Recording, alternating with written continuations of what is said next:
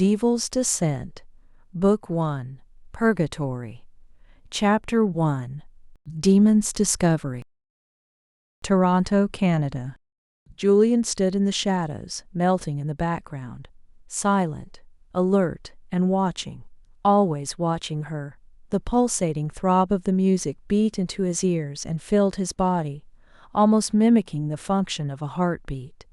However, it was a dull mockery of what his heart really felt, as he looked out over the crowd and saw her. Found you. Her scent and taste was irrevocably burned into his senses. There was not one piece of her that he, Julian, had not touched, had not tasted, had not taken unforgettable ecstasy in. Even now, he suffered a twisted joy in recalling the moments that led him here. Oh, Lily, my sweet little whore. Lily Walker, former resident of Vickery Hill, Georgia, and former resurrector of same town, had led Julian Douglas on a merry chase across 4 continents for 2 years. Thought to shirk me off along with your duties? Darling. For shame, but don't worry, dear. I'll give you just what you need. Like always. Julian's full mouth curled in an angelic smile. Memories, both courted and despised, crowded his fractured mind. Every story has at least 2 beginnings, one for you and one for me. But in our case, we have 3. Once upon a time, a young girl named Lily met her destiny by the moonlit lake. First, she tried to kill him. Later, he befriended her. For years they had been inseparable. But this wasn't Julian's story. This was Ian's. Same body or not, I'm nothing like Ian. He was a different fucking person. Manufactured, created to believe that Julian Douglas never existed, which unfortunately for them both was true. Humble, gentle, and essentially gelded, Ian had worshipped the ground Lily's dainty feet had walked on. His other side had been hidden, banished as if Julian were the personality born from torment, and not the other way around. There was nothing Ian wouldn't do for Lily, whether it was helping with homework or teaching her how to drive, or even running out to the grocery store for donuts to satisfy her enormous sweet tooth. There was also the small matter of committing genocide. Devil's Descent I, Purgatory 9. Sick fucker. Ian had helped Lily protect Vickery Hill from all foes, real and imagined. He justified his interference through the town itself. Nestled alongside Lake Lanier, Vickery Hill presented itself as a typical southern community. 1 stoplight, 2 schools, 3 gas stations, and enough churches to satisfy 5 counties. Except no one ever came to worship outside of Vickery Hill. The town kept her secrets, and so did her children. While there was a small amount of tourism, outsiders were few and far between. However, strangers were quite common, and the residents of Vickery Hill knew to look the other way. The area is a fucking beacon for all manners of demons and vampires. Something pulls them there. And I bet know what that something is. In the past, a certain balance had been achieved between the undead and the living. The lower-level creatures kept to the woods, and the others went down to Atlanta for entertainment. They paid their taxes, employed residents to tend their lakeside retreats, and all existed as they had for years. That is, until Lily became the resurrector. From there, chaos consumed Vickery Hill. It was as if Lily's presence inspired violence and madness. The resurrector was never really meant to fight, only to be a vessel for her governing spirit. However, under Lily's reign, 4 cemeteries had been filled to capacity within 2 years. Murders, suicides, and disappearances on both sides weakened the unspoken peace all too quickly. Secrets were one thing. Those could be protected. However, failure was quite another. Lily Walker had been failing, badly. So unbeknownst to her, Ian had performed a little population control. Despite physically and mentally disassociating from his clan, a century before, Ian had instinctually used Julian Douglas's legacy. as an ascendant to ban all vampires from stepping foot in Vickery Hill. Those who ignored his brazen warning were immediately destroyed. Although he claimed it was all for Lily, I know better. He sensed that by killing them he'd be killing off the darkness inside me. And that's not all he was trying to kill off. Next to succubi, vampires were an extremely amorous lot. Lily was an extremely attractive girl. It was only natural she'd become forbidden fruit. They wanted a taste. So did Ian.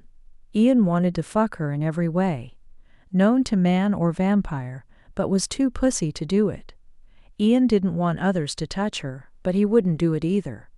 Ian had preferred the role of sexless companion, prone to guilt for misdeeds, real and imagined, and still unknowingly broken from a year. Claudia D. Christian 10. Of torture 150 years prior, Ian had believed himself unworthy to taste such purity. However, Lily had other plans. She was a whore even as virgin. Good for her, she stayed untouched until I came for her. After Lily's failed artless seduction, Ian had become convinced his vampirism was an obstacle for happiness. He had reasoned it was their differences which would ultimately be their ruin. So Ian kept her at arm's length until he had found a way out. Unfortunately, the rituals to restore Ian's mortality had gone delightfully wrong. Instead of eradicating Ian's vampiric nature, they had systematically destroyed every nauseating bit of the manufactured persona. Conscience, weakness, good riddance. Julian immediately took control not only through his esteemed name, but also in how he dealt with the girl who'd kept him on a leash. Their first true reunion had played out the way he suspected it would. Denial, tears, rage, and then lovely defeat. He could have left Vickery Hill afterwards, confident in knowing Lily Walker's little heart had been broken. But then where was his enchanting vengeance? Instead, Julian had taken immense pleasure in tormenting Lily. He discreetly stalked her, openly mocked her, secretly fought her, and even made time to cozen all the clans he had offended. Rogue vampires invaded Vickery Hill and Lily was left to blame. Lily was unstable, violent, paranoid, and only one hair away from being assassinated, which did eventually happen via a reaper named Acromidian. His face darkened with phantom pain. She had lied to him, and nearly found herself at the bottom of the lake for it. Julian shook his head, in essence trying to fling away the emotions his thoughts had provoked. He clung to the self-righteous safety of his previous musings. Her downfall had been too easy to orchestrate. I should have been bored by the simplicity. The morbid correlation between a spiraling death rate and Julian's presence had inspired Lily to keep close, despite direct orders from Nephilim to the contrary. She had watched him almost as much as he watched her. Night after night, she'd prowled in search for him and bitterly regretted it. Lily had been forced to watch him court others. She had seen his charm be spent on tall, blonde beauties, something she could never be. She had been left wondering if the feminine screams ringing from his home would ever be hers. I didn't want them to be. I didn't want to want her. Lily had been losing her mind. The citizens of Vickery Hill saw it. Her family knew it. Her handler suffered it. And so did Hid.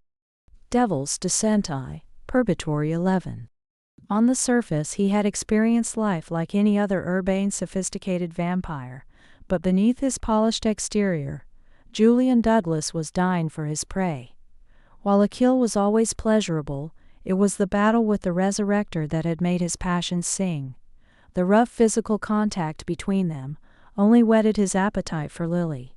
He was able to throw, slap, punch, and kick her, and not only had she taken it, she always came back for more.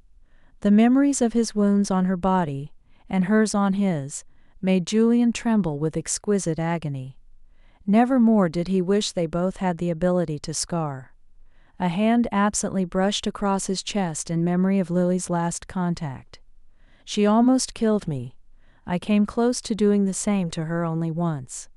What would I have done if I hadn't hesitated? What would be left of me without my darling girl? Yes, Lily was his darling girl. Now, however, Julian's original intentions for Lily weren't always quite so affectionate. There was a powerful reason he hadn't killed a single mortal since losing his ridiculous conscience. Lily Walker's death had been the only one he wanted. Julian had wanted her dead, and he wanted her to suffer. And being the unbalanced, perverse creature he was, Julian made sure she underwent much suffering.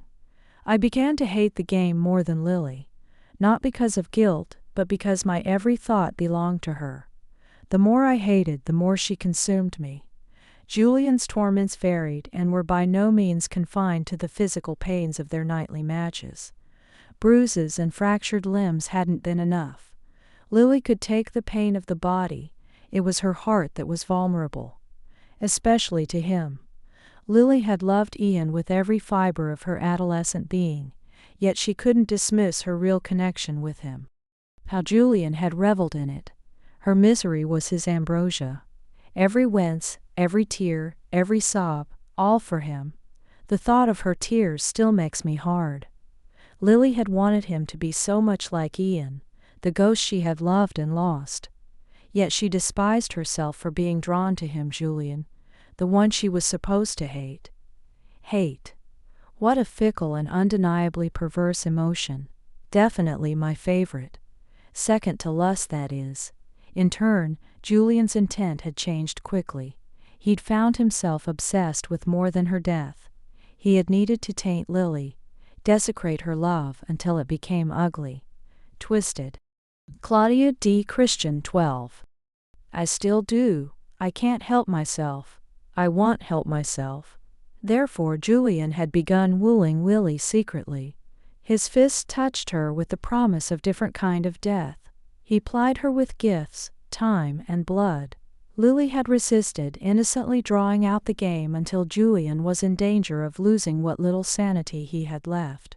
Then it had happened. She'd finally submitted.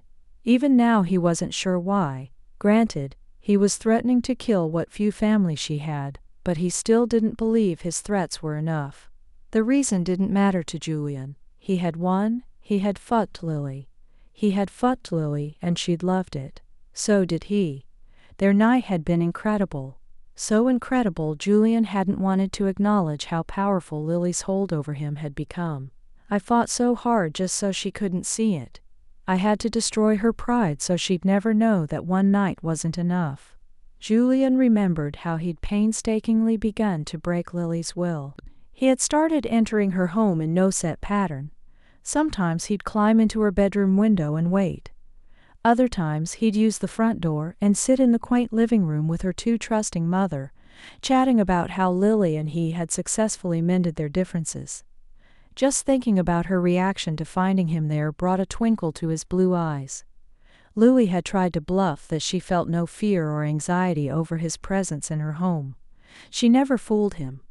Lily's fear manifested itself in many fashions that were simple for a creature, such as himself, to detect.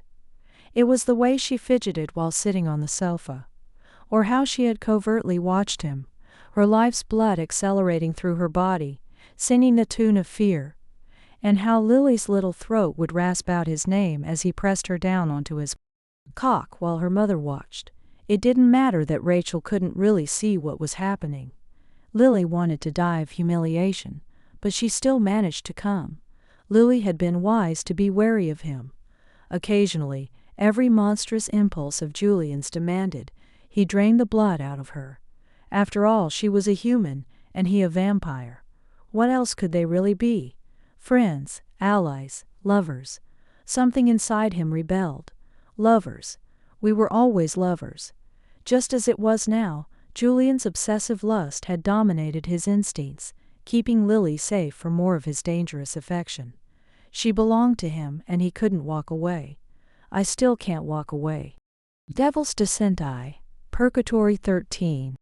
Julian knew his sin 2 years before he'd carefully laid the groundwork for Lily's seduction. It had worked, but then he got greedy. He had wanted everything she had to offer. Her submission, her blind desire, but most importantly, her love. And not the kind of love she carried for Ian. He craved a different species of love, one completely lacking morality. Julian's lids swept down, hiding his regret. Her sweetness couldn't touch me because I'm so fucked in the head. I only understand this kind of passion, and I'm never satisfied when I get it. If I had a heart, I'd leave her to her new life. But I can't because I'm a selfish bastard. In time, Julian's plans became realized.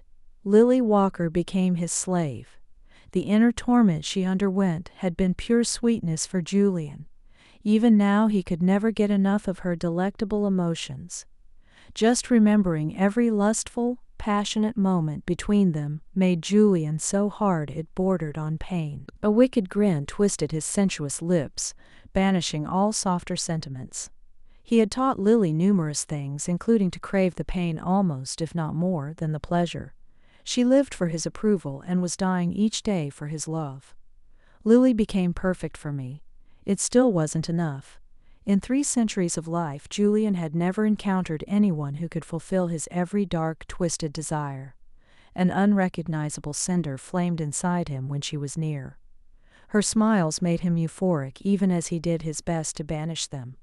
Her laughter chased away his past, vanquishing the demons just long enough to let Julian remember what life could be without madness.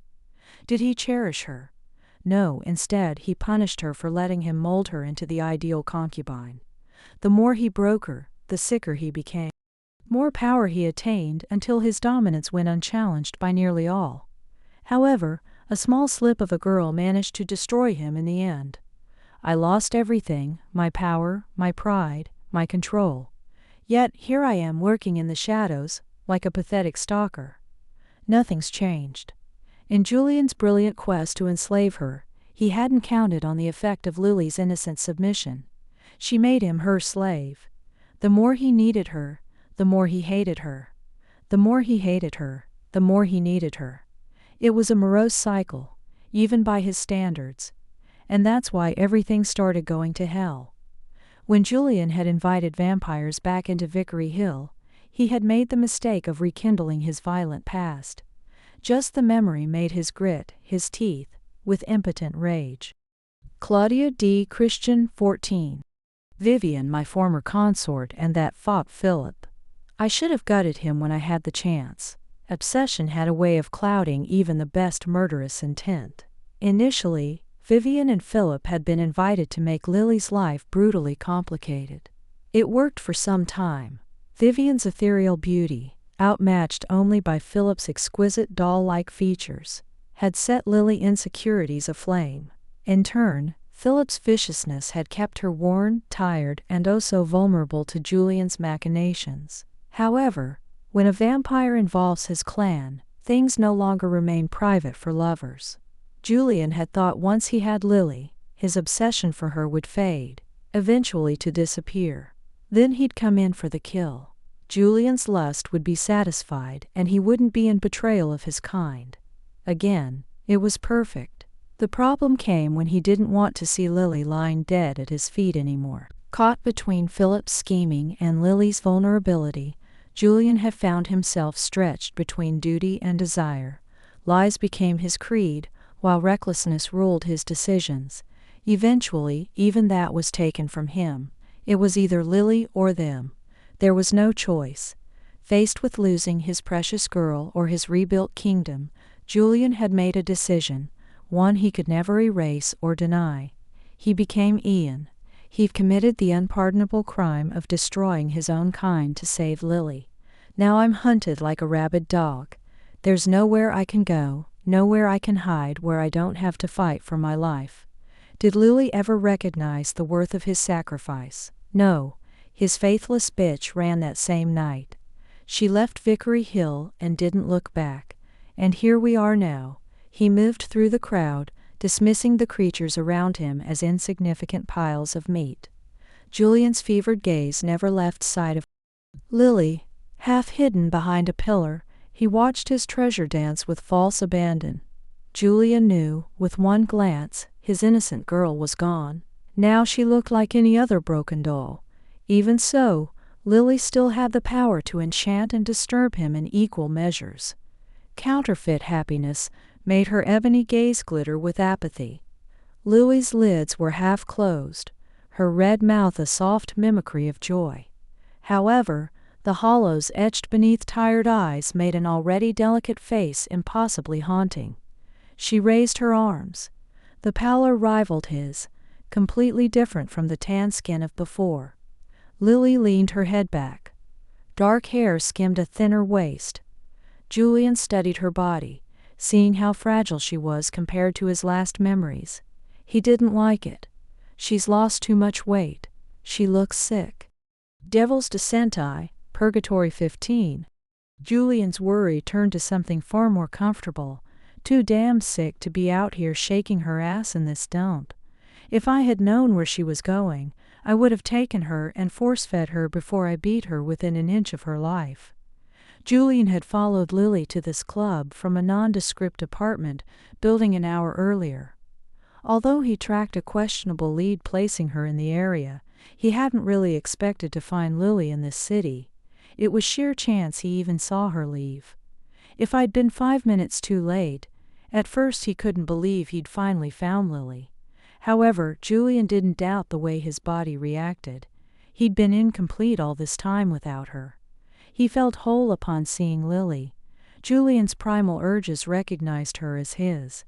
Several times he was tempted to seize her off the streets, but each time he forced his impulses down. There was too high of a chance she could elude him. He had always preached to Lily about the virtues of patience. Now he was required to put them in practice. He'd wait until she went home, just like before. His wintry gaze narrowed. The young punk dancing with Lily grabbed her hips and pulled her close. Pure menace radiated from Julian, causing several women who were approaching him to scatter away. From the way Lily's body suddenly tensed, it seemed she also sensed danger. Good. An evil look of satisfaction transformed his face to one of unholy beauty. Lily had every reason in the world to feel fear. He hoped she lived and breathed in fear. Of him. Of the night when her time of existing without him ended. Julian's eyes followed Lily's hasty exit out of the club. Satisfaction filled his cold heart with its special warmth. Strolling through the crowd, Julian felt a twinge. He firmly ignored it. He had a different thirst to slake with Lily. After all, it had taken him 2 years to find her. Why hold off the joyful reunion any longer than necessary? Reaching outside, Julian saw Lily in a cab a mile up the road. Enjoy this time while you can, darling, because it's your last moments alone. And just like that, he melted into the night. And unbeknownst to Lily, back into her life. Claudia D. Christian, 16, Chapter 2, Silent Damnation. Once again, Lily felt weariness creep over her skin. Something screamed for her to leave, to run, to get the hell out of there, or else she'd be sorry. Ridiculous. Sorry? What was sorry to Lily anymore? She lived with sorry every second of her existence. It was in the air she breathed, the food she ate, and the dreams she didn't dream anymore. So instead of listening to her instincts, Lily stubbornly continued to dance. She raised her arms and let her head lean back as she mindlessly followed the music. It filled Lily's body, becoming one with every beat in her heart. All feelings of danger melted away as she succumbed to the empty ecstasy found only in a dance club. Lily's partner pulled her close to his body until they were molded hip to hip, thigh to thigh. She could feel his cock, but didn't care.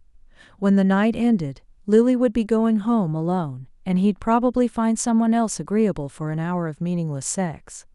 Sex is definitely not what I'm looking for. Lily had tried to lose herself in it once. The naked press of sweaty flesh had felt wrong. The warm breath panting in her ear had made Lily want to retch. After the apologies, yells, and obligatory promises, she had wallowed in guilt. Not for the young man who had been more than a friend, but less than a lover, but for the one who had never truly been both. How can I ever allow someone else to touch me after being with Julian?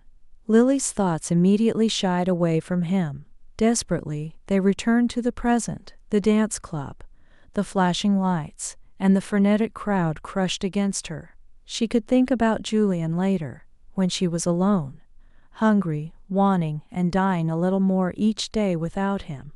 All pleasure disintegrated. Lily had to get out of here, pushing away from the nameless guy. She gave him a sorrowful smile, a small wave, and headed towards the exit.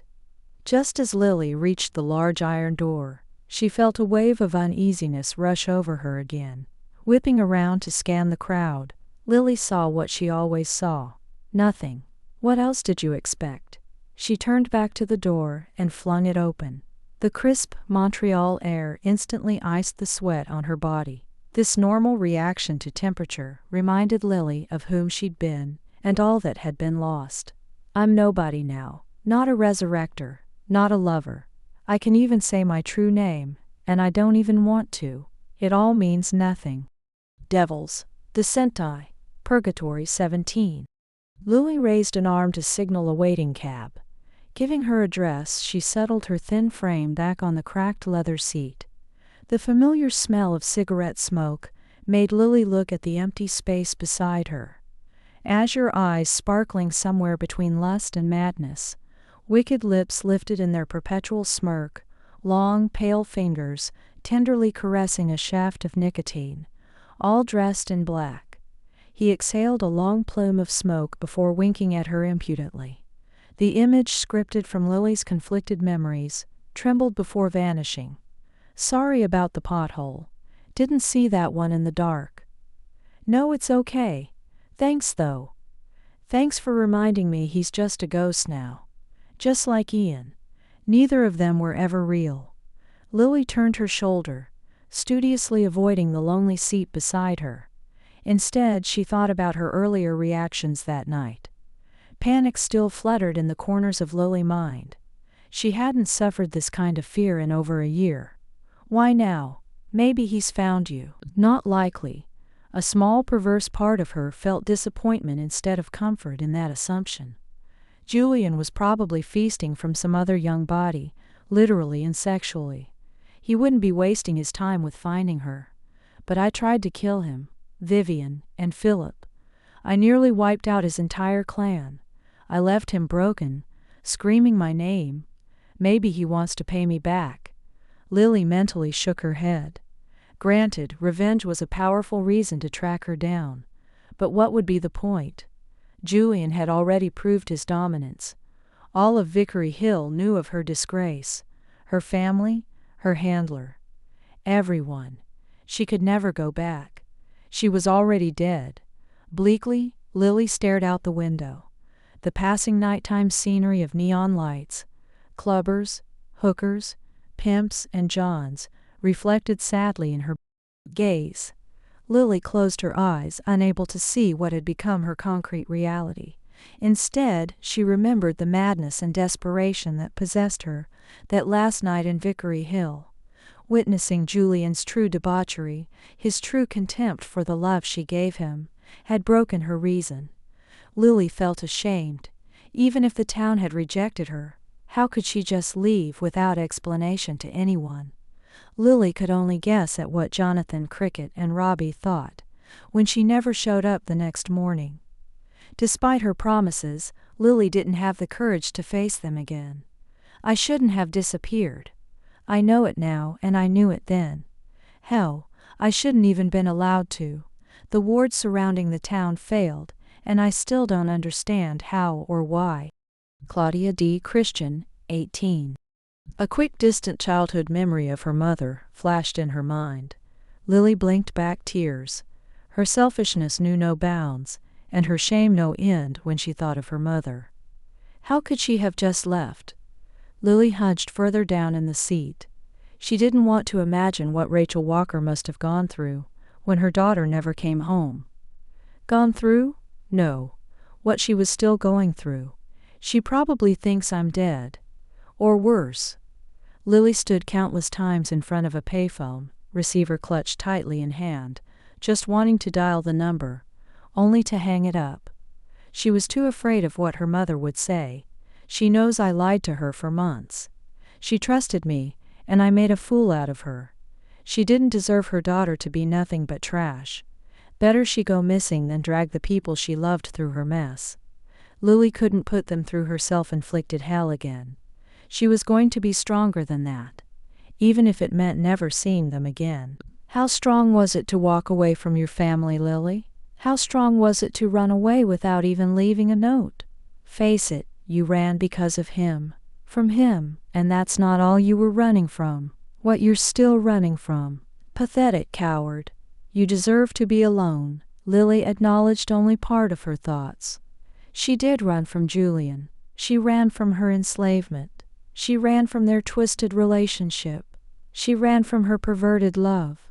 You knew from the beginning, Julian was nothing but a vampire prick that only used and abused you for his own sadistic pleasures. If you could go back, you'd do it all over again. The lies, the manipulations, all of it. That's what makes you sick, and there's no cure for your kind of disease. Lily angrily wiped her eyes and nose. There was no point in crying. She'd made her decision 2 years ago. Now all she had to do was take each night for what it was, another day of permanent exile. The cab came to a stop in front of the building Lily called home. Reaching into her pocket, she pulled out a couple of wrinkled bills and handed them over to the driver. Lily sprang out of the cab, minus her change, and trudged away. She came to a jarring halt. What is that? The wilted plant by the doors beckoned. It hadn't been there when she left. Lily stood awkwardly, staring down at the life begging for her touch. The winter was far too cold to expect it to survive. Lily slowly reached out. A faint stirring warmed her fingers. She shouldn't be doing this. She'd lost the right to use the privilege her blood carried when she ran away. Instinct persevered. Devil's Descenti, Purgatory 19. It can't hurt to see if I can still do it. The sad botanical posture transformed to healthy vitality within seconds. Her fingers whipped away, instantly dissipating the green glow surrounding the plant. I guess I still can. Lily carried it inside and deposited it by management's office door. She shook off the irrational feelings of abandonment. It's not even my plant. I saved its life. I did a good thing. Lily took one deliberate step after another. She stopped 5 steps away and let out a small sigh. She walked back to the little pot and scooped it up, thankful no one could see her display of sentimental bullshit. Come on, Rumi. An empty foyer gave way to an empty elevator, which in turn became an emptier studio apartment. Lily shut the door with her foot and tiredly massaged the side of her neck. Julian would have teased me to the point of punching his mouth over that plant. Why the hell do I keep thinking about that bastard? Wetness dripped onto Lily's hand. She touched her face. Tears. Why can't I let him go? Somebody, please make it stop. Lily knew she couldn't continue like this. She already spent countless hours of the day yearning for Julian, alternately loving and loathing him. She couldn't sleep, she barely ate, and she saw Julian in every shadow. Every step behind her promised heaven, but when Lily turned around and saw nothing, she only had hell. I'm always waiting for him to make it right, waiting for the impossible, waiting just so I can run again. Lily let out a watery sigh. She really didn't need some introspective montage about her masochistic tendencies, but a shower, long and extremely hot. Afterwards, she'd sleep, or at least try to, until she fell unconscious from sheer exhaustion. She set the plant onto the small kitchen bar. Haphazardly shedding her clothes all the way to the bathroom, Lily felt a frisson of fear course through her once again. She paused in mid-walk. Tense and alert, she waited for feeling to return. 5 minutes into her vigil, Lily began to laugh. There was nothing out there for her. You're definitely losing it, Lily. Isolation and lack of sleep has that effect. So does talking to oneself all the time. Attempt to be somewhat normal. With that wry pep talk, she went into the tiny bathroom and started her shower. Lily stood under the nozzle for several minutes when the familiar pounding began. She stood there for another minute, hoping the noise would go away. Unfortunately, Lily wasn't that lucky. Claudia D. Christian 20. She turned the knobs off in resignation.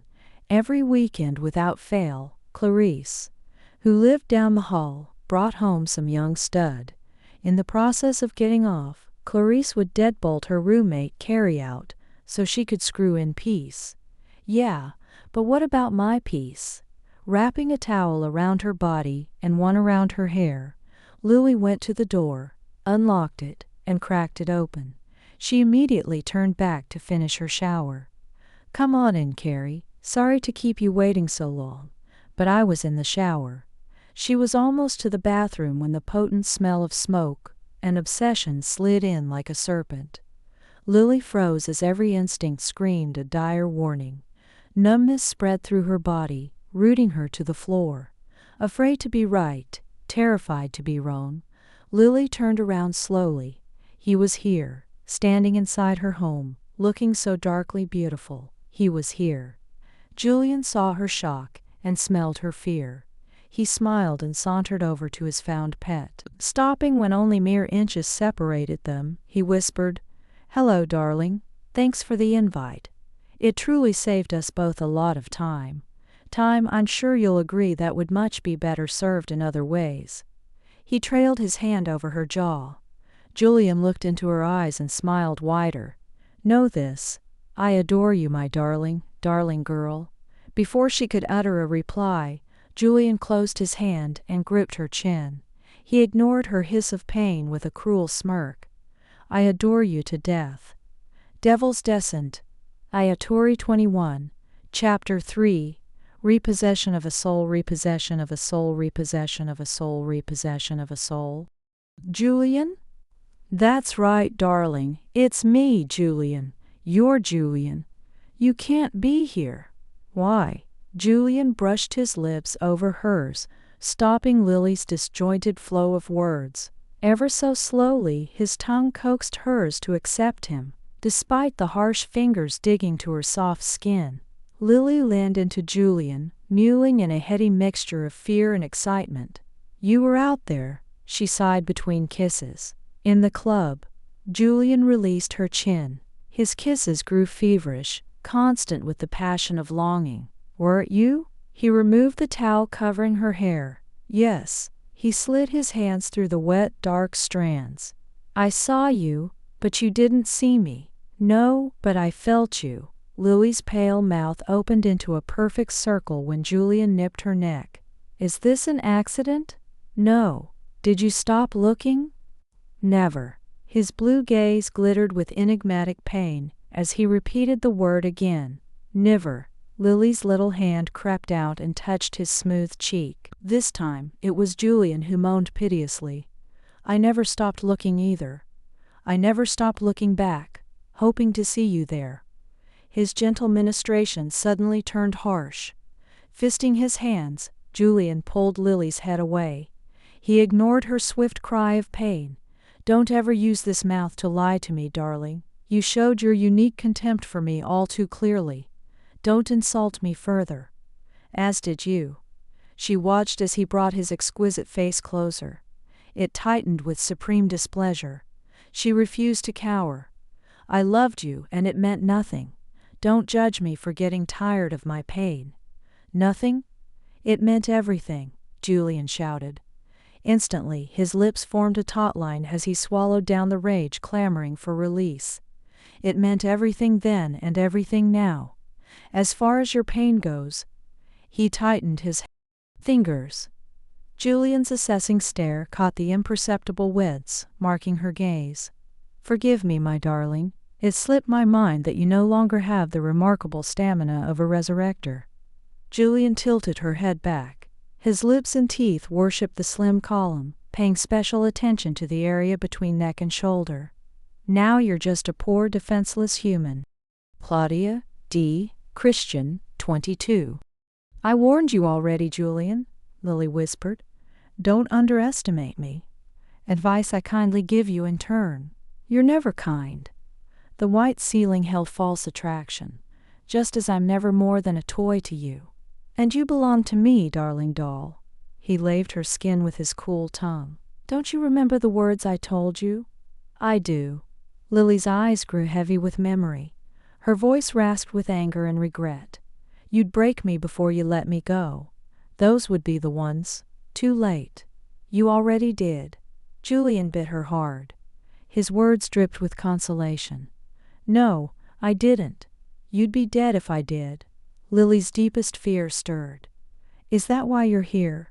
Julian stopped his tender ministrations. He looked into her shadowed eyes and smiled. Did I ever tell you that you talk too much? Yes. I missed it. Please continue. And he never answered me. Julian's words inspired a complicated web around Lily, one she had fallen into time and time again. Complacent terror vied with more carnal emotions. Lily's breasts felt full and heavy, her stomach tight with tension, her limbs weak, and she throbbed everywhere, most especially between her legs. Lily could feel herself growing wet, aching to have Julian inside her. How could she want him, though? Even knowing all they had become, how could she still want him so desperately? Because you enjoy the game he plays. Pain first, ecstasy later. Nothing's changed. It's as if you never left. You want to play it again. Lily felt a plea rise up out of her before she quickly clamped it down. I can't. It doesn't matter how much we want to go back. We can never change what's been done. I can't change who I am now. This wasn't right. Being with him wasn't right. It never had been. The old cloak of submission was sliding over her, as if the great 2-year separation had been only 2 minutes. And what's more, Lily was the one rushing to put it on. It'll never be the same. You can't make it that way, and I can't keep trying. What? Obviously enchanted with the rush of tasting her shoulder again, the vampire didn't foresee what would happen next. Lily pushed Julian away. Surprise blessed her when Julian stumbled and fell, not giving him a chance to recover.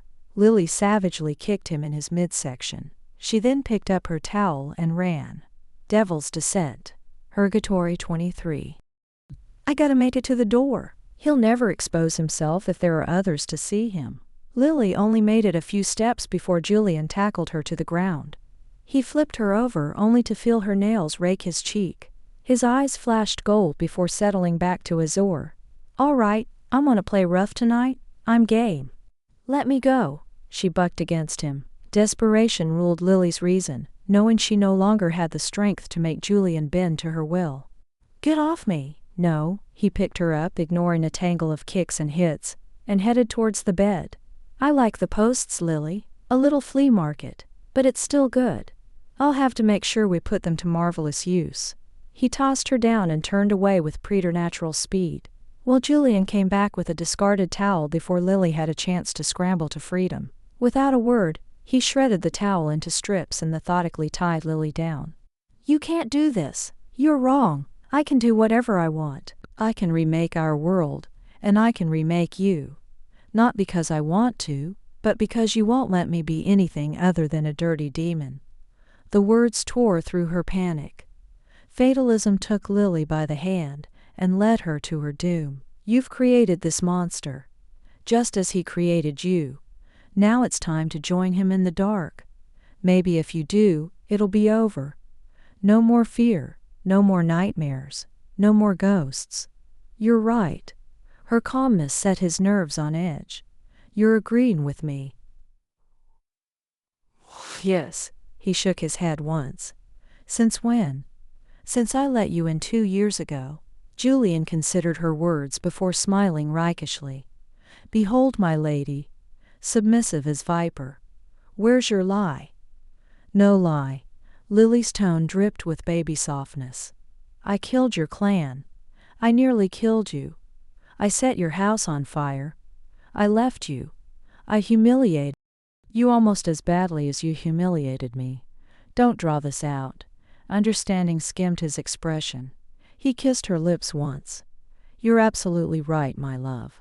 Business first always, eh? It's how you taught me. So I did. It's also how I'll make you pay. So you'll try. Julian's smile died. Shall we play our respective parts? Please. Claudia D. Christian, 24.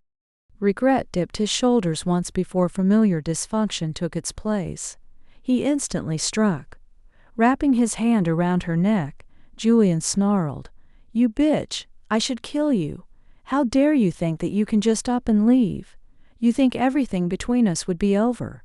That is what you thought, isn't it? Isn't it?" Taking her cue, Lily spit in his face. "I needed it to be over. I couldn't take being your toy. I couldn't take being whatever it was that you wanted. I couldn't take not having the strength to stand up to you. I hated losing my dignity to you. I hated seeing and knowing that I wasn't the only one." Lily abruptly stopped. She glared at him behind a sheen of angry tears. "The only one?" Julian let go and stood by the bed, never letting her leave his sight. "So that's, forgive my choice of words here, the heart of the matter, isn't it, Lily? Not the other bullshit you were spouting, but my lack of fidelity. Imagine that. Even knowing about the nature of the vampire, you still expected faithfulness from one." Hearing his mocking scorn, Lily shook from the murderous passion running through her. "I expected you to be a better man."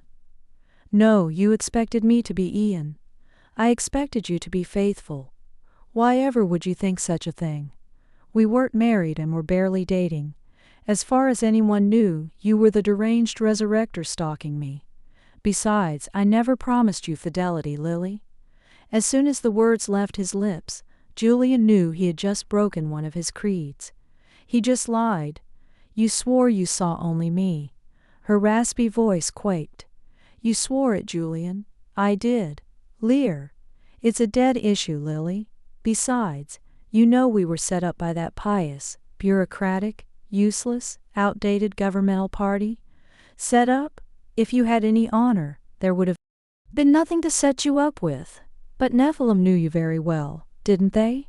Put the bait out and good old Lord Douglas will come out with tail wagging. All it took for you was a room full of naked girls and you were right there, like always. Don't blame me for Vickery Hill. Who else is there?" Lily exploded. "I'm in exile because of you. I'm not a resurrector anymore because of you." Devil's Descent I, Purgatory 25. Living there. You know, as well as I, that you'd be lying at the bottom of that lake by now if you were still the resurrector. Lily shook her head. "Not true. You don't know that." "It is true. How many times would it have taken, Lily? How many times did you have to die to understand that guilt is useless?" She swallowed once, but the emotion still made her voice warble. "You no idea what I'm walking around with, Julian. You can't even begin to understand." "I don't want to. I don't care." His viciousness made Lily gasp.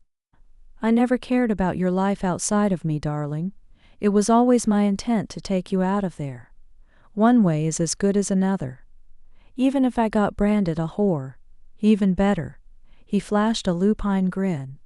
"I've always been partial to whores." "I know. Too bad for you I wasn't willing to be with one." Julian dipped his head. His hair fell in a messy sprawl. "I'm not a whore, darling. Just a man. One and the same. Do you really think it doesn't matter? I told you before. I'd do anything, be anything for you. But there's one thing I'd never do. Why hold me to a standard that doesn't exist?" "It does." "How would you know?" he asked slyly, hatefully. "You never saw it at home. Daddy sure as hell never could live up to you and Mommy's expectations, could he? You're not my fucking father." Her voice became remote, belonging to that of a disinterested stranger. "I saw my mother die each time he came home smelling like his latest whore. It wouldn't have hurt nearly as much if he had beaten her instead of screwing around on her. I swore I'd never be like my mama. Now look at me." Julian lost some of his obnoxious swagger. "They never mattered, Lily. It wasn't even about them. Them? Why don't we call them what they are?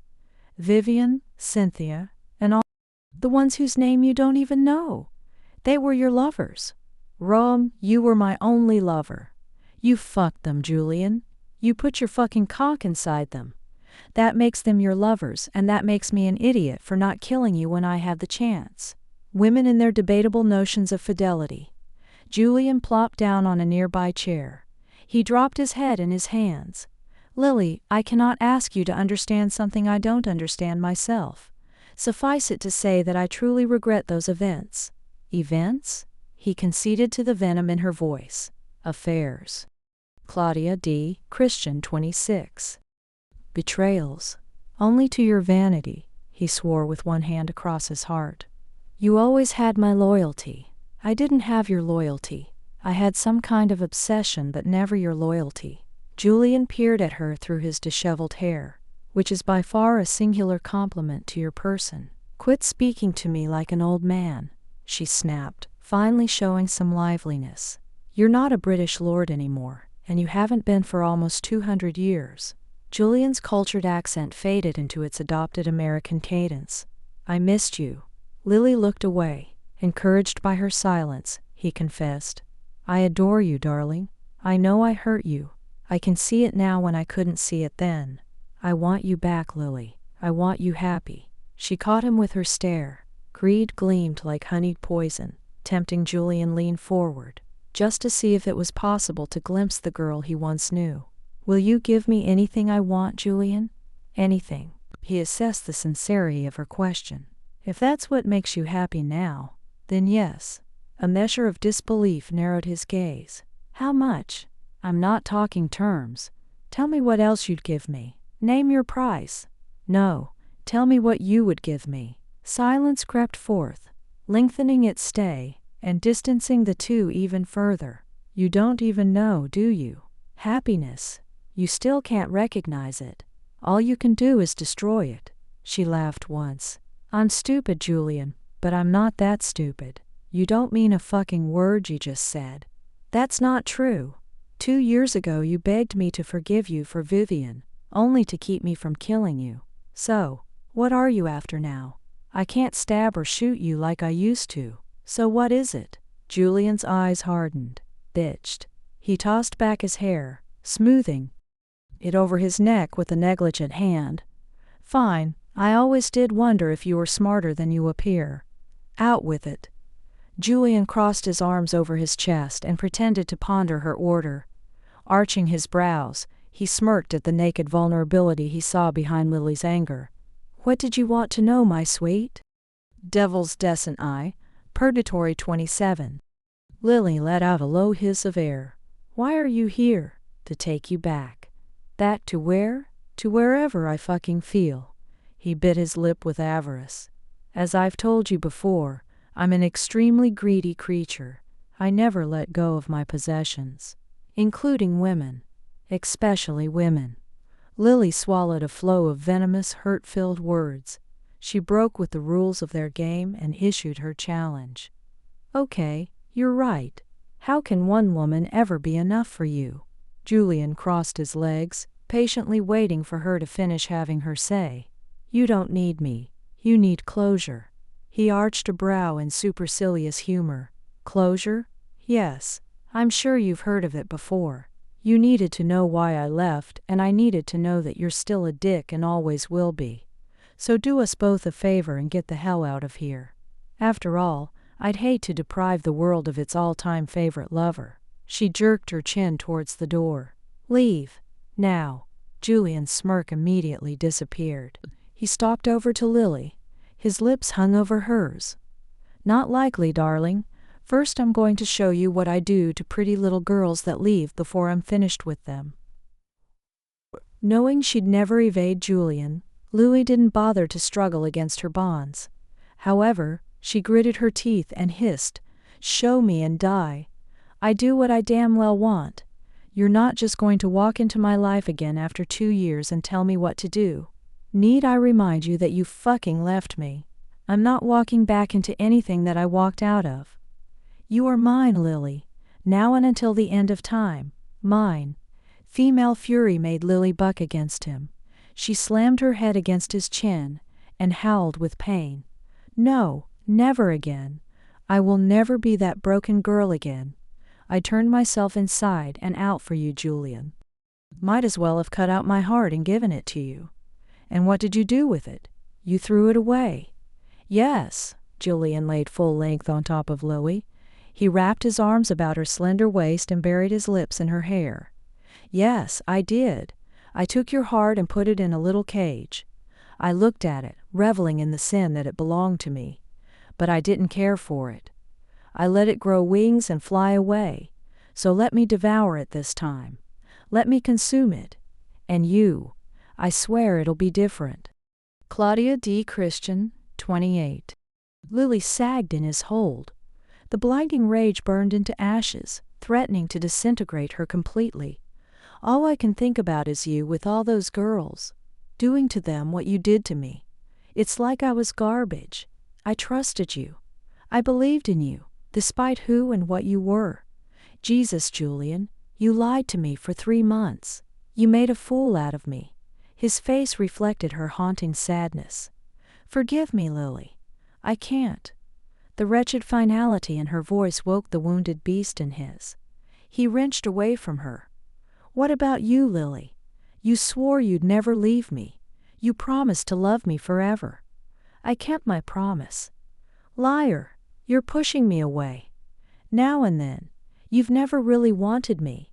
You've only wanted Ian. Julian doesn't matter to you.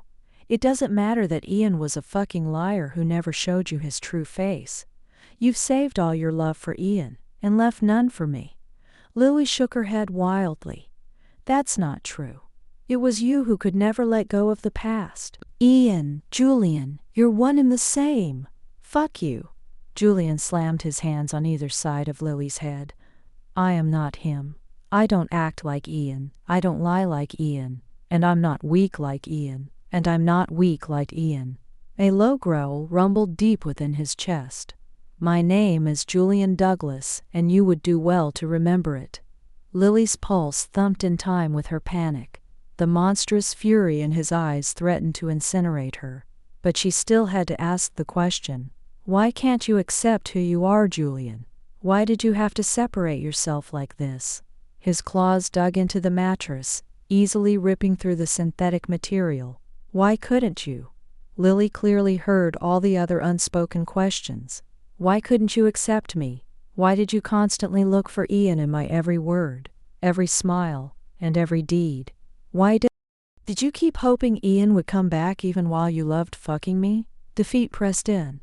Just go, Julian. Go back to your mansion by the lake. Go back to your money. Go back to your world. Go back to Vickery Hill. Her tired directives infuriated Julian past endurance. He yanked her chin back to him and snarled. You have no idea of what my life has become since you left. None. Don't you dare tell me where to go. Devil's Descent Purgatory 29. Instead, he squeezed her and whispered, Please forgive me. I'm not always in my right mind. I hate so much. And you pay the price. I'm sick and we both know why. But I can't live without you. You're my life, Lily. I need you. She sobbed in response. Julian pulled back. He began to stroke her hair with feverish consideration. You don't need the spirit. We have a bond, Lily. We're connected. Lily cried in despair. Not anymore. Just like I'm not a resurrector anymore. It's the same with us. We're not bonded anymore. It was severed that night when you wouldn't. I'm not talking about that. We're still bonded, Lily. It's beyond choice, beyond fate. Don't deny what we are. When he saw her eyes drift, Julian pleaded, Punish me all you want. Just let us be like we were. I lead, you follow. By the time I'm finished tonight, you'll never want to leave me. You'll be begging for me to stay. And I'll do it. I'll do it because I want to come home. He pressed his hand against her mound. Let me come home, Lily. His ragged words pierced her. Instead of renewing Lily's jealous fury, they only fanned the flames of her lust. Lust that belonged to the cleft between her legs and the cavity inside her chest. Why couldn't she forgive him? Living without Julian was hell. Living with him worse. It wasn't just Julian. It was the vulnerability to something greater than him. He won't protect me and I can't protect myself. I can't. No matter what Lily's logic suggested, her heart demanded a completely different subset of emotion. I will never forgive it. I'm not asking you to right now. I'm just asking you to let me be yours. Can you do that? Just once?" A sob caught in her throat. The agony threatened to send her into an abyss. It killed Lily to know of his betrayals. It killed her to still want him in spite of them. It killed her to wonder if they'd ever change. And it killed her to know that terror could overpower lust. "But he's all that I have left of home, my past, my heart. I can forget, just for a little bit. Afterwards, I'll give him hell. Afterwards, I'll deny I ever forgave him. Afterwards, I'll curse myself for even wanting him to get this far. Afterwards, I'll remember every bit of pain locked behind my lust. Afterwards, I'll keep one step ahead. But for now, I'll forget everything but this." Julian rubbed his palm in slow, sensuous circles. "Do you know how much it's tortured me to not be here? 2 years I've dreamed of nothing but this. And now that you're finally beneath me." Claudia D, Christian 30. 1,000 past erotic memories assailed her weakening mind. The ecstasy she had found time and time again in Julian's arms was too powerful, too addictive enough to forget why they were so wrong for each other. "I know what you're thinking," he cooed softly in her ear. "You're remembering what I can make you feel. Do you remember how you used to beg me to stay? Do you remember how you'd cry when I made you leave my bed?" She shook her head. "I won't beg, Julian. Never again." "Yes, you will. You'll beg me like I'm begging you." His hand left her. "There's no shame between lovers, Lily. There's nothing but shame between us, Julian." "No," he denied fervently. "We can forget these 2 years. We'll pretend it never happened. It can never be the same. I'm only 21, and I know that." "How come you don't?" Julian ignored her. Instead, he continued as if she had never spoken. The pitiful man of before was replaced by a familiar devil. "I bet you're trying to guess if I'm going to fuck you or if I'm going to be gentle. I want to be gentle, but I know you like it best when I just fuck you." Lily jerked away. "Stop. Make me." Julian placed a delicate kiss on her ear. He lightly caressed her collarbone before moving down to her breasts. His large hands cupped and kneaded her flesh with a connoisseur's skill. "So soft, just like feather.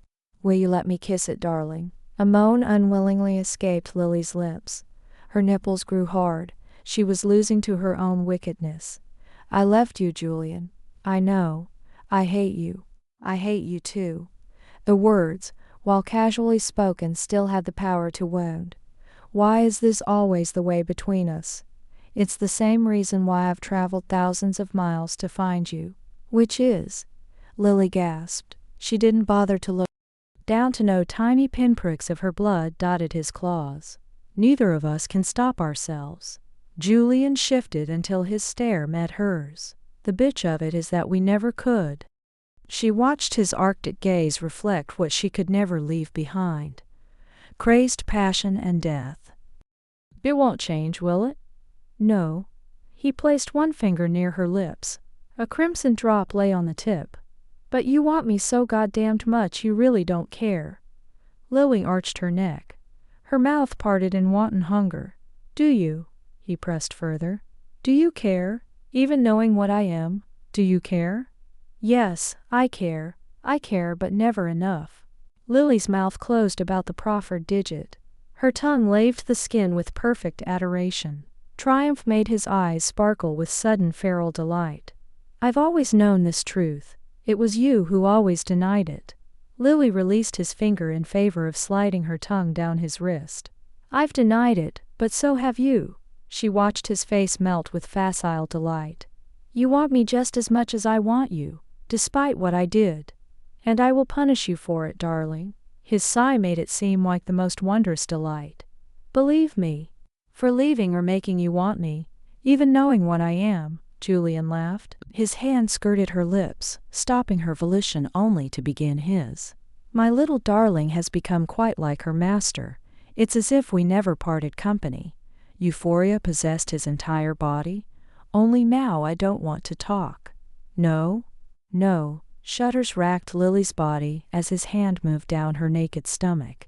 He teased her, once again running his fingers close to where she ached the most. I just wonder how long we'll draw this out before we lose control. Do you remember how crazy it'd be? At times, I wondered if we'd kill each other. Lily shifted, experimentally tugging on her bonds.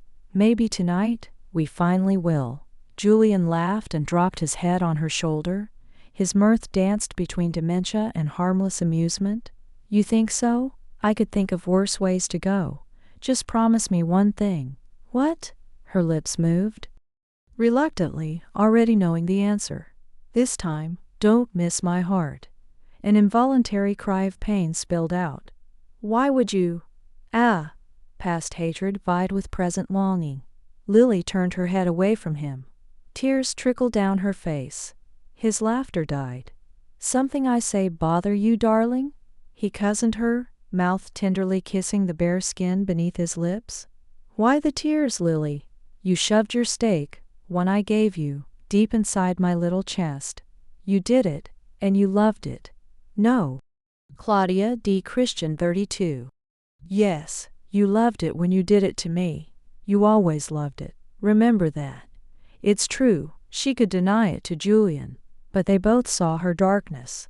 Lily yearned for his tender cruelties, for his demon, because it gave her a chance to show her own. Darling? The abyss called her name and she jumped. Lily turned back to him, waiting until Julian lifted his head. She then kissed him, nipping his lips before sliding her tongue deep inside his open mouth. Her acceptance only incited wicked glee in Julian. He devoured her for several minutes, and let his baser instincts rule him. The feel of Lily, the taste of her, worked Julian until he was nearly incoherent. Lost, he murmured her name over and over again. I can't let this feeling end. She's all I need, all I'll ever want. He cupped her face. I'm going to fuck you, Lily. You know that, right? Mouth bruised red, eyes burning bright, she gasped. If you didn't, I'd have to kill you for being a tease. Julian rested his forehead against hers for a moment. But I have to do it my way. You understand? Lily let out a soft sigh.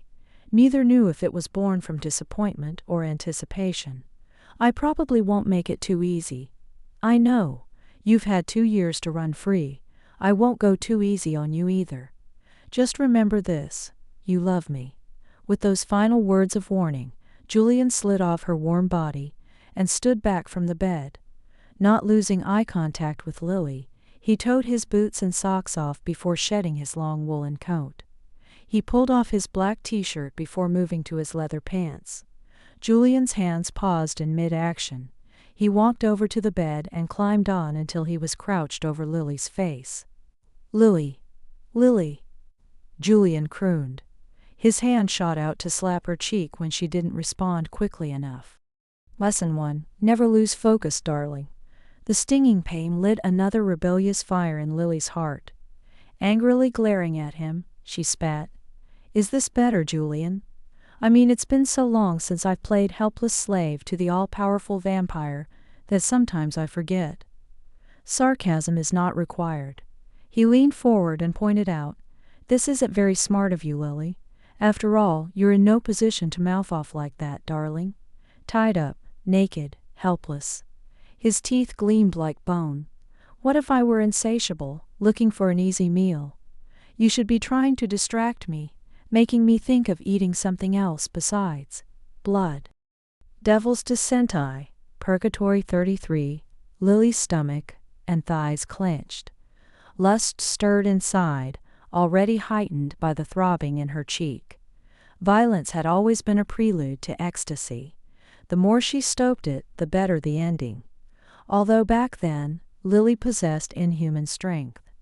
Now she was as fragile as glass. However, Julian had taught her too well. Cautiousness melted beneath the venom in her mouth. Maybe because what's on top of me doesn't interest very much.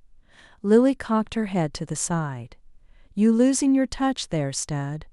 I remember a time when you could make me do whatever you wanted with just a crook of your little finger.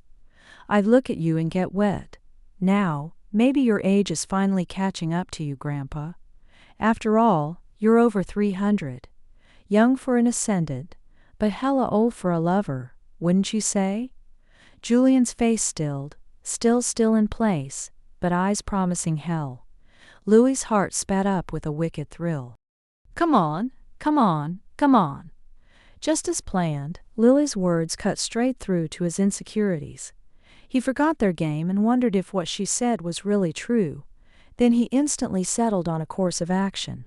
First, he'd take his belt off and whip her until she was crying for mercy. Second, he'd grab her by the hair and throw her out the window. Third, he'd dump her in the ER and consider himself lucky to walk away from this ungrateful, insulting bitch. Then he'd come back and start over again. Clearly, stability had never been one of his finer virtues. Arousal shyly spoke to him. Julian took in the air and noticed it getting stronger. He looked down and observed Lily's barely concealed eagerness. "Oh, you bad girl. You're so good at this." Lily flinched when Julian's hand moved towards her parted mouth. He danced his fingertips across her lips. Her surprised gaze flew up. "I forget how sharp of a tongue you have, Lily," he murmured with a wry smile. "Sometimes it pleases me, sometimes it doesn't. I wonder which way it will be tonight." Julian moved off her body. He settled at the foot of the bed, knee bent negligently. Brooding, he waited for her move. Lily raised her head. She studied him in confusion. Julian wasn't reacting the way he would before. His retaliations were always swift, sadistic, and satisfying. Disappointment began to gnaw away at her when he finally spoke. "It's amazing, Lily, but somehow you've managed to turn the tables tonight. I've imagined for 2 years how this moment would be. None of them were pleasant for you, my dear." Julian glanced up at her. Lily relaxed her arms and arched her back. His pride swiftly mended.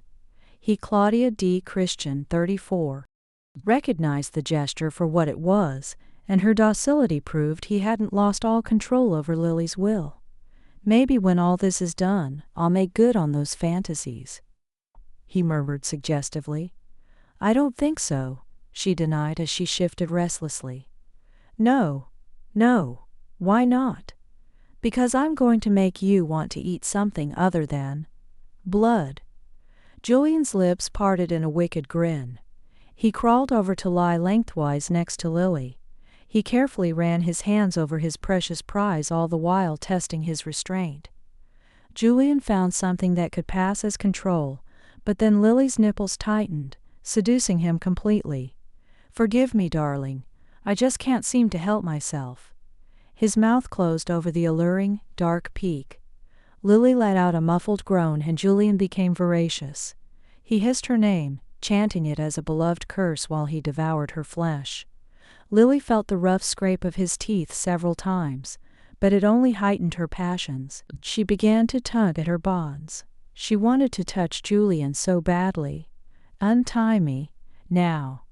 A groan of denial burned into her skin. She began crying for release, but he simply ignored her. It wasn't until she trilled his name that his mouth swooped up to capture hers. "Say it again," he demanded hoarsely between kisses. "Julian." Again. "Julian." One of his hands skimmed her waist to rest on her mound, parting the slick lips. He brushed his finger across Lily's swollen clit. He rubbed back and forth for a few seconds, all the while listening to her ragged moans. "Julian, I've missed this. Don't stop. Do you still hate it?" "Yes." "Will you try to stop me?" "Oh, no." Moving up to thoroughly kiss Lily again, Julian felt as if he were going to burst at any moment. However, he wanted to hold off the final pleasure for as long as possible. Julian stopped his caramel play and grinned when she mewled in protest. "I wonder if you taste as good as you smell." Devil's descent. Purgatory 35. Lily lost her pout and gave him a smoky look of anticipation. With a feral smile, Julian brought his finger up to her mouth. Shamelessly, her pink tongue curled up around his finger and drew it in. Lily released the moist digit with a smack and whispered, "Make me scream, as my lady commands it." Julian maddeningly took his time down her body. He couldn't pass up her magnificent breasts and spent several minutes caressing them both equally. Moving lower, he nipped her taut stomach before dipping his tongue into her tiny navel. He then slid his mouth across hips before sliding down further. He drew little moist patterns with his tongue up both of her inner thighs. Julian delighted in Lily's strangled cries of frustration. He took his time worshipping her legs. His tongue ran down towards her knees. He first bit one, then the other, before scraping his elongated nails across the sensitive skin. "I remember you like that, Lily." His voice dropped a notch. "In fact, I haven't forgotten anything." Frustration making her voice tense, she snapped. "If you remember everything, then what are you waiting for?" Julian settled his chin on her dark curls and teasingly ran his fingertips up and down her leg. "Well, I haven't forgotten anything. It seems that you have." Recognition dawned in her eyes. Lily felt a spurt of resistance before she quelled it. She was too aroused to pull back now. Swallowing a lump of pride, she whispered, "Please lick me. I want to feel your tongue. It's been so long since." And he drew out in a chiding voice, "But only if it pleases you, my lord." Lily's eyes slid away from his. Two fat tears trembled, threatening to undo her composure. Delighted, Julian dropped an open-mouthed kiss on her thigh. I know how much that hurt. You did very good." "My darling." He waited until she looked up before parting her puffy lips with his tongue. Without thought to finesse, Julian began to lap Lily's quivering flesh. All too soon, her moans of delight grew increasingly louder. Lily's hips bounced in rhythm to his sinful stroking until Julian laid one hand across her belly to keep her still. He used his other one to stroke her slippery flesh. When he inserted a finger inside her, Lily's muscles clenched in pleasure. One finger became two and then three, while his lips and tongue busily licked and sucked her swollen clit. Lily's orgasm built as all the sensation in her body centered on Julian's mouth. She opened her eyes and glanced down. Her arousal rose to a fevered pitch. The sight of her lover's dark head and hands between her widespread thighs brought forth another groan of ecstasy. Claudia D. Christian, 36, knowing Lily's body the way he did, Julian sensed she was on the verge of coming. Abruptly, he pulled away from her and sat back on his heels. Lily screamed in protest. "Julian, you always F." Her gaze locked on his. The rest of the words died in her throat. His demonic stare was so compelling, so hypnotic. She melted. He could ask anything of her, and it would be done. She still needed and loved Julian that much. More than fear, vampire, resurrector, enemies, lovers. None of it mattered. All that mattered was this. "You know what I want now?" "I know what you want." Moving up her body, Julian once again crouched over her face. His hands gently touched her cheek before tracing her full lips. Lily nipped his fingers and he laughed. Lily's lustful gaze fixed on the bulging crotch in front of her. Bringing her head forward, her teeth got a hold of the top button and maneuvered it out of the hole. Painstakingly, she repeated her movements time and time again, even though her neck muscles screamed in agony. All the while, Julian's hands idly played with her hair. Finally, the last button became undone, and his long, thick penis sprang forth. Lily's eyes glazed over with delight. She ran her tongue along the underside, and felt a thrill when Julian's deep groan rang through the air. Repeatedly, she only tongued the underside of his cock, reveling in the power she had over him. Their positions reversed during moments like this. She became the tormentor, and he the helpless victim. The slave became the master, and the master became the willing slave. It was poetic somehow. "I love him." Lily kissed the tip of his velvet head. Her sweet gesture elicited a sound of pained pleasure. She enveloped him in her mouth and sighed with contentment. Lily loved the taste of Julian, needing to consume him until he belonged only to her. "If I just let myself forget who he is, if I forget who I am, then I'll be happy." He rocked his hips. Hands now tightly gripped her damp hair. He debated whether or not to come in her mouth. As pleasurable as that would be, Julian wanted more. More sickness, more denial, more rapture, more, always more. I want to break her a little more. I want to make her cry a little more. I want to make her love me a little more. Maybe one day I won't need these games. Maybe. Julian pulled away, leaving Lily open-mouthed and obviously aroused. Gazing down at his bound woman, he nonchalantly said, as Devil's Descent I, Purgatory 37. Great as this is feeling, Lily, I see now that finding you wasn't really worth all the time and effort. He sadistically grinned at her mounting disbelief and outrage. What can I say? You're always right. Things will never be the same between us. He gave Lily his back. I'll just let myself out and forget we ever saw one another. Lily recognized this game. He would leave her bound and just walk out if she didn't call him back. It could be minutes, hours, days, or weeks. I won't beg him. It's better this way. He's only going to mess me up worse, make me forget what I need to remember. I won't. Julian, please don't leave. Not tonight. I need you so much. Please don't go. It hurts. Just don't go.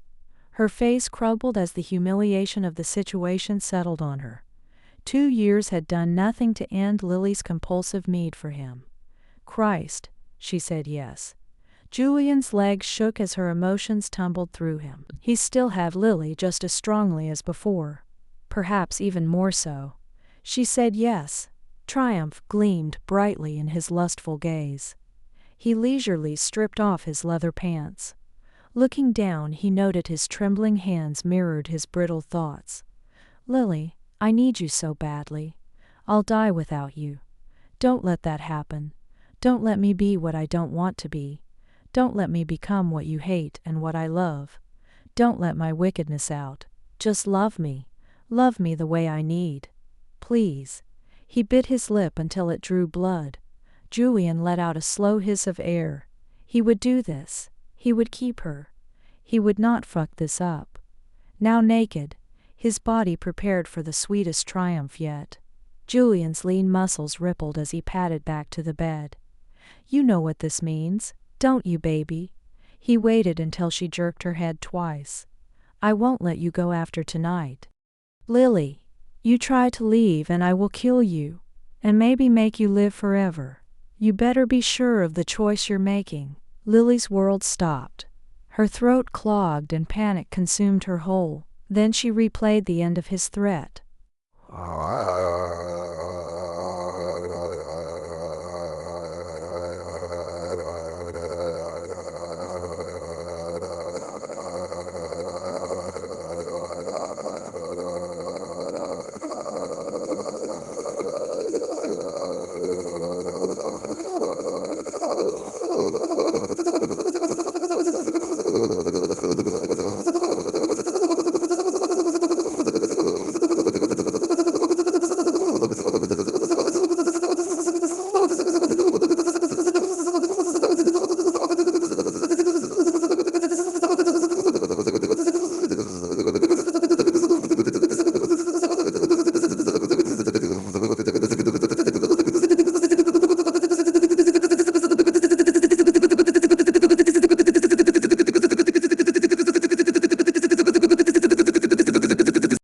Claudia D. Christian, 38. But I'm not the only one who's this screwed up, so you better be sure too. Julian paused. I made the choice long ago. You just could never see it. Liar. His claws sliced through the bonds on her ankles. He settled between her still spread thighs. I'm many things, but a liar is not one of them. Suddenly, he lunged, seating himself completely within her small body. Lily's high-pitched scream melted into an aching cry when he reared back, and then slammed his hips forward. Julian's eyes clenched from the overwhelming sensations of finally being in Lily again. She felt so tight and so warm around him. He knew he'd just hurt her with his roughness, but didn't care. Looking down at her flushed face, Julian lowered his lips until they were a hair's breadth away from hers. I'm wondering something, darling. Can I still fuck you the way I used to? You're just a regular human now. You used to like it rough, just like a vampire. Care to find out how much you can take?" Lily's delicate mouth parted. Her chest fluttered with quickening motions. Instead of pleading for leniency, she surprised them both by growling, "Just shut up and fuck me." Julian took the gauntlet in wicked glee. He reached out and sliced through Lily's restraints with one dangerous claw. She yanked his head down and simultaneously wrapped her legs around his lean waist. Julian's tongue mimicked the push and retreat of his lower body, while Lily greedily sucked him in her mouth. In unconscious apology, he kept his movements slow and gentle, but Lily instantly found dissatisfaction with the sedate pace. Gripping his waist, she moved his hips until Julian's thrusts became faster. Amusement at her aggressiveness caused him to murmur, "Greedy bitch," before kissing her again. Genetics didn't matter much anymore. Would take them both hours later, but right now madness held them as tightly as Julian's hands held Lily's. Their fingers entwined as their bodies' frenzied movements grew increasingly faster. Instinct ruled caution, leaving scrapes, bruises, and little dots of blood. "It can never be better than this. I feel alive again." Lily wanted this to last forever. Her hips furiously surged up to meet and encase all of his rigid length. She ripped her lips away from his. Her gasps grew short and sharp. Thrashing her head from side to side, she felt her orgasm begin to build. "Yes. Julian, don't stop. Yes, please. Oh yes, I'm gonna, oh, yes." He ran his tongue down her ear and crooned, "Darling, come for me. I want to hear you come. I want to feel you come around my cock. Give it to me." Devil's Descenti, Purgatory 39. Spurred on by his words and body, Lily stiffened as she arched up and screamed, "Julian!" All the pain, betrayal, want, and need manifested itself into that one desperate cry. Once again, his body mastered hers with the dark magic of their passions. He was and always would be her salvation and damnation. When you stare into the darkness, it stares back at you too. Julian released her hands and grabbed both of her thighs in a bruising grip. Lily's lips and tongue busily supped and licked his hard, flat nipples, while her hands roamed his back. Deliberately, she raked her nails down. Superficial bits of skin clung to the little tips. But it was just enough to send Julian over the edge. He could feel his balls tightening in bliss. Desperate now, he savagely hammered Lily's body. Seconds later, he clutched her hips helplessly as spasm after spasm rocked him. Julian now knew that everything he had done was all worth it, if only to hold this mortal, this woman. Collapsing on her body, he lay there for several minutes.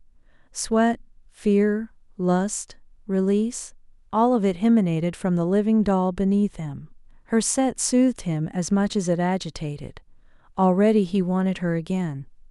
"Darling?" Lily mumbled something incoherent. Julian rolled over to his side, bringing her with him. He glanced down and saw she had fallen asleep. Too slow. I was the only thing that could keep her awake. Left unattended, she always passed out right after sex. He flung his head back on the bed. A wry smile danced across lips. Mentally, he relived every moment of the last 30 minutes. It was incredible, even though he hadn't made Lily beg as much as he originally planned. Julian studied Lily's sleeping face, noting each new line and hollow. Tenderly he kissed her cheek. He had missed her so much. She had been a girl before, but now this incredible creature had morphed into a woman who was his.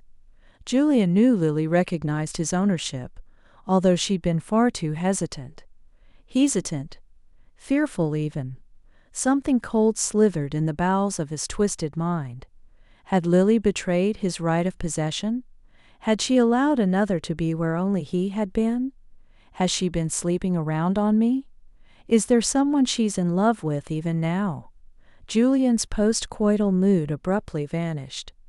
Lily's fidelity was not something he'd spent a great deal of time thinking about. Between obsession and survival, He didn't have the opportunity to ponder much about how Lily spent her time. Only where. However, the questions burned brightly in his mind now. Claudia D. Christian 40. Forcing his body to relax, Julian gazed at his sleeping lover. If Lily had been unfaithful to him, she'd undergo all the torments of hell on earth. Nothing would aid her in escaping his fury. That was a promise he'd be more than able to keep. Julian bowed his head. Spasms clutched his heart, giving the lifeless organ the phantom pain of inconsolable grief. Lily began to shiver. She burrowed closer to the body next to her but found coolness instead of heat. All too quickly wakefulness became more of a threat. A furrow etched itself between her brows. She wasn't ready to face reality yet. Lily heard Julian's voice commanding her to stay asleep, and like a perfect pet, she obeyed. Thankful for his bullying consideration, Lily drifted back towards unconsciousness and drowsily smiled. I wonder if he's watching me like I used to watch him. After several minutes, a dream started to form from the chambers of her mind.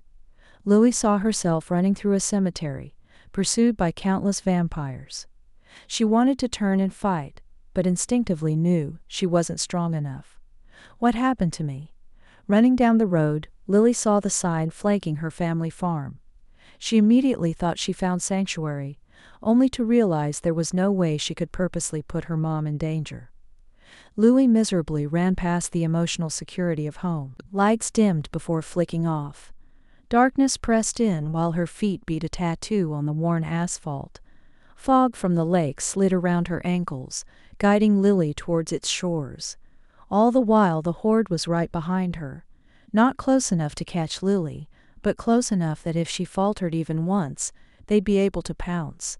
She cut across a field, dodging tiny canyons cut in clay. Suddenly, Lily found herself in a thick, mist-filled forest. Her legs were lead, and her lungs pushed to one breath short of exploding, but Lily forced herself to keep moving. The will to live, despite seemingly insurmountable odds, was too strong. I can make it. I can outrun them. I am not going to die out here tonight. She tore past razor branches, shredding her clothes in the process.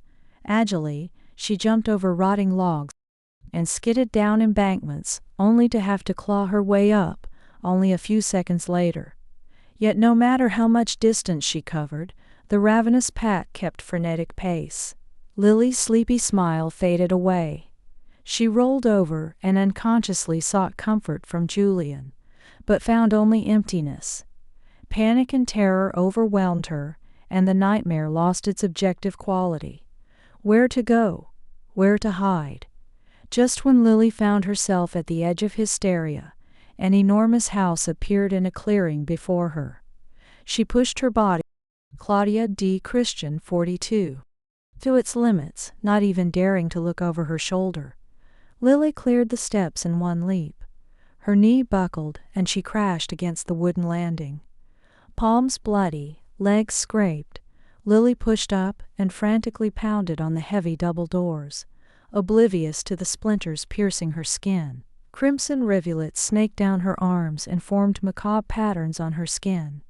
These markings undulated in time, with Lily's heart, shifting to make familiar brands from a love gone wrong.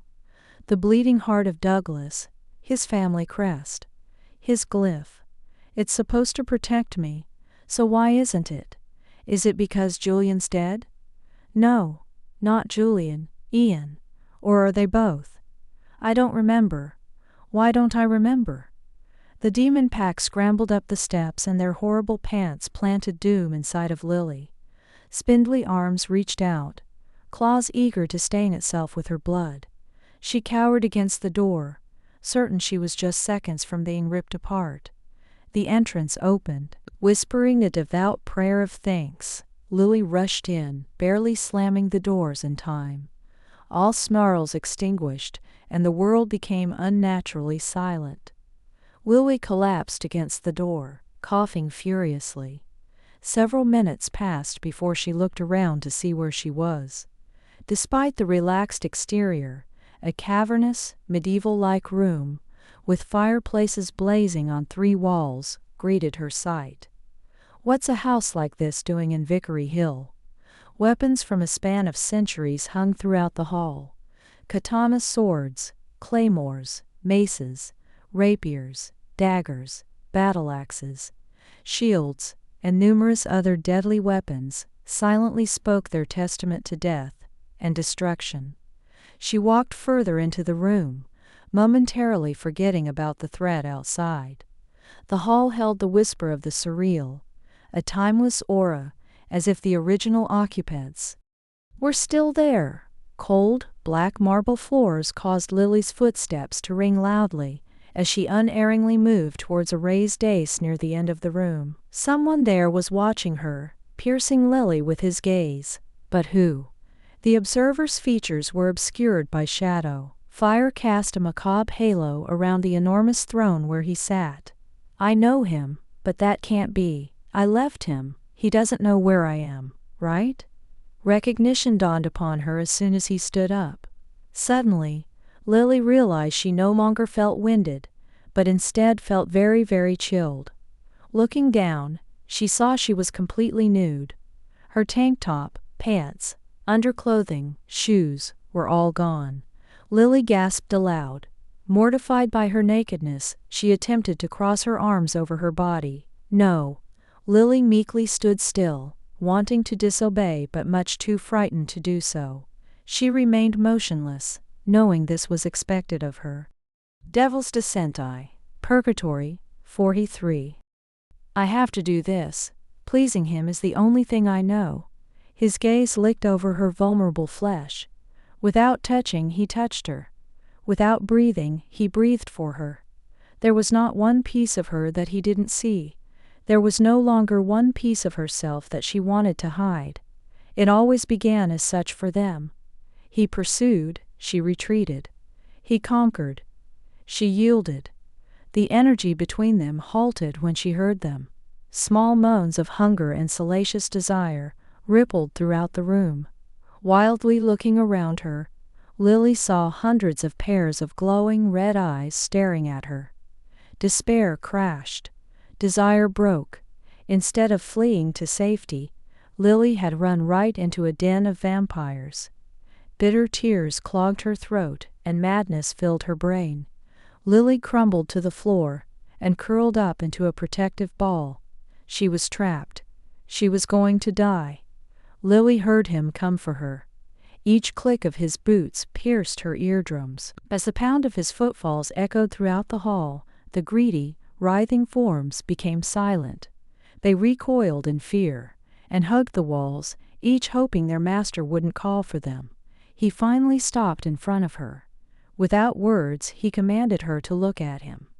Tentatively raising her head, Lily's agonized eyes looked into his intensely cruel gaze. Ian? Fury flared up before sliding away. Get up, Resurrector. Scrambling to her feet, Lily mentally berated herself for calling him Ian. How many times had she undergone the harsh punishments of his ire for such an infraction? When will you learn how to address your master? Julian asked coldly. Do you think I am anything like Ian? Do I act like Ian? Do I fuck you like Ian would've? No, she sadly whispered. Then understand this. I own you. I am all you have, Lily. All you will ever have. You are mine to keep, mine to destroy. I'm sorry. Please. Anguish made her voice raw. Why do you hate me? Why do you always hurt me? He gripped her by the back of the neck and squeezed until Lily cried out. Leaning forward, he pressed his lips against her temple and answered softly, Because it pleases me. That's the only reason I'll ever need. Delighted cries resounded throughout. Lily whimpered in fear and began to futilely struggle against his hold. Great wrenching sobs caused her small frame to shudder as the hopelessness of her situation hit her. This was why she had no power, why she couldn't defend herself against the undead. It was because of Julian and her twisted love for him. Love had made Lily as weak as any normal human being. Claudia D. Christian, 44. Instead of gloating over her fear, Julian wrapped his arms around her trembling body. Sesh, my darling little girl, why do you fear this? Why do you fear me? You want to be possessed. You want to be mine. Your love for me is far greater than it ever was for Ian. Why fight it? Give in. Give in. Julian's words were hypnotically echoed by numerous voices. Give in. Give in. The seductive promise in his words stilled her sobbing, dragging in great gulps of air. Lily closed her mind to fear, doubt, to all rational thought, and just forced her body to feel. The entire hall sensed her arousal. The vampires raised their chant to a higher pitch. Julian picked Lily up and carried her to the dais. Languorously lying in his embrace, she noticed he was completely naked, whereas he'd been completely clothed in black just a few seconds before. Pretty. Julian carefully laid her on a crimson, velvet-covered altar that appeared where his throne had been. Her heavy-lidded gaze ran appreciatively over his smooth, pale body. She could die just from looking at his sleekly muscled chest and narrow waist. Lily's insides melted when her gaze traveled lower. The arrogant light in his eyes was the only sign Julian gave that he noticed her lengthy perusal. He slowly climbed onto the altar. Covering her small body with his large one, he stared down into her eyes for an indeterminable time. It could have been seconds, minutes, hours, days, or even years. It didn't matter to her. All Lily wanted was to fall into his incredible blue gaze and never leave his sight. And still the demons chanted for her to give in to their lord and master. Her lord and master. Please, she implored once again. As answer, he took her mouth in a brutal, possessive kiss. Her tender lips split from his assault. However, this only heightened their passions. Hungrily, he licked her bruised and bleeding mouth as she panted for the exquisite pleasure and pain. Lily's body undulated restlessly beneath him, needing his tainted touch so badly. Julian worked his way down, nipping and biting her sensitive breasts, belly, and thighs, until he settled between her eagerly spread legs. For several moments he gazed at the rose-colored flesh. A deep growl tore through him. Mine! Lily cried out from the sheer ecstasy of having his cool tongue invade her core. Lily's hands restlessly roamed her body as her vampire lord greedily drank from her. His lips repeatedly closed over her clit before pulling away to press hot, heated kisses on the delicate flesh. Hazily, she thought of what a decadent sight they made. Devil's Descent I, Purgatory 45. The fallen willingly ravished by the damned. Why am I always scared at first when I love it so much? Julian's long fingers penetrated Lily, piercing her thoughts. He worked her into a frenzy until the feelings of his mouth, tongue, and fingers finally overcame her. Madly gripping her fingers in his dark hair, Lily arched her back and screamed his name. Howls of delight rose from the unholy observers, pulling her from the precipice of unconsciousness. Lily languidly looked upon the masses of moving flesh. Males and females, males with other males, females with males and other females, were all taking part of every perversion known to sex, yet still looking at her and Julian. However, the stares no longer filled her with fear and disgust. Instead, Lily reveled in the unbridled dementia of the room. They were no longer her enemies. They had become her captive audience. Softly kissing her nether lips, Julian continued to stroke Lily's damp flesh, bringing forth another cry from her throat. He raised himself up onto his knees and roughly flipped her unsuspecting body over. Forcibly pulling up her hips, he rubbed his erection against Lily, listening to her breathy pants, before slamming into her body. Julian! Lily was caught in the throes of anguish and gratification. She was helpless, pinned as she was by his body. However, Lily keened in anticipation. As always, the burning pain of Julian's invasion only enhanced the burning desire she felt for him. Her body shook from the immense force of his thrusts. Great rasping moans tore from her throat, and she knew heaven. Julian gripped the back of her head and forced her to look up at the countless acts of depravity taking place around them. Look well, Lily, see what you have caused. You inspire that in them. He punctuated each word with a thrust, fighting back the tears caused by the overwhelming sensations. Lily pushed back against him. Humans weren't supposed to be like animals in lust, but God help her, she was just as animalistic with her lover as vampires were about feeding and fucking. Julian pushed her head down to the altar and continued to slap his hips into the rounded flesh. You have no power over us anymore, Resurrector, because of this. His hand had reached around to cup her quivering flesh. All that matters to you anymore is fucking, with me, or anyone else. Whimpering against his words, she gasped, That's not true. I love you. He raised her head up by the hair again. He spoke in her ear and contempt dripped from each word. Whore, you don't love me. You love this. You're such a fucking slut, Lily. Claudia D. Christian, 46. No, Julian, please. He slammed her head back down to the altar. Shut up. I know it doesn't matter who fucks you as long as you get fucked. Julian's hatred scorched everything in the dark hall.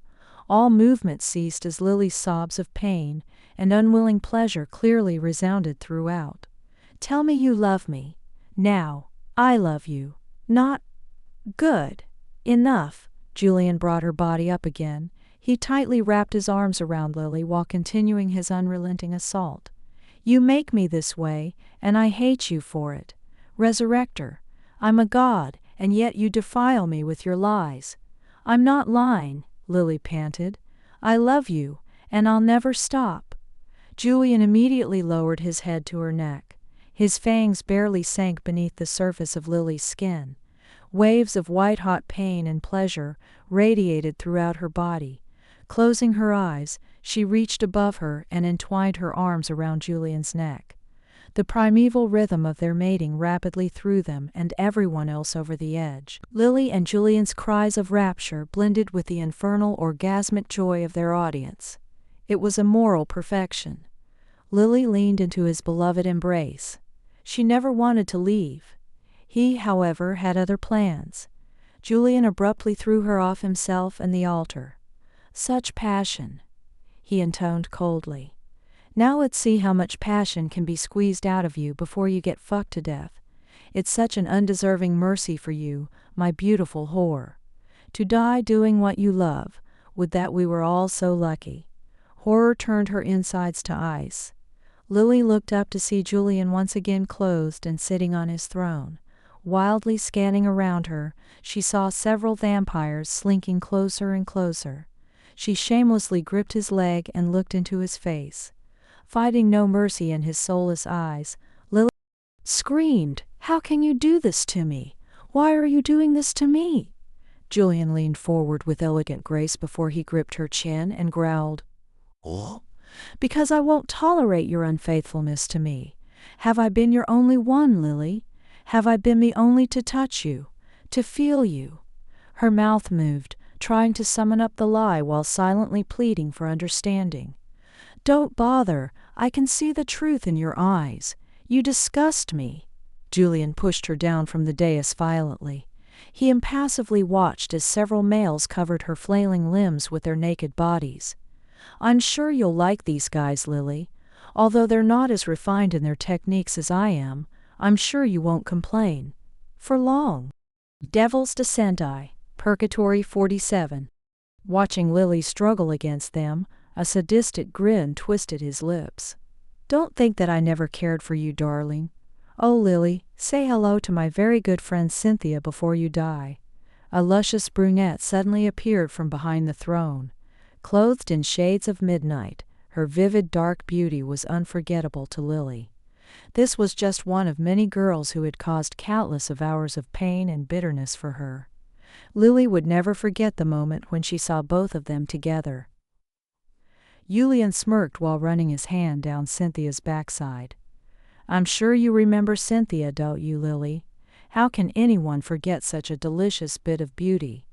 Leaning down, Cynthia captured his lips with her full, glossy mouth. They devoured each other as Lily looked on with betrayal and impotent fury. Catching her venomous glare, Cynthia pulled back from Julian with a cold smile on her flawless face. I definitely remember you, Lily. After all, you stole my life. So I'm just stealing yours, she maliciously purred. Don't hold it against me. You weren't smart enough to keep it. The terrible grin melted into one of enigmatic sadness. You still see me as this, don't you? We're the same.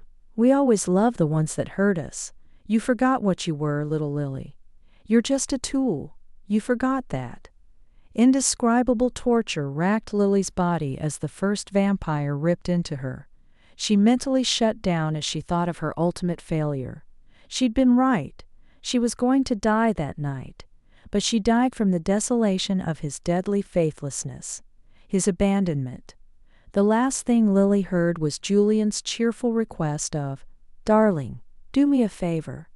Make sure you stay dead this time." No, Lily shot straight up in her bed. Heart pounding wildly, she felt nauseous and in danger of losing what little food she had in her belly. She thrust her hand beneath the sheet. Lily's fingers tenderly probed between her legs. Although damp and slightly sore, there was obviously no damage. Just a nightmare. Lily's approaching calm was short-lived when she heard Julian's silky voice float towards her. "What's wrong, darling? Bad dreams?" Emerging from the darkness, he stopped at the footboard and leaned against a post. "Why would such a pure girl like you ever have anything bad to dream about?" Julian dropped his pose of studied ease and pinned Lily with a menacing stare. "Unless, I don't know, maybe you have something nagging your conscience. Something like guilt." Throwing a stack of letters and Claudia D. Christian 48 photos on the bed, he gave her a few moments to stare at the pile before snapping her attention back to him. "So who is he?" "What?" "Don't bother lying. I can see the truth in your eyes." Lily paled as she felt her nightmare come to life. "You have no right to be going through my things." Julian slammed his head against the bedpost. "Don't." A small crimson trickle seeped down. He brushed his hair off his face, smearing the blood across his forehead. "All right," he whispered. Looking at her with lifeless eyes, Julian suggested. "Lily, don't say anything else. Just be a good girl, and maybe we can move on." Lily scrambled off the bed. "Julian, I am not going to let you touch me." "I'm not going to touch you, Lily." "No? Then what the fuck are you trying to do?" Before Julian could answer, a loud pounding shook door. Their gazes locked onto each other in surprise. Lily knew of only one person who would be out at this hour, coming to her door like an addict. God, please don't let him be out there. Make him go away, before anything bad happens. Or would her prayers fall on deaf ear? Devils, descended. Purgatory, 49. Chapter 5. Dirty Affair. With love, dirty affair. With love, dirty affair. With love, dirty affair. With love, dirty affair. "Willie, are you in there?" Carrie's slightly drunken voice penetrated the dangerous silence. "Clarice locked me out again. Damn bitch. Can I crash here tonight?" Lily sagged in relief. Her gaze swung from the door back to Julian. She didn't like the way he looked. He seemed like a beast sniffing the air, unsure if Carrie was harmless or foe. Lily quickly donned his shirt. She moved away from the bed and walked to the door, while warily keeping Julian in sight. She opened it wide enough to stick her head out. Seeing Lily, Carrie swayed on unsteady legs and started to come in. Lily put her hands up. "Sorry, Carrie. Carrie can't tonight. I'm kinda busy." Those were precisely the wrong choice of words. "Busy? Oh, sorry, Lily. I didn't mean to interrupt. I can't believe you're finally—" Lily nervously shouted. "No, I mean it's not exactly what you think. You don't have to explain anything to me. Really, I'm just glad you finally gave Daniel a chance." "Hey, Danny. Way to go, my man." Carrie dissolved into drunken giggles. "Great. Just what Julian needed to hear." "Carrie, please. It's not. Just let me call you tomorrow. Now, I really, really need for you to go." Carrie tossed her brown curls with a laugh. "Hey, not a problem. I'll find somewhere else to crash. Wait till I see Daniel. That dog. Last I heard he was whining about, well, you know. I never would have thought that you and he. Well, I know he tried. The door opened further, suddenly revealing Julian. Dressed only in his pants, blood absent from his head, he smiled kindly at the shock penetrating Carrie's stupor. Send my apologies to Daniel, but I'm the lucky man in Lily's life now. Carrie, that was your name, wasn't it? The young woman nodded dumbly. Julian's physical effect on her was more apparent because of the watch, although Lily suspected it'd be the same sans liquor. My name is Julian. He gave her a mesmerizing smile. Casually taking her hand, he lifted it to his well-shaped mouth and gave it a soft, gentle kiss. How do you do, Carrie? Lily roughly elbowed Julian out of the way, breaking his hypnotic hold over Carrie. Blinking her eyes several times, she eventually focused on Lily once more. Wow, definitely not Daniel. Not that that's a complaint. Damn, what was I going to say? Oh yeah, I'll just crash at Julio's on the 3rd floor. You haven't met him yet. Have Claudia D. Christian 50. You need to meet this guy. I think the two of you would really hit it off. Still laced Julian's words as he chided. Carrie, are you trying to set my girlfriend up with another guy? That wouldn't be very nice of you, now would it? Leave her alone, now. Julian slanted Lily a glare of loathing. I'm not doing anything, darling. Carrie looked between the two in confusion. Lily and Julian seemed more like on the verge of fight, which just didn't make sense to Carrie at all. Instead of arguing, she'd be screwing Julian's brains out if he were hers. Despite her alcoholic fog, Carrie knew she'd stepped in it, and as much as she would love to stand there and stare at Lily's new guy, she sensed it'd be best for her to go. That and Lily's next statement of, "Go to Julio's, and I'll see you in the morning," convinced Carrie it was time to bid adieu. Okay. Her green eyes flitted between Lily and Julian. Feeling the need to apologize, she said. And about Julio? I just met that he's a really cool guy, and I thought you might like to be friends with him or something.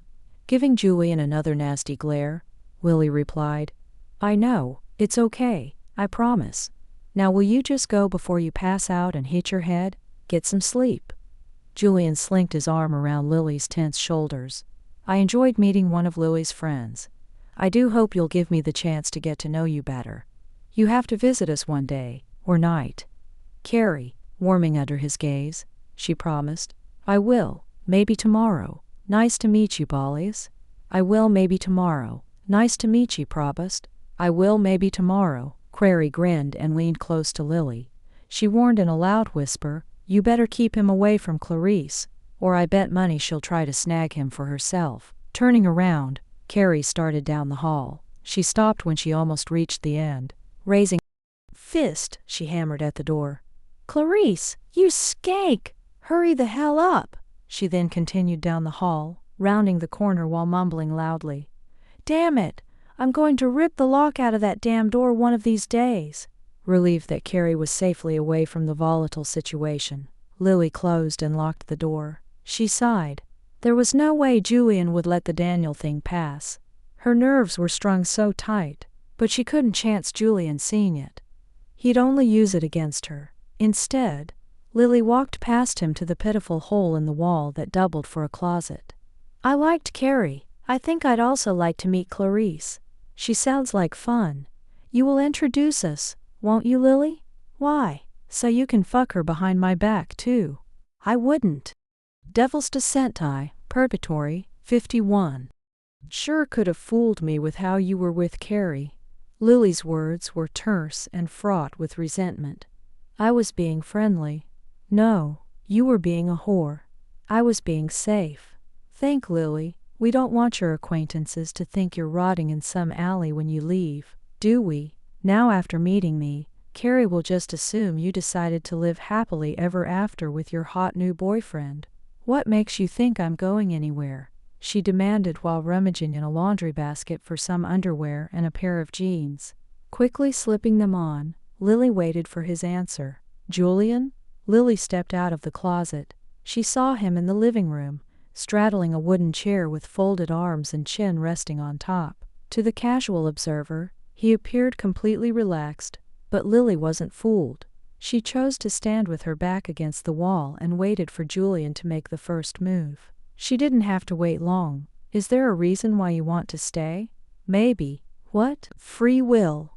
Really? I don't think so. He pursed his lips. So, Lily, who's Daniel to you? A boyfriend? No. Whether I slept with him isn't any of your business. But no, I haven't done that either. I haven't even gotten there yet, Lily. What is he to you? He's not my boyfriend, she repeated stubbornly. Julian shook his head slowly. Oh, I think Carrie thinks otherwise. What was it she said? Oh yes, I remember now. Way to go, my man. Julian jumped up from the chair and kicked it viciously, breaking 2 of the legs. Now if everything has been innocent between you and this Daniel, why would she think that he was in here?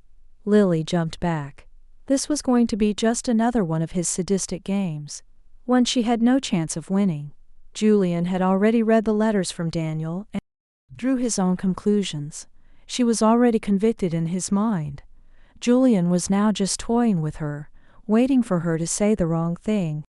Julian, it's not this complicated. Daniel's a friend. Rudely cutting her off, he snarled. Pay attention, Lily. Once again, why would Carrie think that you were with Daniel? Strain made her temper snap. Probably because we almost fucked once. Julian reared back. His waxen features paled even further. You almost. Did you say? Claudia D. Christian 52. Lily refused to falter under the weight of guilt. His wounded expression just gifted her. Righteous anger exploded inside Lily, and she pushed away from the wall. I did say. Not only did I say, I'm going to say something more, and you're going to damn well listen. How dare you come into my life and judge me? Once again, what about you? What about all the other women that you were with when you were supposed to be with me? Vivian? Cynthia? Those 2 names ring a bell. How about all the others? Even if I had been with Daniel, what I've done these past 2 years is none of your business. Julian remained silent during her vehement tirade. However, her last words inspired an unhealthy reaction. Like hell, it's none of my business. Closing the distance between them, he angrily held her upper arms in a vice grip. 2 years or 20, it doesn't make a difference. You are mine. No one has the right to touch you except me. Do you understand me? Do you? What right do you have to claim me as yours? Even if I'm with you, I belong to me. Not to Daniel, you, or anyone else. I belong to me. You should have changed your tune, darling. Not even an hour ago we both accepted who and what we meant to each other. Now you're just ready to toss me aside, aren't you? You have got to be kidding me, of all the colossal nerve. You... Lily sputtered in shock. I wished I had screwed him. I'd kill you. Menace choked the air in Lily's lungs.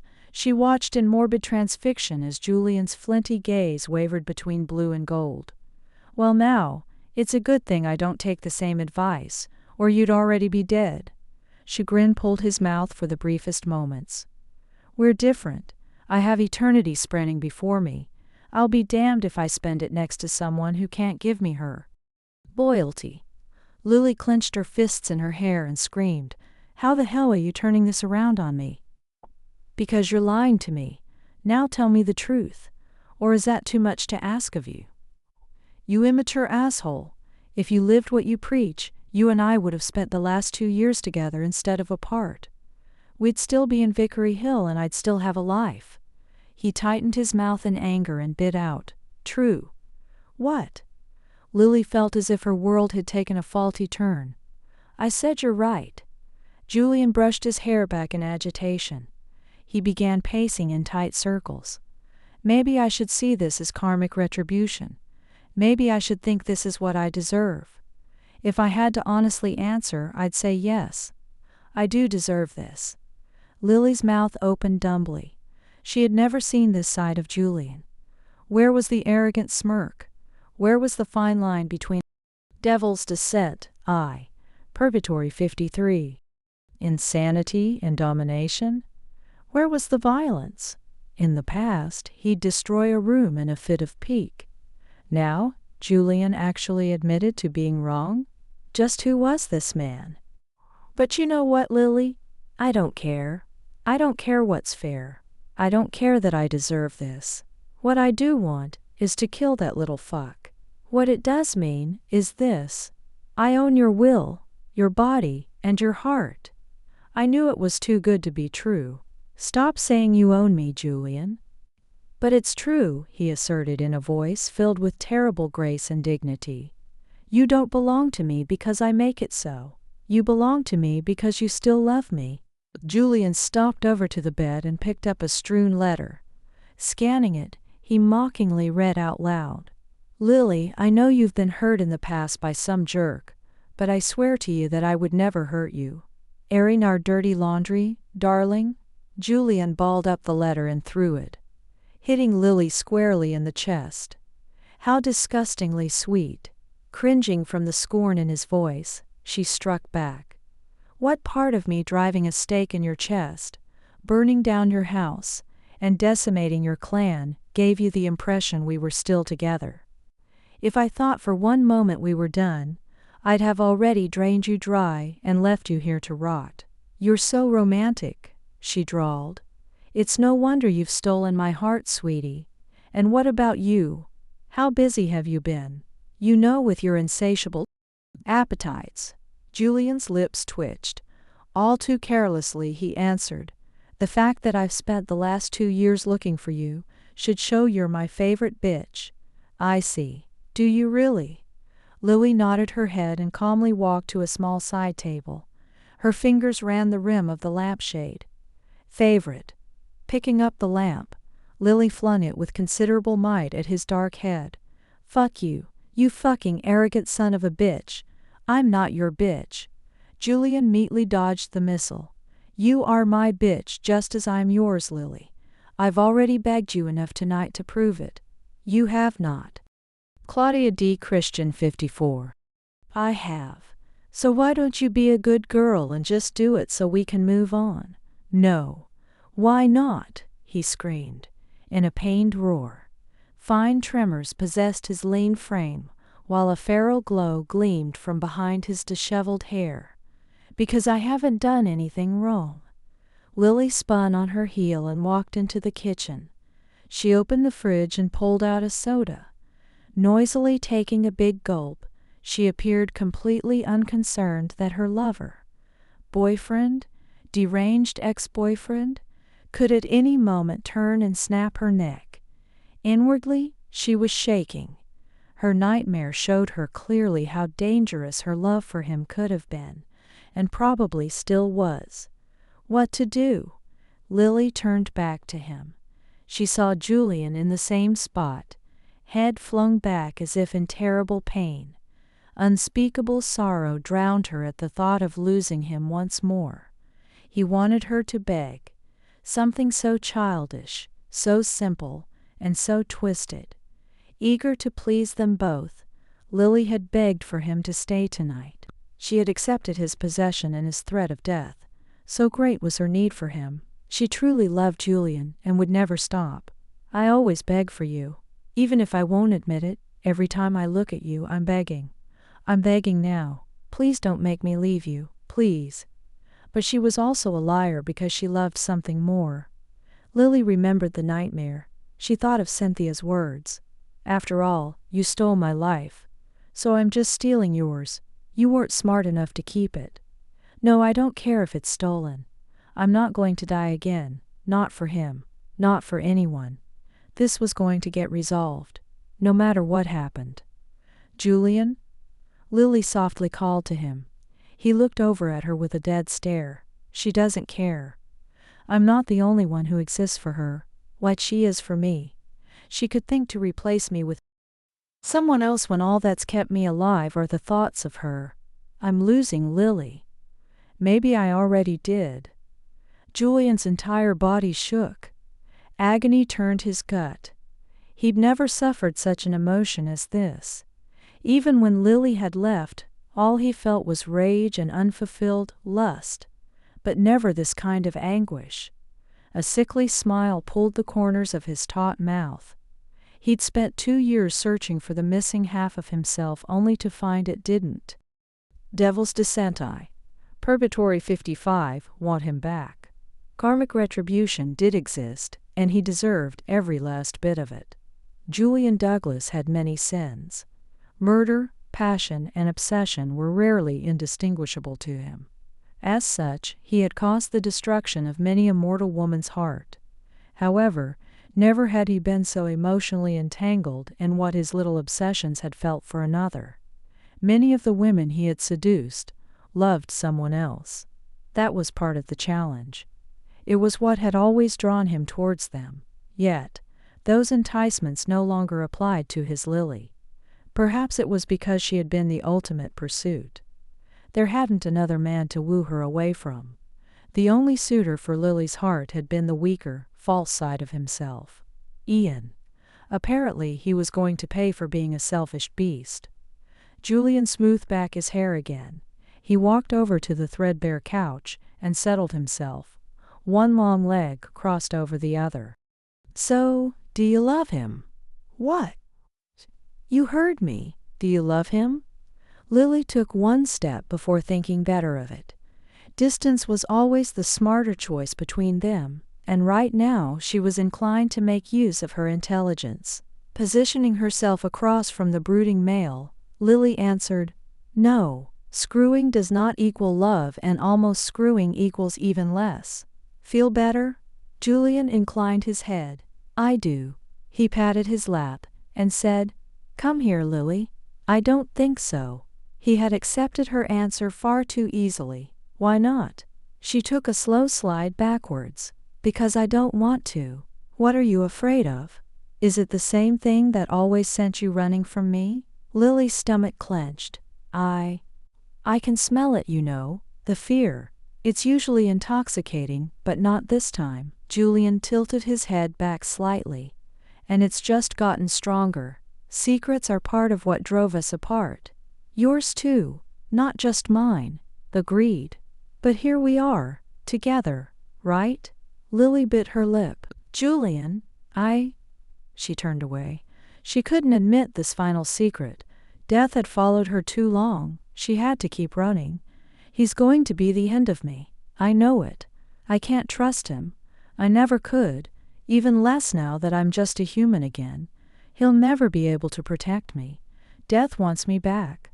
I've cheated it too many times. It's coming for me, and I can't." "What? Deal with this." Claudia D. Christian 56. Going back to the closet, Lily slipped on her jacket and a pair of shoes. She looked over her shoulder and noted his perfect, precise positioning. Julian was so perfectly imperfect. Once, it was enough. No longer. Julian was wrong about Daniel, and right about her faithlessness. She was in love with someone else, herself. Lily had to remind herself of that. Even though the idea of existing without him hurt her so badly, she doubted she'd ever recover. "Where are you going?" "Out." Lily never heard Julian get off the couch before she was whirled around and slammed against the door. She flinched from what she saw in his face.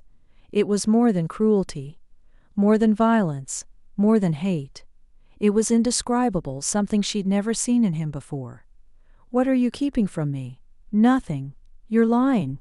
Lily's terror mated with vulnerability. She wanted out.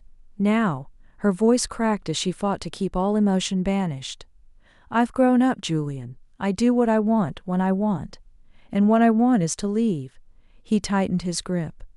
"There's something more, Lily." "You're wrong." Julian hissed a profane curse. "Why the fuck are you still like this? 2 years ago you wouldn't tell me about Acromedian or the priest, and look what happened." Lily refused to cower in the face of his predatory rage. "My fate was mine, Julian." "Wrong. You should have told me. You should not have kept it a secret." "Why not?" "I should have told you so you could do what?" "Laugh at me. Tell me how happy you were, because it saved you the trouble of killing me yourself." Julian snapped. Releasing her arm, he slapped her. The vivid imprint of his fingers glowed obscenely in the dark. Lily touched her cheek. Madness flirted with betrayal. "Perfect. You hit me for telling you the truth. And you wonder why I don't trust you." Regret and sorrow tightened his jaw. He roared with guilt and punched the wall above her head. Despite the threatening gesture, he quaked with the all-too-familiar sensations of impotence. Julian's azure orbs darkened with self-loathing. She knew what I wanted. She always did, because I never made it a point to not let her know. I rubbed it in Lily's face, even as I made her devil's descent eye. Purgatory 57. Scream. I'm sick. I push when I want to pull. And I won't admit how much it hurts that she was willing to die alone before coming to me. He released her completely before looking down blankly. Lily's haunted gaze shimmered with words she didn't want him to hear. It's more than my betrayals, isn't it? Lily remained mute, mouth locked securely. What has you sick with fear, darling? He asked gently, almost loving. What's made you a ghost? She whirled away, bruised cheek pressed against the wall. Lily's throat closed in raspy spasms. It was obvious she was trying not to vomit. Julian touched her shoulder with the tips of his fingers. For a moment he felt her. Excitement sped throughout his body. It was like before when they were bonded. Then the connection flickered out. However, it was enough for him to whisper, "There's no hope in you, darling." "None. Why?" Lily's resolve splintered under his kindness. "Why are you doing this? Why won't you leave me alone? Isn't it enough that you broke me 2 years ago? Isn't it?" Julian bit back his initial response. She was baiting him, trying to distract his focus. And like a fool, he was all too ready to respond. "You're broken, but it's not by me." "Of course not," she spat over her shoulder, neatly shrugging his hand off. "It's not your fault. It's never your fault." Julian stepped back. Violence thrummed inside him. He couldn't risk letting his instability to dominate him. "You're still not answering me." Lily started laughing uncontrollably. The fine hairs on Julian's neck stood to attention. Despair colored each note, making him wonder if he'd finally driven her mad. So many emotions ran through him, and he couldn't focus on anyone. "What's wrong with my darling girl? I don't like this." Julian had thought things were close enough to being the same. Lily had responded to his touch like he expected her to, the way she always had before. But something was terribly wrong. Suddenly she stopped laughing. "Julian, you'll never understand. You're a god, immortal. You can't even comprehend what's stalking me." He turned her around. She didn't bother to resist. Cupping her face, he dipped his head until it was level with hers. "Stalking you." Death loomed over Julian's naked shoulder. Like always, it beckoned, shimmering and swirling with memories of borrowed time. She slid her submissive attention back to Julian. "Maybe I should end it now. I'm just so tired." Lily's neck bent to the side. Her breath quickened. "Don't you miss the way it tastes?" Claudia D. Christian, 58. "What? My blood? Don't you miss the way it tastes?" Julian's fangs lengthened instantly. His fingers curved dangerously into claws. Lily noted it all. She laughed throatily. "It's probably not as rich as it was once, but I bet it's still good. Do you want a taste?" He leaned in. His nose brushed her neck, mouth open with hunger. "Why are you doing this? Why aren't you doing this?" Julian shuddered. Don't what?" she replied coyly. "Don't distract me." Julian deliberately stepped back. "Who's stalking you, Lily?" She closed her eyes in frustration and pushed past him. "Pussy." He ignored the insult. "I don't understand this." "You? What's there to understand? I take it you got what you came for, right? We fucked. It was awesome. Let's do it again sometime. Quit trying to piss me off." Lily shrugged her shoulders. "Sorry." He let out a ragged sigh. "I'm here, darling. I'm not going anywhere. So just tell me the truth. Please." She didn't react. Instead, she headed for the door, oblivious or uncaring that he would never allow her to leave. When she reached the threshold, she quietly stated, "You don't want to drink from me. Do you think I'll taste bad?" He narrowed his eyes in confusion. "No. Why not?" Before Julian could answer, she clarified. "Because I will." "Will what?" "Taste bad." "Why do you say that?" he asked cautiously, unnerved by the emotionless currents drifting vacantly between them. Lily gifted him with a tragic smile. "Because it's true. You know what else is true? We're not going to live happily ever after." Her voice dropped to a brittle whisper. "You're wrong to try to make other people think otherwise. Living happily ever after is such an infantile notion, Lily. Only fools like Carrie buy that." Humiliation and hopelessness burned at the core of Lily's damaged heart. Not just Carrie. Giving into the devastation of her emotions, she slid down to the floor. Ugly sobs burst from her lips. All too soon she lost control and began crying as she hadn't cried in years. Julian's legs buckled from Lily's infinite sadness. Almost without thought, Julian dropped to his knees and enveloped her in a hug. He felt her body jerk in surprise at the tenderness of the gesture. Devil's Descent I, Purgatory 59. "Don't cry, darling, not for this," he murmured while pressing countless kisses against her hair. "I told you already. You belong to me. Eternity is ours. There is no Lily without Julian and no Julian without Lily. Isn't that good enough?" She wailed louder and began rocking violently. When she tried to bash her head against the door, Julian covered it with his hands. He whispered nonsensical words of endearments, hoping to soothe the anguish inside her heart. When she wouldn't stop sobbing, he pressed his mouth against hers. Taking the jagged gasps into his body, he tasted her tears and they made him want to cry too. "Lily!" Julian felt that small part of him miraculously start to expand, to feel something other than just his selfish desires. Is this what love was? Could it be? Trailing the end of those thoughts, he felt a great internal struggle. Love. Why would he ever want to be tainted by it? It was weakness. Love had and always would be the end of all things. To love this woman was to sign his own death warrant. Didn't you already do that 2 years before? Aren't you a target for any hot shit vamp that wants to score a couple of brownie points for taking out the infamous Julian Douglas? No, this was different. Possession was his only intent when it came to Lily Walker. Doubt slyly touched him. Already Julian felt conflicted, taking such strange joy in comforting her, even though it obviously wasn't working. What was he doing? "I'm loving her." Julian's ashen features molded themselves into an exquisite mask. Only the deep blue of his eyes betrayed the maelstrom brewing beneath the surface. Love? No, he couldn't possibly be succumbing to that insidious sentiment. Vile weakness. All he had to do was look at Lily and know love wasn't for him. No matter how badly he had treated her, and undoubtedly would continue to treat her, Lily still came back for more. She lacked pride, restraint, power. There was no doubt he was mad for her, but Julian could never, ever love her. We all have a purpose and a place. Time has proven to me that I'm not worthy of sustaining love, only destroying it. That's what I do. That's all I am. All I ever be. I won't survive love. I'd rather be dead than know I'm in love with this pet. Julian abruptly pulled away from Lily. Standing up, he stared at her crumpled body. He impatiently waited until her sobs subsided.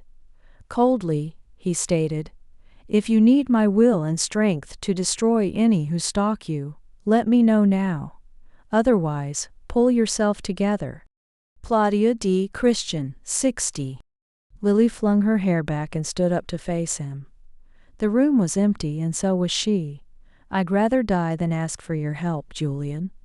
"So, you are going to die, are you?" he pounced, reveling in the familiar emotions of rage and bloodlust. "Of course I am. I'm just a girl now. That's all." Her shuttered gaze lit up with ghastly humor. "That's all." Julian reached out to probe Lily's mind, something he'd never been able to do before, but surely could do now. An intricate barrier of sterile walls instantly rose up to meet him. He couldn't find one trace of emotion in her, much less the trail of any secret. It was as if her mind was completely dead. Helplessness enraged him. "I'll make her tell me. And if she still won't tell, I'll make her pay." Okay, Lily, keep your secrets. Shut your mouth, but don't pout when I do this. Dragging her protesting body over to the bed, he asked, You don't want to talk, and I'm not through fucking you yet, darling. Now, what do you think I should do about it? Lily struggled to get out of his grasp. She growled between clenched teeth, Let go of me. He hurled her onto the rolled bed before throwing himself on top of her. Not happening, darling. I told you I've had 2 years to plan this night. You didn't think a slap and tickle was going to satisfy me. Now did you? Lily knew he was trying to punish her for her silence. She let out a low whine. Julian, don't. Your don't doesn't mean shit to me. You had your chance. Take your secrets to the grave, because I don't just care anymore. I forgot what you are. You're just a pretty doll I play with when I'm bored. Correctly reading the look of pain that flashed in her eyes, Julian poured more salt into the wound. Isn't that right? Snaking an arm out from under him, she attempted to deliver a right cross only to have him block it. He captured her fist and cursed it with a languorous kiss. Nah. I didn't pull this string, Poppet. Lily's expressive eyes blazed. Poppet had always been his pretty euphemism for puppet. Puppet being no better than marionette or Mary, which was a common slur for resurrectors. Oh, that's good. I can feel your hate, Lily. I always did think that taking you in hate is as much fun as taking you when you're repulsively in love with me. What does it matter to me? Fucking you now would be as memorable as every other time, barely worth the memory. Get it over with, Ian. Devil's Destiny. Purgatory 61. Julian clenched his jaw as he felt the impact of her well-placed barbs. He gathered his turbulent emotions under control and smiled with such incredible sweetness. Lily's unguarded reaction proved she was reminded of his other self, the one she just called him out of spite. That damnable Ian. It seemed like his Lily was a slow learner. It was once again time to teach his little Poppet a lesson. It was also time to learn something himself. There was no place for love in a vampire's life. Love was just a sick, dirty affair. Julian needed no part of. Not even for Lily. Claudia D. Christian 62. Chapter 6. Cruel Justifications. Cruel justifications. Cruel justifications. Tell me something, darling, Julian whispered with mesmerizing patience. What do you see when you look at me? Lily ran pained eyes over his face. At this moment she saw Ian. She saw the man she had loved with pure innocence. Everything was the same, the way he felt, the way he smelled, and the way he looked. Until Lily looked into his arctic gaze. Those eyes were the eyes of a killer, remorseless. Even if he never said a word, as long as she could look into his eyes, she would know. This was Julian Douglas, not Ian. I see you as you really are. I see a monster. Must you resort to name-calling? If it fits. He chuckled and rubbed his pelvis against Lily, delighting in the instinctual arch of her hips. You poor little girl. Didn't your mommy tell you what to do when monsters come to prey on your sweet flesh? Julian brought his mouth to her neck and delicately nibbled on the smooth column. Hearing the shallow gasps she tried to hold back, he continued to run his lips over her most sensitive spots. Lily closed her eyes in a useless effort to shut off her body to the sensations of his beautiful moth. Sure she did, especially those of the three-legged kind. Dark laughter tickled her ear. Cute. And what did Mama Walker say? She told me that if I ever did see a monster, to tell it that it wasn't so big. If that didn't make it vanish, which it usually did, but if it didn't, she also said to tell it to go away. Go away. Well, it seems that your mommy lied to you. Monsters do exist, and they won't go away. Ever. He swooped up, devouring her tender mouth with vicious need. Lily tried in vain to break away from his suffocating kiss. He quickly followed every time she moved her head. Finally she bit down on his tongue. Hard. Julian tore his mouth away from hers. With a hiss, he sat up, thighs straddling her hips, and gingerly touched his injured tongue. What's wrong, baby? She asked in a honeyed tone. Only like to dish it out? His eyes narrowed in fury. He yanked Lily up while simultaneously moving off of her, shaking her by the lapels of her jacket. Julian promised, "Bitch, I'll make you pay for that. You deserve that and more for raping my mouth, you ass." Devil's Descent I, Purgatory, 63. In answer, Julian snaked an arm around her waist, trapping Lily's arms between their bodies. His other hand held Lily's head, fingers deeply entangled in her hair. "So I'm an ass now, am I?" Forced to look at him, Lily could see the towering rage reflected in Julian's mercurial eyes. It didn't even come close to comparing to hers. "Now? How about always?" He leaned close. "And you're just a little liar who whines about not being valued, but who can never be honest with me. You know how I feel about lying, Lily." Her mouth pulled into a taut, mutinous line. "Stubborn silence gets you more of the same, darling. You sure you want to play? Are you?" Julian tightened his fingers as warning. "Tell me what haunts you, Lily. Tell me and I make this monster go away. I won't stop until you tell me, no matter how far we have to take this." Temptation unfurled like a flower before doubt crushed its infant petals. "I already told him enough. If he's too dense to get it, fuck him. I just want my own life, Julian. That's all. You think I threaten that? I know you do. And that's all? The tears, the hopelessness is all caused to you losing your freedom?" "Yes." He considered her answer. His predatory gaze studied every nuance of her expression. Lily crouched motionless, afraid to give off any sign of deceit. Unfortunately, once again, fear was her total undoing. Julian's mouth opened slightly. With one inhalation, he immediately consumed her emotions, and Lily knew. Flashing his incisors, he growled, "Okay, we'll do it my way." Julian brought up his free hand, claws glinting like bleached bone in the darkness. "No." Panic set in on Lily. She jerked back, despite the stinging in her scalp, while simultaneously pushing on his face. Julian deftly knocked her frail hand away. He asked in a condescending tone, "You think I want to kill you?" "No, my darling idiot. I don't want you dead. If you were dead, what fun would I have?" Lily blanched before screaming. "Is that all that you think of? My death? Do you think my existence is just some sort of game to entertain you?" "Yes, it is." There was no amusement tinting his tone. Julian obviously meant every word. "But that's not all, darling. It's all you think of. So once more, what's stalking you? Is it the fear of dying miserable, alone, in a heap with no one to care? Or something more real?" Claudia D. Christian 64. Lily clenched her jaw. The dull pain spread into the back of her head. "Why bother asking me, Julian? Why don't you read my mind and get it over with? Unless you already did and this is just part of your fucked up conversation skills." "My grace and talent with words is impeccable, poppet. So anything that is fucked up here isn't with me." "You didn't answer me." "No, I didn't." "How's it feel?" "You son of a bitch," she spat, qualified guilt burning the edges of her ears. "My pedigree has never been questioned, darling. Unlike yours." She regarded him in stony silence. "Shob." Julian acknowledged that one word with a dip of his head. "And then some. Now answer me. What is wrong with you?" "Nothing." "What's wrong?" "Nothing."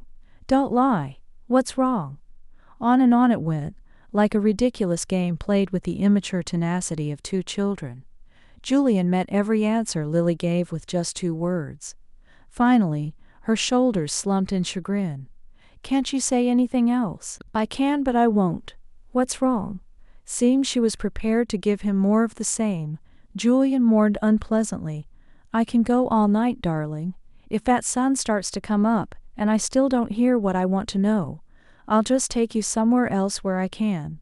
Just imagine, Lily. I can keep you awake. I can make it so that all you hear is my voice. We can do this for years.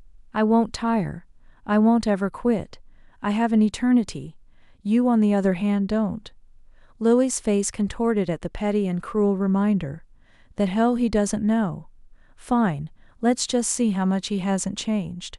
She screamed in cornered rage. "I'm not a resurrector. I'm just a human." "Yes, you've made that quite clear several times." His calmness inflamed her further. "No, don't you get it? When I get cut, it doesn't heal like it did before. If I get shot, I'll die. If a car hits me, I die. If I choke on a piece of food, I die. No matter what I do, I die." Julian processed her impassioned statements for a brief moment. "Why should this bother you now, Lily? You were just as vulnerable to dying before." "No." "Yes. God damn it, Julian. Are you just this thick, or are you trying to royally piss me off? Don't you get it yet?" "No, I really don't." Devil's Descent I, Purgatory 65. "I can't protect myself," she howled in humiliation. "No matter what I do, I'm still only human." Julian digested her words, mulling them over until he smiled. "So, I don't hold it against you." What? "Face it, Poppet, you were a shitty resurrector. It's a wonder the spirit even stuck it out with you as long as she did. Last I heard, Vickery Hill has been very quiet since you left. No string of mass suicides, no ritualistic slayings, and they finally opened up a CVS. All in all, it's been pretty good. After everything I just shared, this is what he has to say." Lily's face grew dark with enraged humiliation. She screamed, "I hate you, Julian." He gave her head a hard shake. Dropping the false cheer, Julian growled back, "I hate you too." He voraciously bit her neck, eliciting a terrible cry from Lily. Running his tongue along her jaw, he warned, "Bite my tongue again and I'll make you bleed," before thrusting it into her mouth. Julian's kiss brutalized Lily until she could barely breathe. His arm crushed her against his bare chest, totally entrapping her. Long moments passed as she fought desperately for freedom. Loathing stained Julian's mind black, but something else stained the rest of him. Fear. "I shouldn't have pushed so hard to know. I wish I didn't, because she's right. There's nothing she can do to save herself." Julian thought of the 2 years Lily had been on her own. His scent spiked from fear to terror. Something, anything, could have happened to her. Demons, spirits, rapists, murderers. Someone like me. Rapidly his fear-induced mental ramblings morphed into something far more frightening. Something that made Lily stop struggling as he continued to feast on her sweet mouth. "Only I can protect her. She won't accept it. Not what I have to do to keep her safe. Have to cage her, clip her wings so that she can never fly. But I have to punish her first. I have to make sure she never leaves my side. I have to do this. She'll understand. She always understands because she likes it too." Julian slowly released her hair and body. He warily waited for her to try to bolt from the bed. Lily knelt there with breath coming out in a rapid outpouring. He waited until she finally opened her eyes. "Still hate me?" Jerking slightly from the frigidness of his question, she nodded her head. "Yes?" Mirthlessly laughing, he mused, "Why am I not surprised? If anything, you are predictable, darling." Claudia D. Christian, 66. His arm shot out to yank Lily's jacket off. He then ripped his shirt off her body.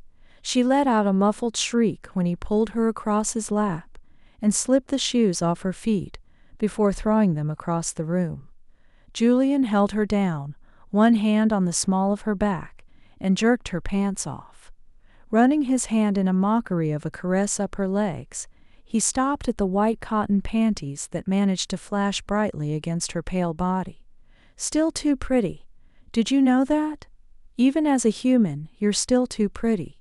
Julian slipped his hand under the elastic band and easily ripped them off her body. "You want to leave me?" His hand came down fiercely across her bottom. "That will never happen, Poppet." He rained down a torrent of blows that quickly turned her bottom a bright cherry red color. "I will." "No." Emotionless, Julian whispered of death even when he sought to invoke control. "You can't stop it." Sobbing, she pressed down against his sinewy thighs, trying to find an escape from the pain of her soul and body. She arched off his lap only to have Julian gently push her back down.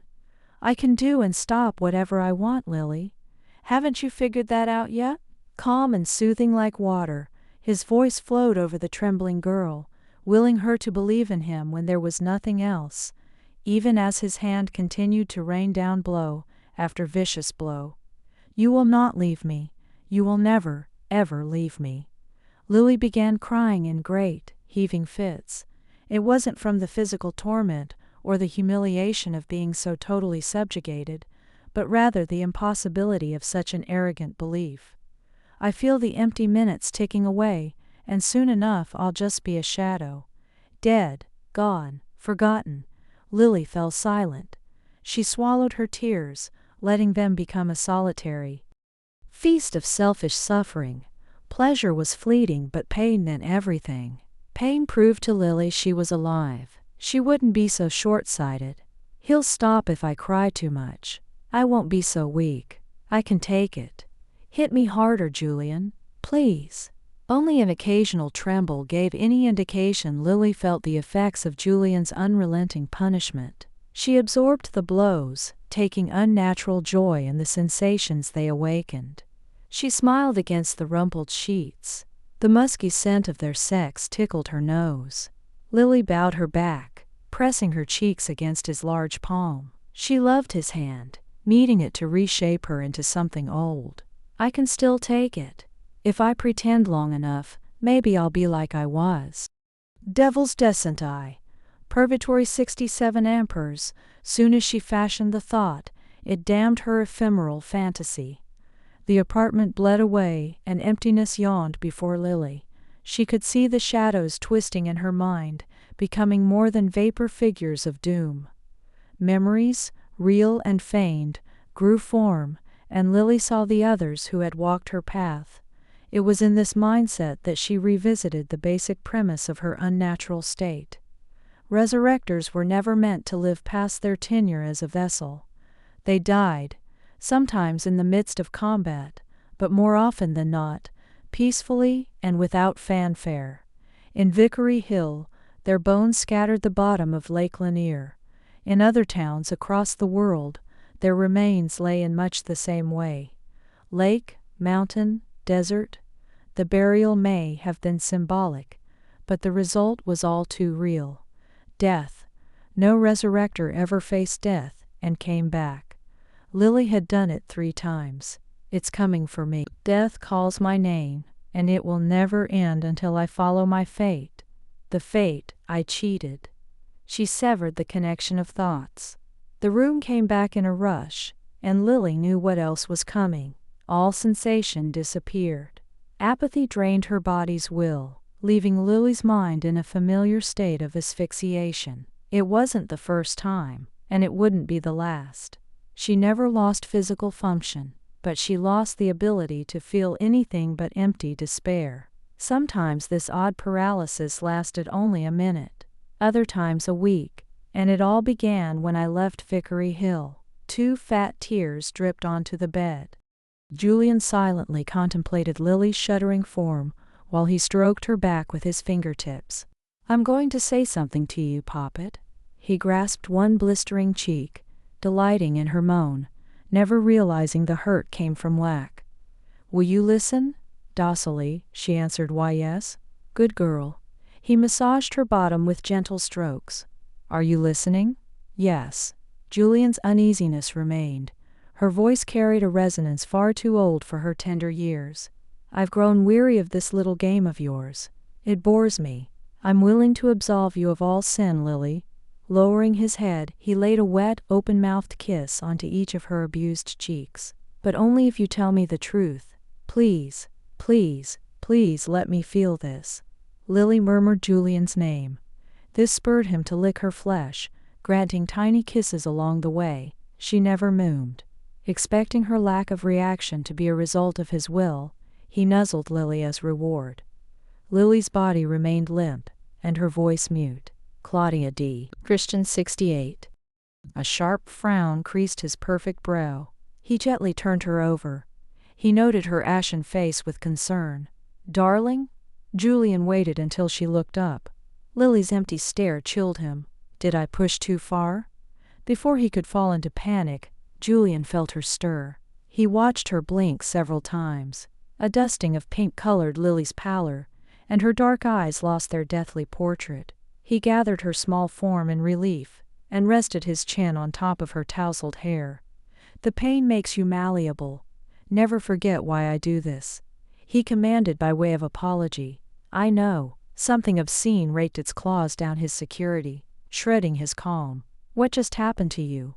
Lily placed her hand over his chest. Tell me why this matters so much to you. Don't be stupid.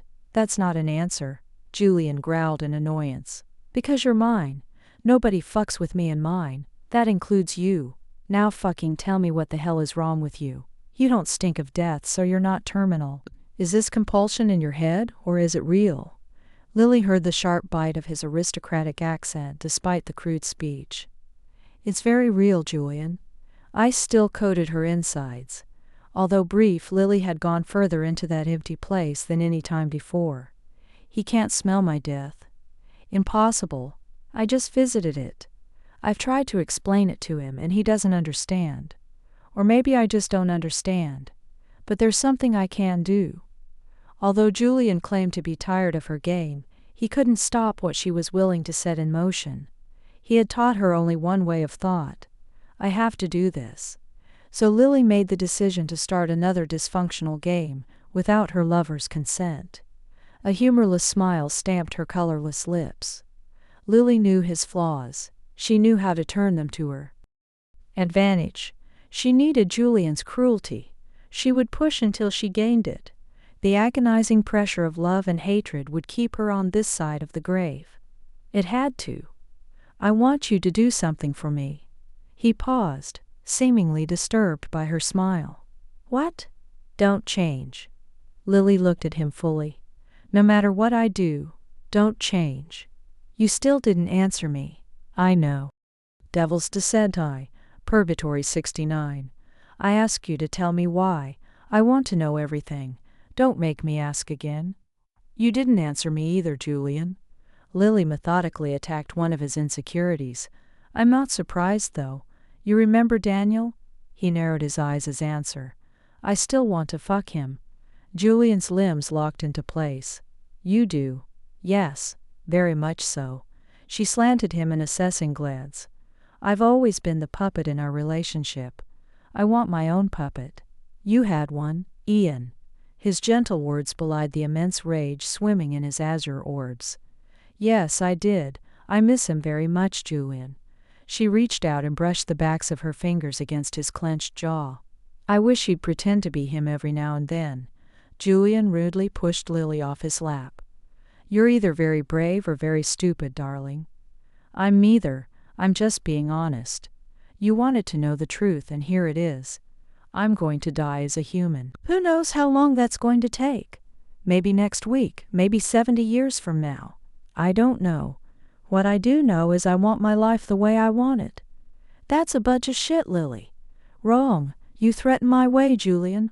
I want to live it up. I hate that you cheated on me. I hate that you slept around. But after 2 years I got it. Why stay with one person when there's a whole world out there? Then why all the whining about my affairs? She shrugged. Pride. Propping her elbow on her knee, Lily shared, but I got over it quickly enough, didn't I? Otherwise I wouldn't have let you fuck me. Julian's fury blinded him to the obvious. He missed the tight lines that bracketed her mouth when she lied. He missed the rigid set of her shoulders that hinted at the burden she couldn't escape. He missed the regret overlaying her scent. Whore, Lily laughed.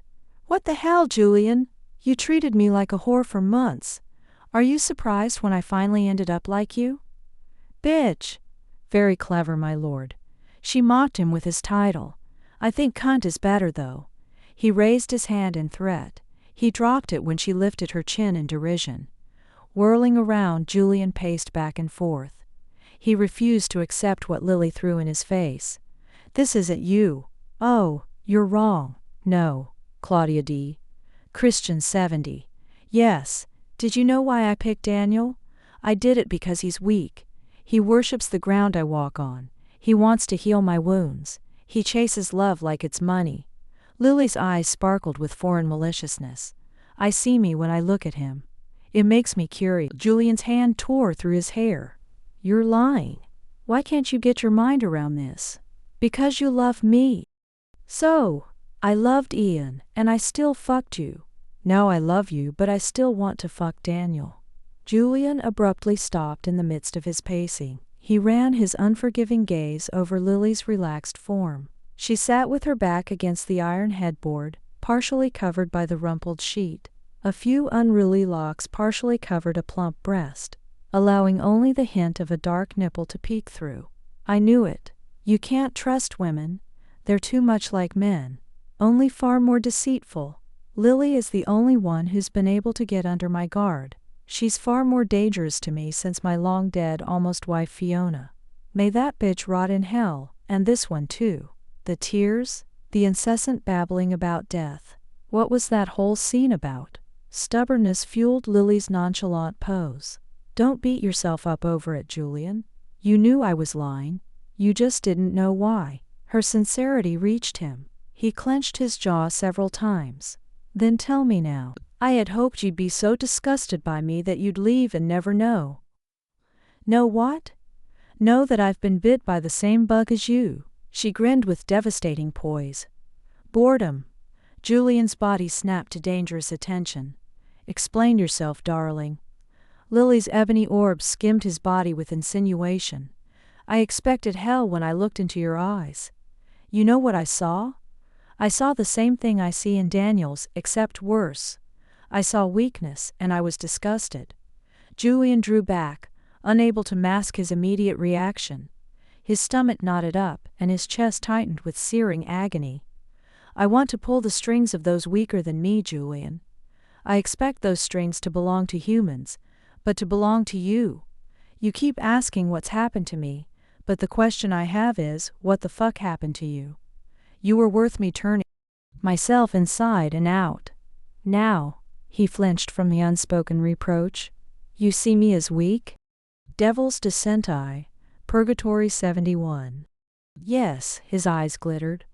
What if I showed you otherwise? Lily's harsh laughter made him swallow several times.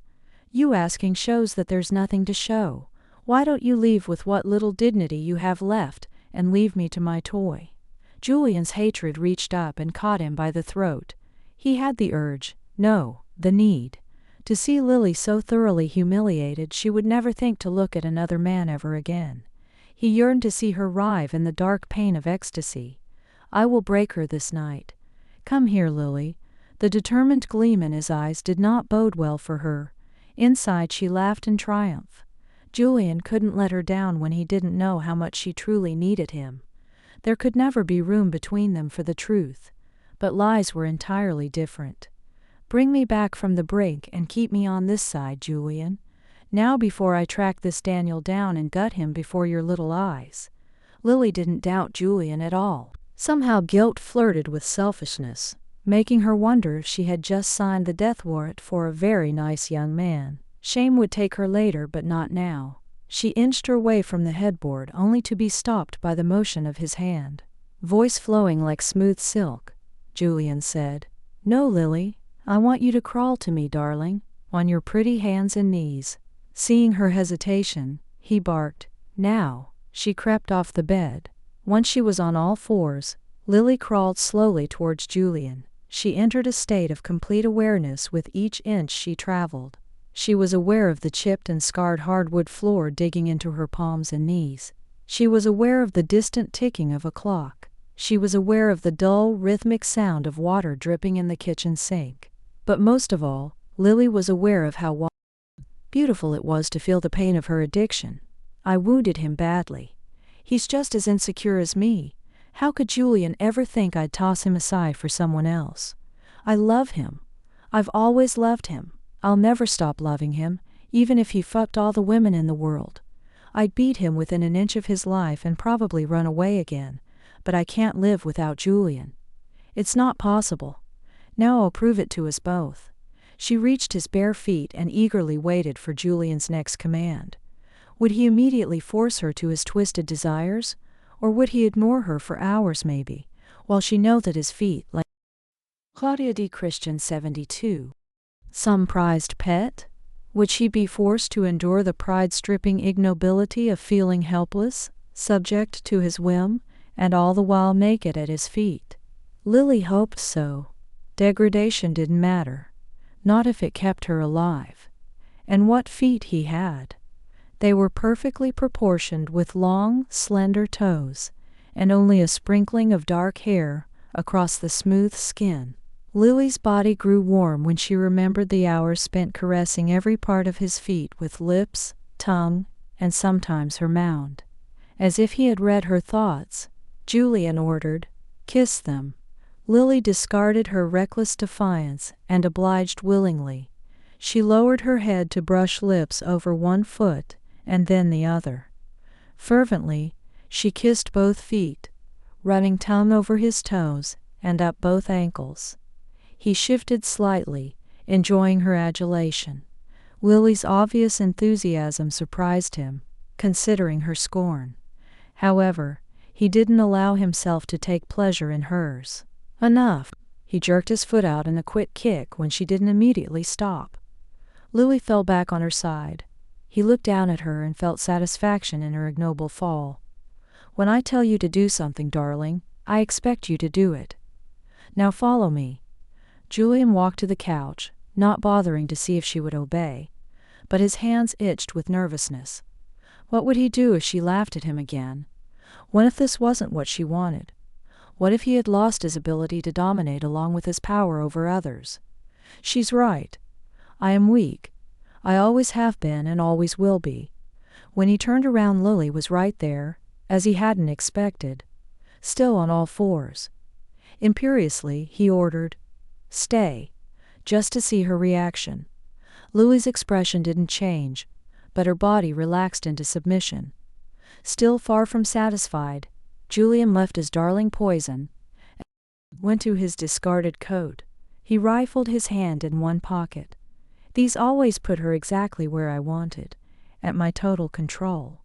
With an exclamation of triumph, Julian dropped the coat to the floor and padded over to Lily. His lips parted to reveal a wicked grin. "Remember these?"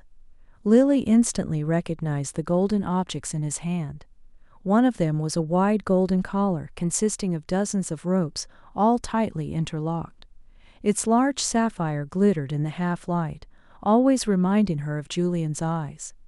Once fitted around her neck, the sturdy golden chain, the second object dangling from his fingers, could be attached to the collar. If he has those, then maybe he has the rest.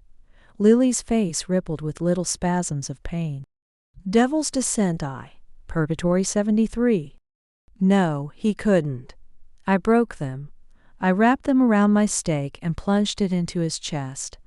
Julian dangled the dreaded pair of golden chains right in front of her face. Numbly, she stared at them. He delighted in them so much. "I did too. Once." The first one was designed to go around Lily's waist. The second connected to the first and went between her legs. A flawless sapphire sat in each tiny link, resulting in hundreds of priceless stones, all staring at Lily in reproach. The last time she had seen them, they weren't stunning blue but black, stained with Julian's borrowed blood. "I should have known a little bit of gore, and a whole lot of pain wouldn't be enough to get these thrown away. I see you haven't forgotten your presents. They looked so decadent on you." Musing out loud while studying the body chain, he said, "You'll never believe what this cost to have it repaired. Even though I thought I was getting cheated, I had to have it fixed." "Really, you shouldn't have." Lily's soft reply inspired Julian's black brow to arch sharply. Surprisingly, he remained silent. Controlled by a hidden clasp, the length could be adjusted according to Julian's whim. Lily remembered how it'd rub and tease her unmercifully if there wasn't any slack on the chain. Oftentimes, Julian would let it hang low, knowing Lily would be forced to wear longer, more concealing clothes in order to keep others from seeing the chain. Lily alternately loved and loathed these pretty baubles. She loathed what they stood for, But she loved that Julian could touch her no matter where she was, if only through his gift. He doesn't need these to touch me, but I need them to touch him. Julian crouched by her side. He brushed the chains across her nipples, teasing them so very gently. I've kept these on my body for 2 years, Lily. I don't go anywhere without them. She let her eyes drift shut. Did you think of me, always? How long before you washed the blood off? Julian's hand paused in its seductive ministrations. 1 year. Why so long? He blew in her ear. Because I wanted it to be a reminder. I wanted to remember how you staked me. He smirked coldly. I never wanted to forget that you're poison, Lily. A filthy, disgusting poison. She jerked forward, obviously bothered by his judgment. So what happened? He closed his fist and pulled the chains away. Jeweler got squeamish. Said he couldn't work with such conditions. The blood should have flaked away. Not mine. It was perfectly bloody. Julian snapped his fingers in a familiar gesture. Lily obeyed, rising to let him fasten the chains. Claudia D. Christian 74. Around her, Julian sadistically left very little slack. Every movement would soon have Lily aroused to an unbearable pitch. You're very sick. She referred to more than the punishment he had subjected on her. I know, darling. Her submission calmed him like the first hit did an addict. He laughed in glee. You instigate that in me. Don't complain. Stepping away from her, Julian surveyed the erotic vision before him. The chain emphasized her waist, and the sight of the chain bisecting Lily's mound brought a surge of lust to his body. His overly bright gaze bored into her pussy. The sight of sapphires twinkling amidst her black curls was one he'd always enjoyed, and hadn't had the pleasure of seeing in far too long. Sitting forward, twinkling swayed dread and languor sparred for dominance. Don't faint on me, girl. You'll make me very cross if I have to scrape you off the floor. Her mouth parted. The urge to kiss Julian overtook Lily. She craved his harshness. It was unhealthy. It was sick. Lily understood that in the recesses of her logic. But like always, nothing mattered but staying alive long enough to play these games with Julian. Pain blurred the edges of love until neither could be distinguished from the other. I still love you so much as I still hate you. Tears pricked at the corners of her eyes. Sanity whispered in her ear. Surely there was another way to interact with this vampire. Yet something beyond self-recrimination stirred within her veins. The air teased her flesh, coaxing it to plead for Julian's tainted caresses. Lily's back bowed. She pushed her breasts up in mute entreaty. She forgot her goal in pursuit of something far more instinctive. Julian watched the flash creep up her body. He fitted the collar around her slim neck before attaching the chain. I know. Secret. What? Lily asked sharply. He rushed her, never touching her with any part of his body except his lips. They skimmed Lily's damp cheek before lighting upon her eyes. Do you really want to know? Yes. Really, really. Lily hissed an affirmative. Julian tilted his head to a rakish angle. His hand whipped out and slapped her hip. Your tone is not pleasing, darling. You know what I expect. Lily bit her lip. Forgive me. Forgive me what? Her cheeks bloomed to fiery red. Forgive me, my lord. Julian dipped his head and tasted her. Lily's face puckered in an expression of uncontrollable yearning. He didn't know how long she... Devil's descent I. Purgatory 75. Submit to this whim. He had never known, which was why she still terrified him. But I still want every last bit of her. I want her so much, I can barely keep from eating her. Julian moaned when she bit his lip. Ah, very good, my darling little girl, he praised between kisses. Julian curled his fingers, forcing them to stay in place. He nuzzled her cheek and whispered, I killed him. Who? The jeweler. Why? Julian heard the empty rain in her voice. He smiled. Let her be reminded that she belonged to evil. Besides, she didn't need to know the pervert liked to touch little boys. Because I wanted to. Pain glazed her eyes. Lily felt sick. To know that the last human that touched this was murdered by her lover. This is what he does. This is who he is. How can you look to him, a dealer of death, to keep you alive? Seeing the grimace twisting her features, Julian stated cheerfully, "Don't feel too bad for him, Willie. He was already old and didn't suffer too much." "You disgust me. I hate you. I hate it when you touch me." His hand shot out and backhanded her. Something akin to pain skimmed across the surface of his broken mind. "I knew this wouldn't last long. Hate away, poppet." Julian jerked the chain down. Lily fell to the ground with a sob. "Just don't lie to me and never lie to yourself." Lily remained on all fours, continuing as if nothing untoward had happened, and as if his gut wasn't roiling from her intolerable words. He stated pleasantly, "I know it's been 2 years since your training, but I trust you haven't forgotten everything." He waited for an embittered reply. She said nothing. Just like always, I've never really known what was on her mind. Julian strolled to the tiny bathroom, torn between praying for rebellion and dreading the results. Lily, however, kept reluctant pace next to his leg. Julian stopped at the threshold. His vivid gaze darkened as he remembered another bathroom in another life. He and Lily had spent many hours frolicking in his lake house's ridiculously large bathing pool and shower. They had also spent hours watching the fish play in the room's koi pond. Lily liked that so much. So did I. Now it was gone. The house was nothing but a pile of burnt timbers and ash. The pretty fish she had loved feeding so much. Claudia D. Christian, 76. "Look at how far we've fallen." Without changing the inflection of his gentle tone, Julian ordered, "Draw a bath and make it hot. Hot enough to make me pretend nothing's changed at all." He leaned against the door jamb. The leash fell to the ugly linoleum floor, whispering false promises of freedom. Lily glanced at the shimmering rope before firmly turning away.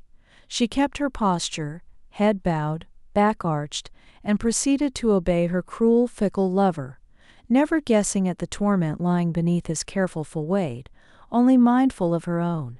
Julian observed Lily prepare their bath. Although her movements never faltered, he could see the tremors of embarrassment shake her naked frame.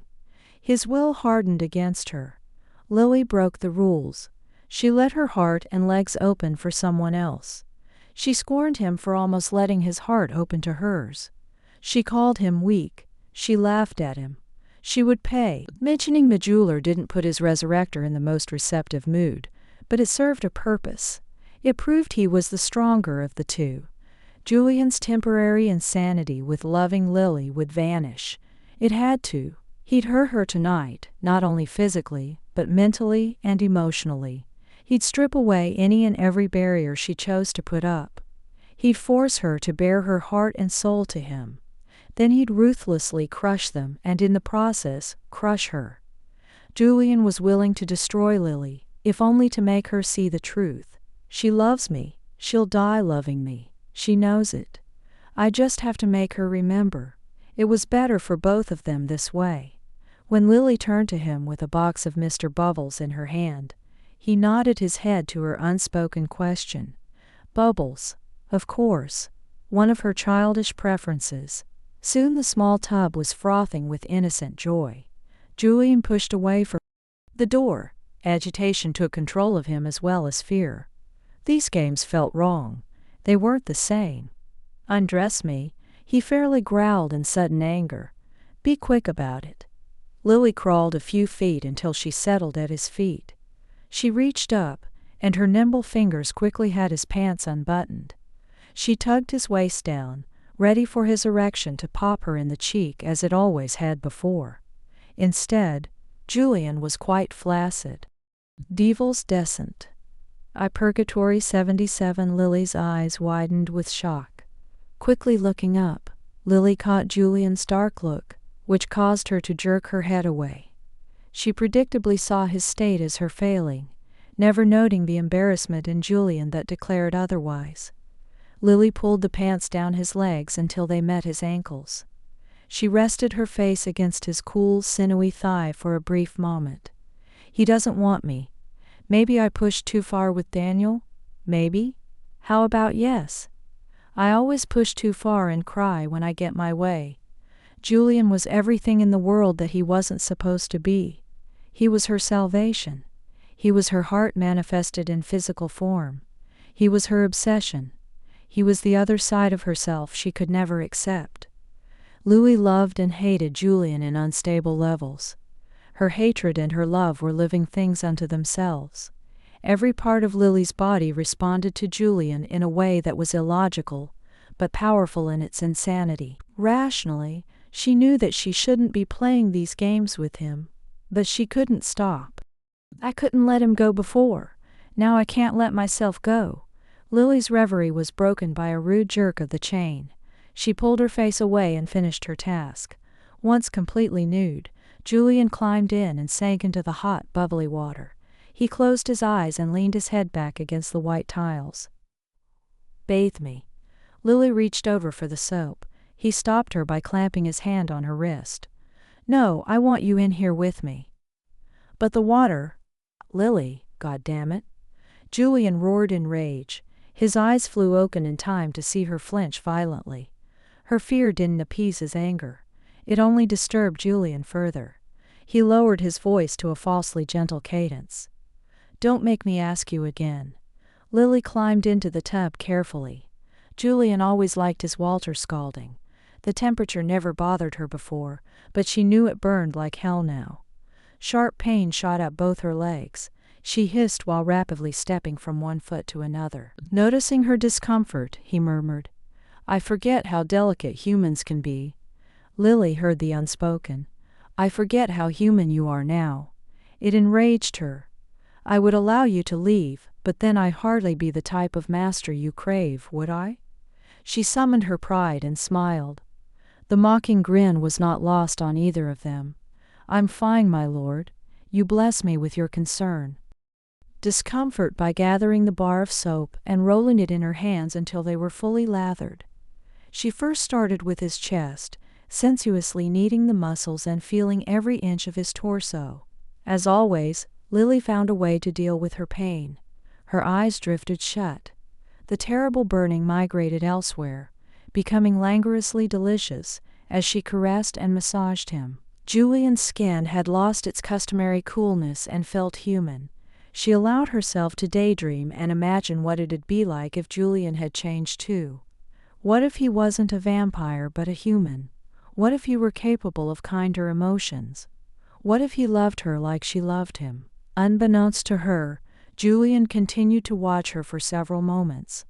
The feline look of pleasure had transformed to tremulous joy. What was she thinking? What would cause Lily to look so happy? His eyes lowered to watch her small hands. They had stopped their circular kneading motions instead to alternately lay palm up and palm down on his chest. It was as if she were feeling the warmth of his skin. His eyes took on a flinty cast as he surmised what she was thinking about. Julian dipped his hand into the water and flung a large amount of it at her face. She reared back sputtering, brown eyes narrowed with outrage. "There was a time you liked my skin, darling. Now you favor your own kind, eh?" She opened her mouth to dispute it before remembering the words she had uttered to lead them here. "So, I loved Ian and I still fucked you. Now I love you, but I still want to fuck Daniel." What was there to say? Any denials were useless when she already did such a marvelous job of convincing Julian. Lily grabbed the soap again and briskly soaped one arm before starting on the other.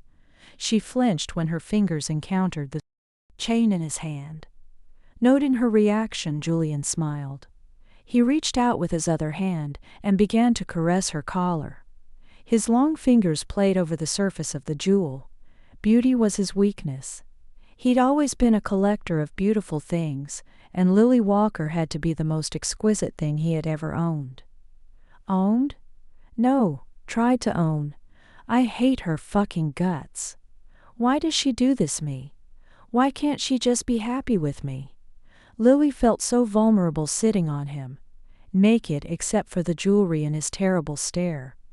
Julian drank in her movements, but she couldn't tell if he felt pleasure being bathed like a hedonistic aristocrat. "Oh, but I feel it so much." Her pussy rubbed against his taut stomach with every caress of her hands. Lily's thighs trembled. Several beads of sweat ran down her chest. She wished he'd lick them off.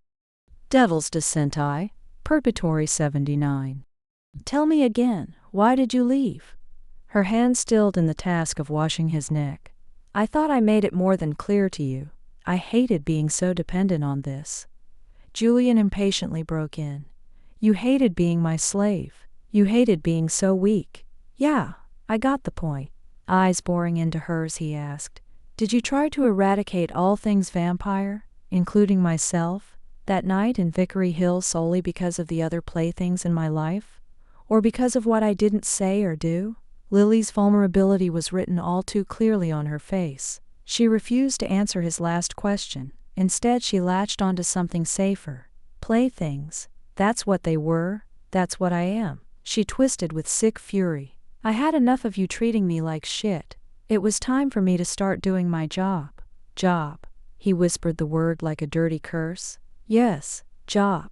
Exterminating all who threatened Vickery Hill and her people." Julian idly ran a hand around her breasts. He cupped and kneaded them, delighting in the feel of her hard nipples against his palm. "We were supposed to meet again that night, but instead of reasonable reconciliation, I got a stake in my fucking chest." "It's only fair, Julian. You might as well have staked me in my heart first." "Do you know how old I am?" He didn't give her the opportunity to answer. "I'm 337 years old." "How old are you now? 21? I've slept longer than the last 3 generations of your family have been alive." "What's your point?" "My point is that I've had many amars, Lily. Too many for most men to count. But I remember every single one of them. I remember their names. I remember their passion. And I remember what made them cry. And you know what I've learned?" She stilled. Her heart functioned in staccato beats. "You like being treated like shit, poppet. In fact, I've never had the pleasure of dallying with a mortal who takes it so well like you do. You only come alive when you're at my feet begging for more." Tears gathered in her eyes. Lily did like being treated badly. Not on the surface level, but deep inside. Maybe it was because she came from a broken home. Maybe it was because she was always expected to do the right thing. Or maybe it was because she had become the resurrector at such an early age. Whatever it was, she desired and needed to be broken down, to be molded into whatever image Julian wanted. And she absolutely hated it. Lily drew back her arm and slapped his smug face. Claudia D. Christian, 80. "Don't fucking compare me to your women, you fucking asshole." Julian immediately slapped her back, much harder than she had slapped him. The side of Lily's head crashed against the wall.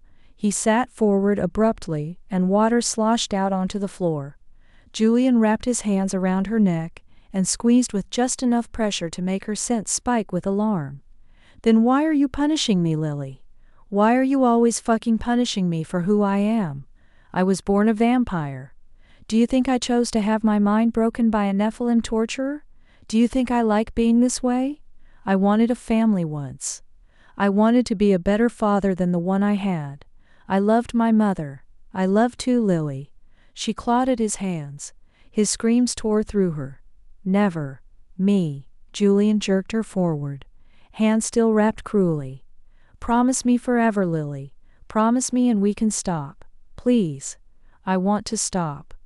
Lily's ears throbbed. She could hear the blood fighting to reach her brain. She forgot the objection of her lies, and croaked what he wouldn't admit. "No, I deserve to have a man who wants just me. If not you, then someone else." Growling, Julian tightened his hold and dunked her under the water. Lily's legs and arms splashed helplessly before he brought her up again. Julian abandoned his grip from around her neck. He shook her violently and roared, "Say anything like that again, and I will kill you. You will never be with anyone else, ever." Julian flung her away from him. He watched dispassionately as she coughed and wheezed for breath. "You will never leave me. Dead first, darling, dead first. Lily leaned heavily against the side of the tub, desperately trying to draw in breath. The black spots dancing in her vision subsided. Soon she was able to draw in enough oxygen to her tortured lungs. Hair plastered her bruised face. Lily winced when she ran her fingers across her scalp to pull it off her cheek. Bastard. I pray for the night you turn your back on me. Lily broke into a hacking cough, grasping the side of the tub harder. Julian lifted her until she straddled him again. He ran his hands tenderly over her back. He inched her forward until Lily's neck was close to his mouth, caring, but never enough that she struggled against him. Don't you see how perfectly you belong to me? Don't you feel the passion between us? He delicately kissed the abused flesh. When will you forgive? Dragging in a shaky breath, she whispered, I don't know how. He bit her abraded skin and ignored her hiss of pain. Neither do I. Devil's Descent I. Purgatory 81. So what will we do? I can't forgive you for being a whore, and you want me happy just being one of yours. Like I told you before, you're my whore. There's a difference. Moving his lips to her soft nipples, he flicked his tongue around them a few times before they pebbled in his mouth. He soaked in her delightful cries of pleasure as he bit and licked her lush breasts. Why are you trying to take everything away from, or pressed his lips against her? I'm trying to give you the world. You just keep closing her eyes when I do. Losing herself in the magic of his mouth, she gasped. Julian, you can't give me what I need. Lily cried out when dipped down to ferociously bite both nipples. Say you love me. I don't. Say it. I can't. Say you'll die without me. It's not true. Yes, it is. It's true because I see the truth. Lily's hands tightened on his shoulders. She found herself crying. What? That you're already dead. You're rotting away each second that passes, and you hate me because I'll outlive you. You'd rather see me ash before that happens. Isn't that right? Lily held his triumphant gaze. Hers gleamed brightly with something akin to affectionate loathing. He had just found her secret darkness once again. Yes. Being an expert at human suffering, Julian could see the self-contempt rising within her. She was probably wondering how she could accept an animal such as himself, pointing out which should never see the light of day. While a tiny, disgusting part of him balked at his cruelty, it wasn't strong enough to change his course. They had damned themselves to this path 2 years before in a cemetery by the lake. Given the chance, if you found me with another, would you see me die? Yes. Would you make me pay? Yes. The answers were robotic. Lily was nothing more than the puppet with her vampire master pulling at the strings of suffering and wisdom. Do you want me to live past your death? No. Do you want to live to be an old woman? No. Claudia D. Christian, 82. Do you want to die young? Yes. Do you want to die with me? Yes. Will you keep pushing me until I break? Yes. Will you ever stop? Poppet? No. Never. Do you want me to? Lily swayed forward. Her neck burned as the sweat soaked into the broken skin. She watched his exquisite face splinter into quiet madness. Then she wondered if it wasn't the one insane but rather her. Yes.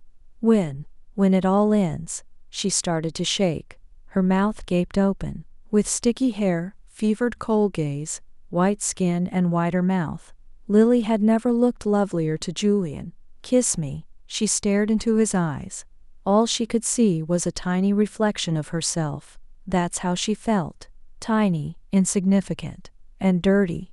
Leaning forward, Lily pressed her lips ever so softly upon his hard, unyielding mouth. She traced his lips with the tip of her tongue until his mouth opened. Groaning, she gripped his wide shoulders tightly and began to rub her sensitive breast against his chest. Desire pounded fiercely through her body. She ached to have him touch her everywhere. She ached to have him soothe her pain. She needed to lose herself in their passion. Yet, Julian wouldn't touch her with his hands. He only played with the golden leash. The quiet clinking of the metal slid through his fingers, audible reminders of what she was to him. Julian? Julian? She desperately kissed his strong jaw, his temple, his eyes, and his neck, always returning back to his lovely mouth. The heated coursing of her need pounded her body without mercy. Every kiss she placed fanned her lust. Every movement she made caused the chain to slide against her clit. Julian shared the frenzy overtaking Lily's body.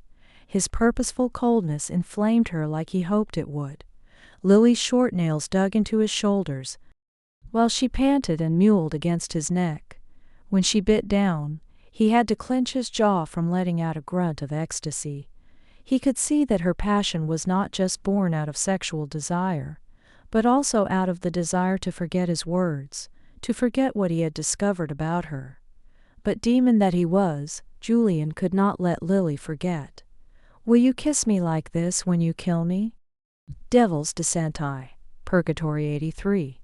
Lily scooted a little further down his body and began to rain kisses on his sleekly muscled chest. She felt his erection and howled with wanton joy. "Will you scream like that when you poison me with your pretty death?" His words were little sonnets of adoration. His gravely voice sang to her inner demon. "Will you tell me when it's coming? Or will you just wait until I sleep?" She sucked his nipples greedily and began to bounce against him. She delighted in feeling his shaft rub against her tiny, puckered hole. It had been so long since he introduced her to that wicked way of loving. Lily slid down a little further and lifted her hips to impale herself on his cock. Just when his smooth head pierced her, his hands gripped her waist and stopped their joining. Lily tried to force herself down on him, but his grip refused to humor her whim. Julian made a skein noise. "Is this how you'll do it?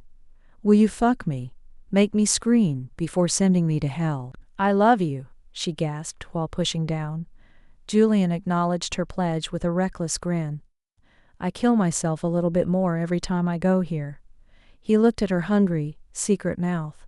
"When you do it like a whore would. Listen to your blood and do it like Lucrezia, with no regrets." Knowing she shouldn't be shocked at his cruelty, she still recoiled from Julian's words. Shaking her head, Lily tried to ignore the feeling of him inside her. "My dangerous, poisonous bitch. I can't escape you, so say it, Lily.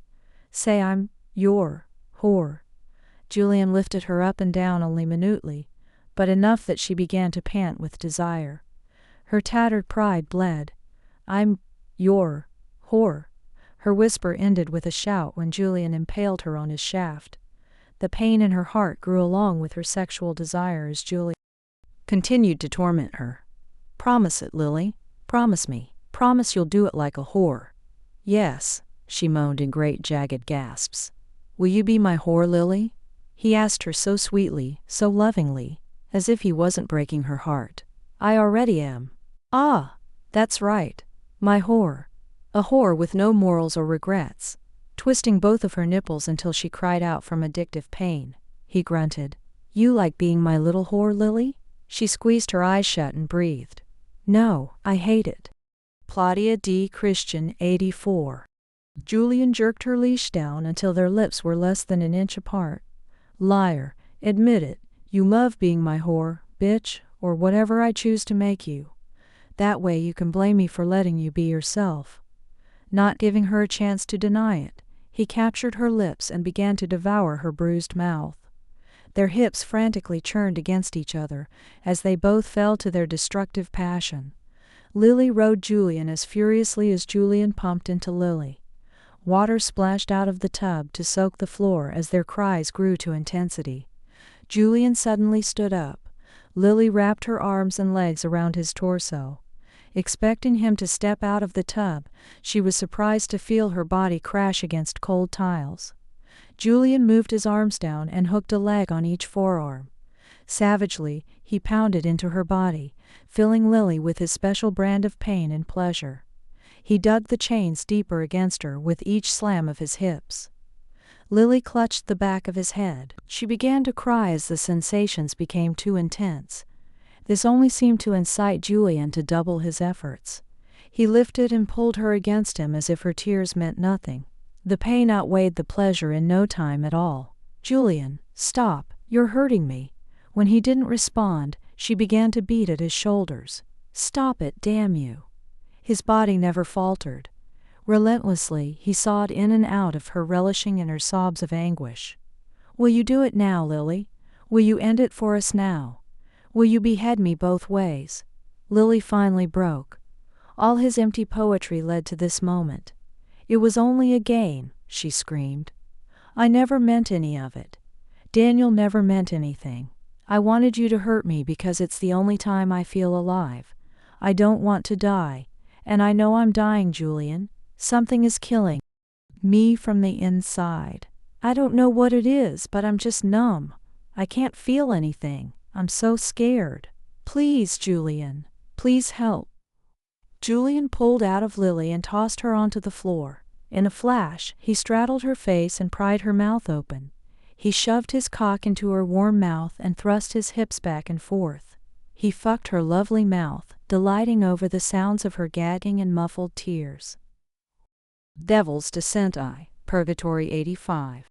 Believed it, and was willing to damn them both for such a wretched lie. "Don't you ever try to manipulate me like this again? Understand?" Lily's soft sobs echoed in the small bathroom. She felt so sick, so dirty and used. The sticky taste of his semen wouldn't go away, no matter how hard she swallowed. It was so horrible to feel so degraded, to allow oneself to be so degraded. She had courted this devil to make her feel, and now she was left in pieces. I bared my soul to him just so he could break my heart. Lily never wanted to look into his face again. She didn't want to see the malicious glee burning in his haunting eyes. She didn't want to see him ever again. Without thinking, she got up to run. An excruciating yank brought Lily short. Turning around, she saw the golden glimmer he held in his hand. Something finally snapped in her. Immediately, she fell upon Julian with tiny fists. She banged his head against the toilet several times. She kept her lips pressed tightly, refusing to say a word while she beat him to death. Julian didn't fight back for many minutes. He allowed Lily to vent her anger until he had enough. His first light blow made little impression on her, but after several hits to her midsection, he had Lily bent over in excruciating agony. Julian pulled her up by her damp hair. "I didn't want to hurt you, darling." "Liar. I've never hated you as much as I do now," Lily coldly stated between gasps. "Remember that when the time comes," Julian ordered softly. He picked up her unresisting body with gentle hands, and held her securely against his chest. Julian knew when to torment and when to cease. It was now time to switch to another tactic. "I'm not your whore, Julian. Not anymore. Remember that when the time comes." He walked out of the bathroom, already dreading what he would do to Lily next, all the while trying to ignore the screams in his head. "I'm so scared. Please, Julian. Please help." Claudia D. Christian, 86 Chapter 7. Fragility, Fragility, Fragility, Fragility. Julian laid Lily down on the couch. He then strode over to the bed, picked up a pillow and yanked off a sheet. Coming back to her, he wrapped Lily's pliant body securely and propped her up against the pillow.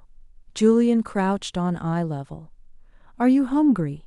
Lily stared at him incredulously before rolling over to face away from him. Undeterred, he just moved to that side of the couch and repeated his question. She shifted to her back in numb exasperation. Julian simply leaned over. "Lily, don't be childish. You need to eat." "Why?" "So that I'll be up to strength when you beat up on me again." "Go to hell." Julian made a sound comparable to a heavy sigh. He moved away from the couch and went into the kitchen. Opening the refrigerator, he saw it was pretty much empty except for a couple of sodas, a jug of water, and a head of lettuce. "No wonder you're so fucking thin," he muttered in disgust. Julian had slightly more luck while rummaging through the cabinets. Finding the can opener, he opened up a can of vegetable soup, grimacing slightly at its congealed appearance. "Lily, where's a pot for this?" Silence greeted him with poisoned indifference. "Fine, I'll find them myself," he called out pleasantly. Unease stroked the back of his neck, but he stubbornly ignored it. Another cabinet revealed the dented piece of metal that passed for a soup pan. Dumping the contents into the pot, he set it on the tiny stove and waited. Damn! I knew this cooking food business couldn't be that easy. Okay, how hard can this be? There's a button or switch that turns this thing on. Where is it? He looked at the top of the stove and only saw a clock that was missing a hand. Looking below, he found it. Proudly turning the knob, Julian waited for the smell of cooking food. After several moments he did smell something, only it wasn't veggie soup. Lily's voice drifted towards him. It's a gas stove, Julian, she pointed out dryly. You need to light a match to turn it on. Dumbass. Julian felt a rare prickle of embarrassment. I knew that, I just couldn't find them. He spotted a small box of matches. Quickly lighting one, he brought the small flame close to the burner. A much larger flame jumped up suddenly and burned his hand. Shit! Turn down the burner, Einstein. Devil's Descent Purgatory 87. Julian clutched his wounded limb and glared in her direction only to see Lily wasn't even looking over at him. Gripping the knob, he turned it down only to have turned the stove off completely. God damn this fucking pain-in-the-ass piece of shit stove! The humiliated vampire clenched his jaw tightly. He lit another match and turned on the knob, gently. Bringing the little flame towards the burner, he turned his face away, grimly expecting hellfire. Instead, Julian heard a hiss and nothing else. He braved a cautionary glance at the stove. It looked like what he assumed it was supposed to look like. The smell of soup permeated the air, and it was done none too soon for his liking. Picking up a bowl and spoon from the dish rack, Julian poured the soup and carried it over to the couch. He sat on the floor with legs crossed. Here, darling, I made it just for you. Not bothering to look at him, she stated. I don't want it. He patiently spoke to Lily as if she were a recalcitrant child. Darling, don't be stubborn, you need to eat. Here, I'll even feed it to you. Lily turned her head slightly and speared him with a frigid glare. I don't want to eat. She resumed her solitary pose of before. I won't leave you alone until you eat it. The sweetness of his reply infuriated her. You take advantage of it. You're the reason I need a nursemaid in the first place.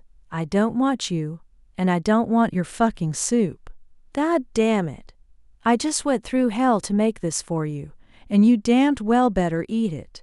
He lifted up a spoonful and held it in front of her mouth, silently waiting in this war of wills. Blow it first. Excuse me. Lily couldn't summon the ability to find humor in his offended outrage. Blow on the soup first. It's too hot.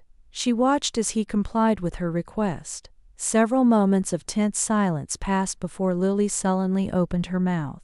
The warm liquid slid down her throat, cleansing the taste of his semen. One spoonful became 2, and then 3, as she slurped down each as quickly as he brought it up.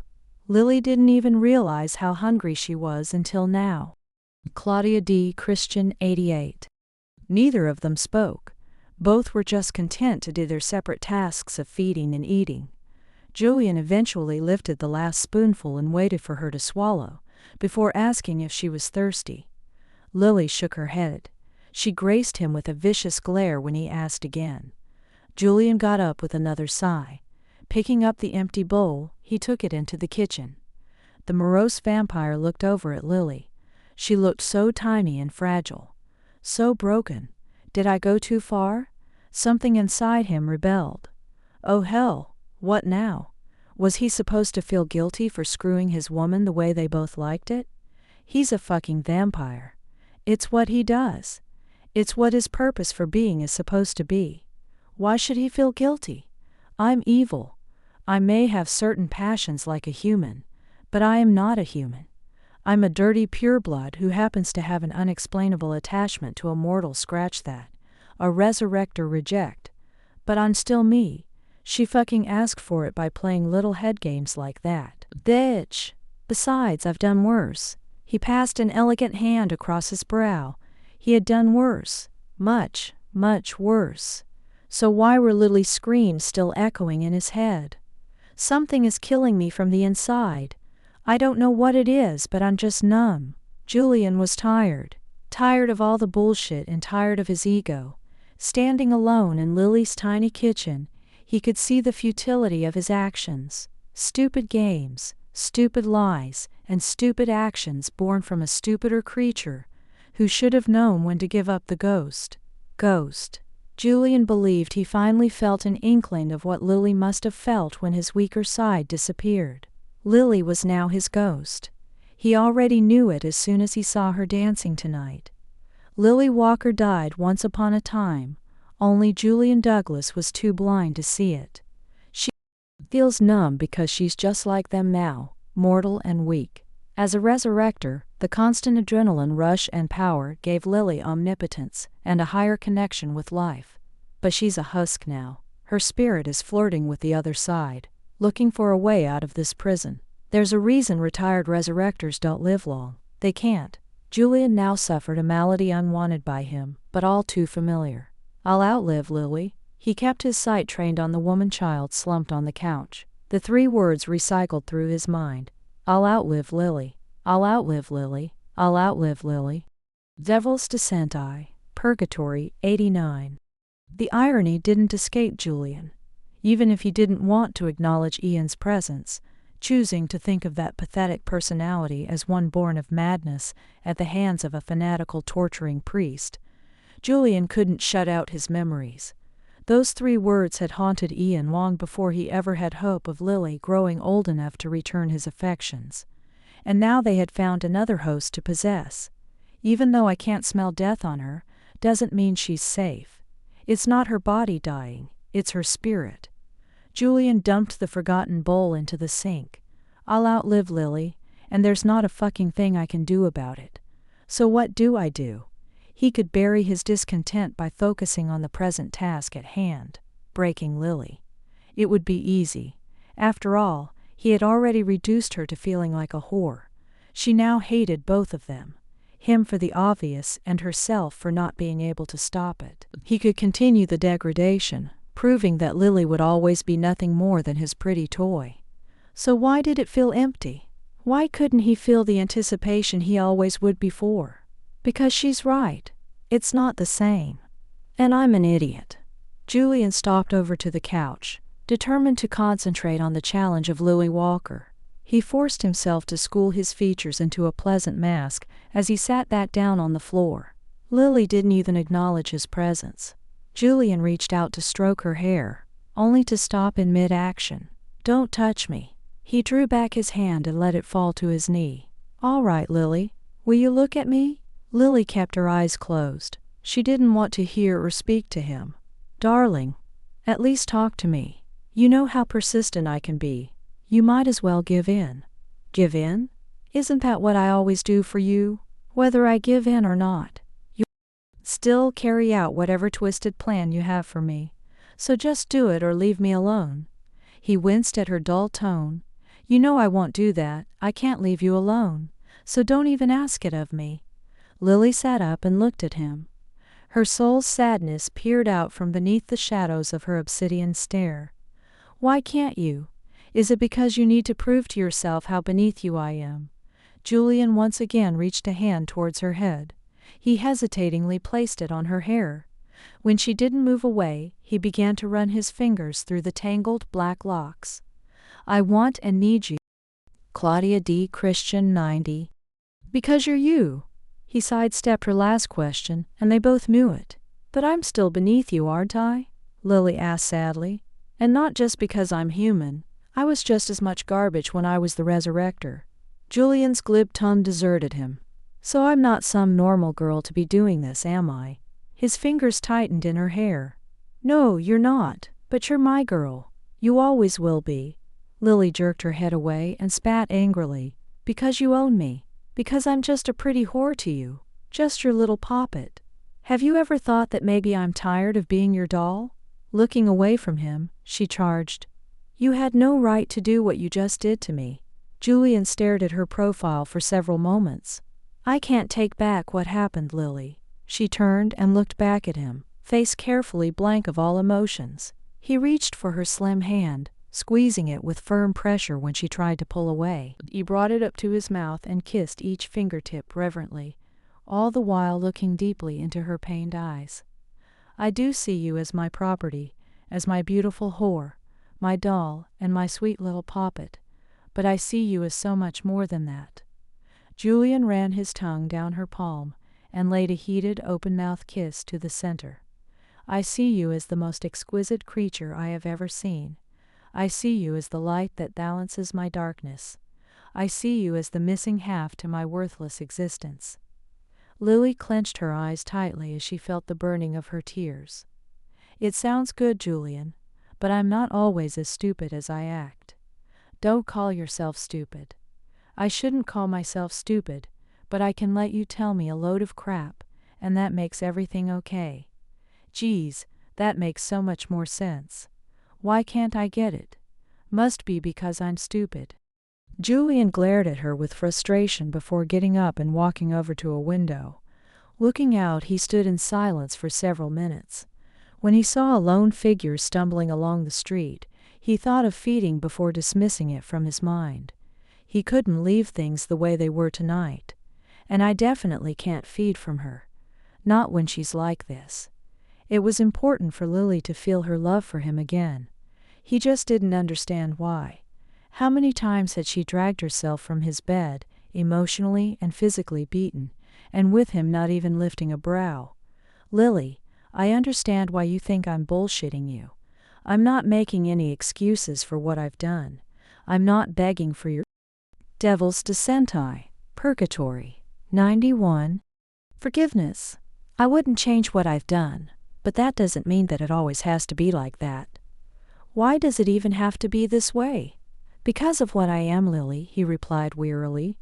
Because of what I am. You of all people should know the nature of the vampire. We're remorseless. We don't see things the same way you do. That's why. I can't continue like this. I can't keep letting you treat me this way. Louis. She held up a hand to halt his flow of words and shook her head. Stop it. I can't continue to lie down and let you strip away a piece of me each time. I never want to be treated like this again. As long as I let you do this to me, I will never be who I need to be. Panic hit him at the finality in her voice. Regardless of how emotionally beaten down she was, Julian could see that this time she really did mean it. Rushing over to her side, he dropped to his knees and grabbed both of her hands. Do you really want me to leave? Do you really want me to walk out that door and never come back? Lily had never seen her lover look so out of control, so panicked.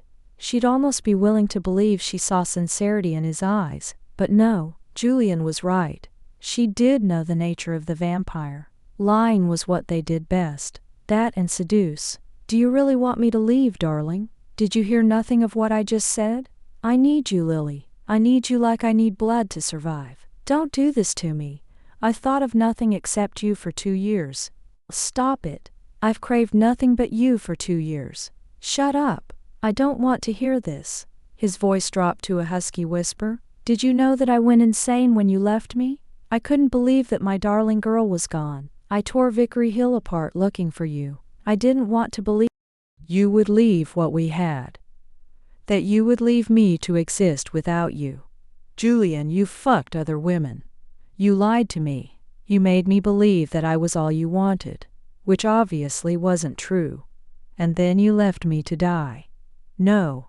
Yes. Acromedian asked you if you loved me. What did you say? Claudia D. Christian 92. Julian remembered it all too well. He schooled his features to defy the shame coiling about his guts. Lily's story was supposed to have ended 2 years ago in Vickery Hill and Acromedian. Was the celestial being responsible for ensuring it? Lily, I didn't leave you to die. I made Acromedian go away. He left you with your life. I died. But I got your life back. His scream dwarfed hers. Julian hissed before adopting his typical soft cadence. Don't you remember we were supposed to leave Vickery Hill that night? But not before you had one last orgy, huh? She cut in bitingly. Julian couldn't explain his panic that night 2 years before. He couldn't explain why he had fallen into that trap. He couldn't justify the regret that took him when Lily walked into his lakeside mansion and saw him engaged in planned decadence. All he wanted was to make Lily's pain go away. All he knew was that he would not survive without her. Silence, she spit out in weary disgust. Anytime you can't talk your way out of your mistakes, this is what I get. I hate you so much, Julian. Those words threw the vampire into alarm. Don't say that. What? I hate you? Why shouldn't I say it when it's true? I hate you, Julian Douglas. I fucking hate the sight of you. He shook his head, unwilling to face the object of his obsession curse his existence. I've never needed anyone like I need you. You know what that means to someone like me. Lily's naked shoulders rose in a tiny hunch. It was obvious she wanted to shield herself from the unforgivable hurt of doomed hope. She couldn't even mouth words of spite anymore, not when he was like this. Julian remained on his knees, completely aware of his humbling pose. I don't care what you are now, Lily. I want you next to me. He closed his eyes for a moment before opening them again. They shimmered with animalistic need. Lily felt a shudder run down her spine as his eyes compelled her to answer with her own mindless nature. I want to be able to see you, hear you, smell you always. Julian could see the unwilling yet almost imperceptible softening occurring within Lily at his words. Then he let the bomb drop. If you tell me to walk out of your life tonight, I'll walk out into the sun tomorrow morning. You wouldn't do it. You're having too much fun destroying humanity to just chuck it all away. Lily's caustic voice died away when she looked into his determined and deathly still face. Whatever she saw shook her conviction. Tell me you're kidding. Tell me, Julian. Devil's Descent I. Purgatory 93. Julian remained silent. Tell me. He ignored her demand. Do you really want me to leave? I already answered that. Lily tugged to free her hands. All it takes is a simple answer, Lily. Perhaps the simplest one you'll ever have to say. Yes or no? Stop doing this to me, Julian. Yes or no, Lily? Unsuccessfully trying to pull her hands away from his grip, she shouted, yes, no. Stricken by her answer, Lily shook her head and softly wailed, I won't be responsible for this too. Not again. Julian turned her hands over. He kissed the delicate flesh of her wrists. He could hear her pulse accelerate at his touch. Do you never want to feel my touch again? He ran his tongue up her arm and then suckled the inside of her elbow. Here? Julian moved his mouth sensuously up to the top of her shoulder. Or here. Every part of her arm tingled. Each kiss was a brand on her body and heart. She could almost believe he felt more than lust and possessiveness for her. She wanted to be with Julian so badly. It would be so easy to turn to him again. It always had been.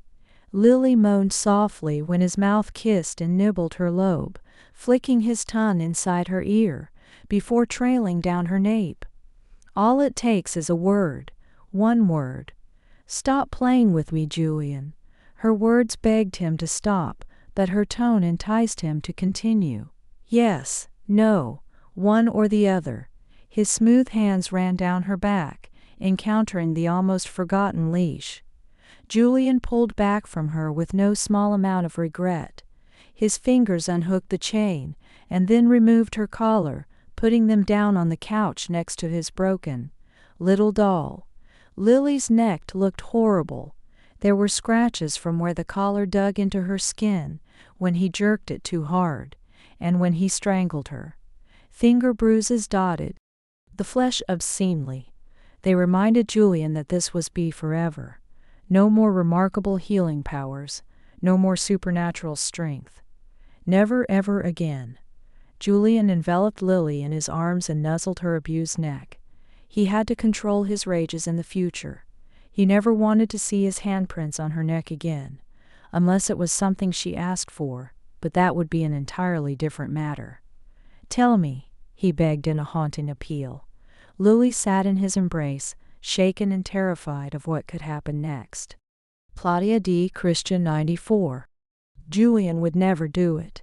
He had to be bluffing. But what if he isn't? What if he's serious? No, it has to be another one of his manipulations. It just has to be. But what if it isn't? What if he's serious? Tell me, Lily. Decide my fate and put me out of this misery. The fervent words spilled into her hair, seducing her need if not her compliance. Show me kindness. Show me the compassion you gave others, but never wanted to give me. Please, Lily. How long must I beg for you? Julian pushed her to the edge, claiming more pieces of her will. Lily desperately wanted to hold on to hate and desolation, but found them slipping away just like her. Lily, let me show you what else you mean to me. Julian breathed in her ear. Let me take all the pain away. She shuddered from his touch, for his touch. She wanted to scream, rush, laugh, and cry when he cupped her face. Forgive me. Lily's eyes roamed Julian's exquisite features, searching for the slightest shred of deceit. If she could find something, anything, she could resist him. She could push him away. She could die. Darling, he rasped in husky entreaty. Give me the chance to feel alive, the only way I can when I'm in your arms. Please. Can I let him live? Can I lose myself to his lies? Maybe. Maybe this last time. I don't want to, Julian. The small, tiny voice held the power of 1,000 screens. I don't want to do this anymore. I love you. I hate you. I love you more. I hate you forever. I want something else, Julian. He reluctantly pulled back. Julian saw so much desperation and dread in her little doll face. He could see she wanted him so much, but feared for him to turn on her once again. No surprise there. It's what I do. What I always do. What do you want? Julian asked solemnly. She smiled without joy. I want you to be with me as if you loved me. A terrible sadness he didn't want to think about ran through Julian's large body. What makes you think I don't? The question came unbidden. It frightened him, making him feel exposed like a newly risen fledgling. Desperate to pretend the shudders running through his body didn't stem from unworthiness, he brought his lips to hers. I want to make love with you, Lily. Make love, she gasped in answering fear. Keeping her stare proved to be too much for him. Julian dropped his gaze and whispered, Yes, I want you to show me how. I've never done it before. I don't know how. I know how to fuck. I know how to make you scream. But I don't know anything else. Devil's Descent Purgatory 95. She weighed his confession, trying to decide if it was truth or lie, before replying, Neither do I. It obviously wasn't the response Julian expected. His pale brow darkened with confusion. What? Lily almost laughed at his obliviousness. I'm sorry to disappoint you, my lord. I'm not going to fall into your arms and squeal. Please let me show you what love is. That's for 80s ballads, not real life. At his continued blank look, she murmured, Never mind. Look, I don't know either, Julian. I've only known you. He slid his hands back into his lap. Sprawled at her feet, the vampire felt his world tumble further from his grasp. He felt stupid, inept, and worthless. What will you have me do, Lily?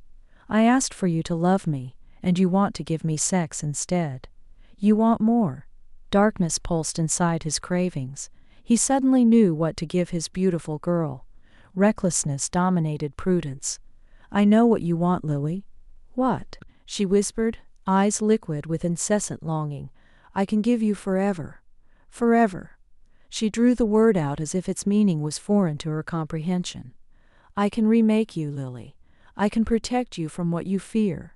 The slow, steady words quickened in cadence. Faster and faster they spun from his mouth, enticing the human girl with a devastating fix to all her mortal problems. You're afraid of a long, miserable human life. I can change that, Lily. I can do what we never risked before. I can make you a vampire. Julian chanced violence when he suddenly pressed his mouth against hers in an awkward kiss. His customary finesse disappeared as the ramifications of what he had just promised fell upon his fractured head. The nightmares had sickened me for so long, seeing her broken and bleeding, dying. I swore I'd never do that to her. I swore that I'd never want her for that long. I swore that Vivian was the last. I swore I'd see Lily dead first. I swore and I lied. Would that please you, darling? Would that prove my worthiness? Would that prove that I'm not just a monster? Can I kill you to prove my devotion? Julian asked each question in a tone fraught with maddened torment. She stayed cold, inflaming his passion to dangerous obsession. Lily remained still as the living corpse he promised to make her. Old loyalties instructed her repugnance. She had once killed rogue vampires. How could she even contemplate chancing that sin? But maybe it's better than lying in a box until I rot. Claudia D. Christian 96. Julian continued to press artless kisses to her lips, cheeks, and temple. He began murmuring nonsensical words with each oral devotion. Lily found her mind drifting farther away from the pitiful circumstances of their current affair. She wondered how she could exist in only half a world. She tried to imagine herself without physical flaws and a penchant for heinousness. Absolute power corrupts absolutely. That's what had happened to the gentle creature known as Ian. He had opened up the real side of himself, Julian Douglas, and lost every bit of compassion he possessed. Julian buried every bit of Ian, locking it away as if he had never existed. Lily's eyes cut back to the creature begging for the chance to murder her. She watched his mouth move in feverish entreaty. Lily skipped to the few short months she had spent in his dangerous company. Julian Douglas had all but killed the innocent girl she had been, and now he's offering to finish the job.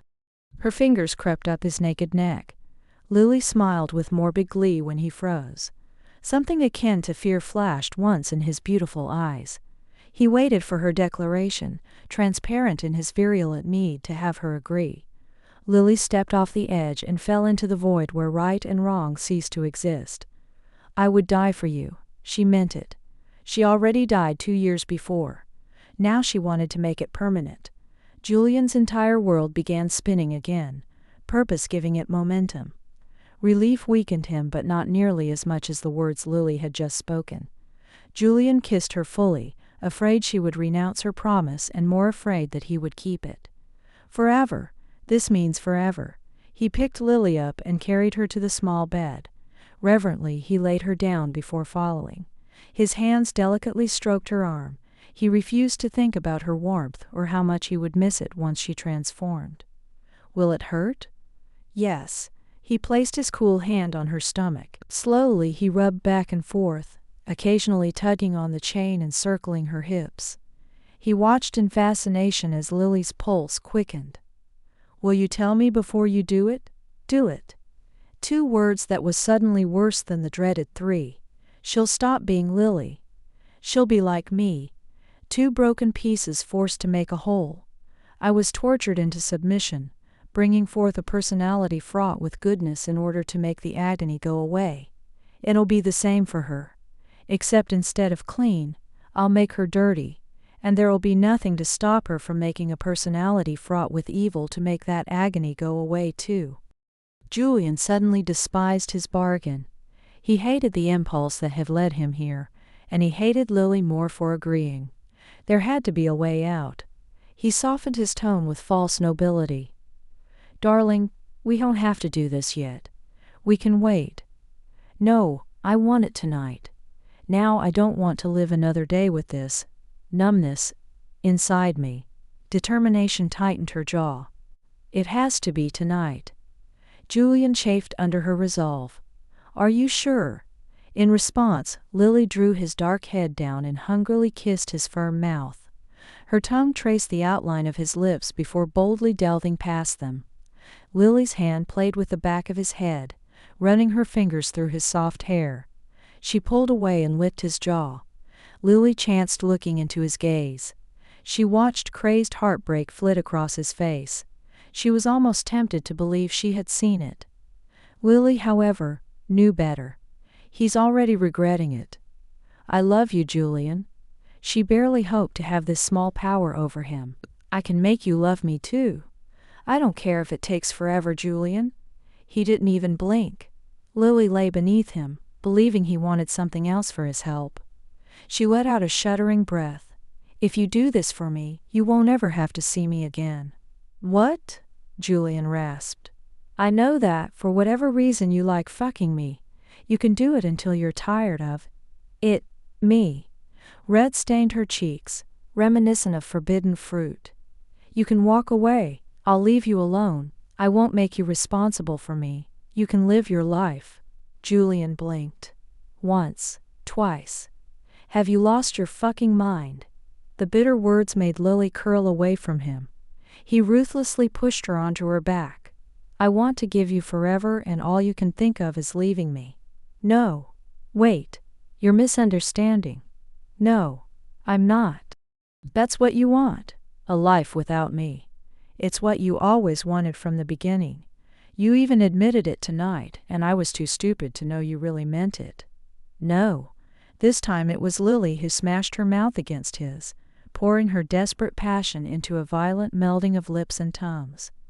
"You don't want me," Julian hissed even as he yanked her hair to expose Lily's all-too-human neck. "You just want what I can give you." Julian licked and bit the delicate tissue, unfairly tormenting her with what could come. Claudia D. Christian, 98. "That's not true." Her hand fluttered across his naked back. "I don't want to make you do something you don't want to do." "I know how you feel about me," she ended miserably. Julian pounced on her poor attempt to placate his temper. He deliberately manipulated it, wanting to find a way out of his predicament, no matter how dishonorable. "You don't know anything, Poppet." His hand caressed her hip, repeatedly squeezing and releasing her flesh. Julian slid his leg between hers. "But that's okay, darling. I forgive you." "I didn't do anything wrong," she protested in a failed attempt to salvage her pride. Tears quivered on the ends of her lashes. "Didn't you?" The snarl released the pretty liquid Julian craved.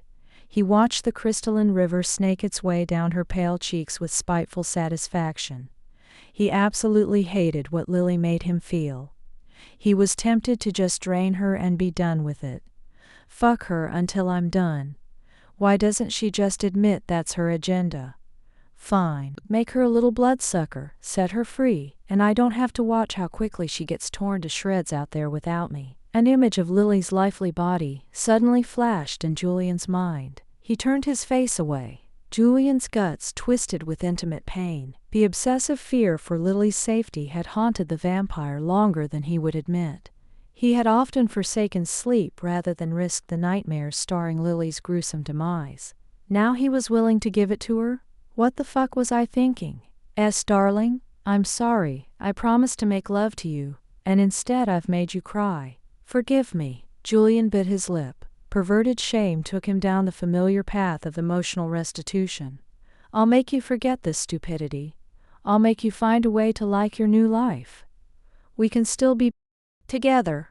I don't have to kill you to make you live forever." "I should have never suggested it." Julian's hand slid up to her breast. He frowned when Lily recoiled from his touch. He murmured her name forlornly. "Don't turn away from me, darling. I need you so much.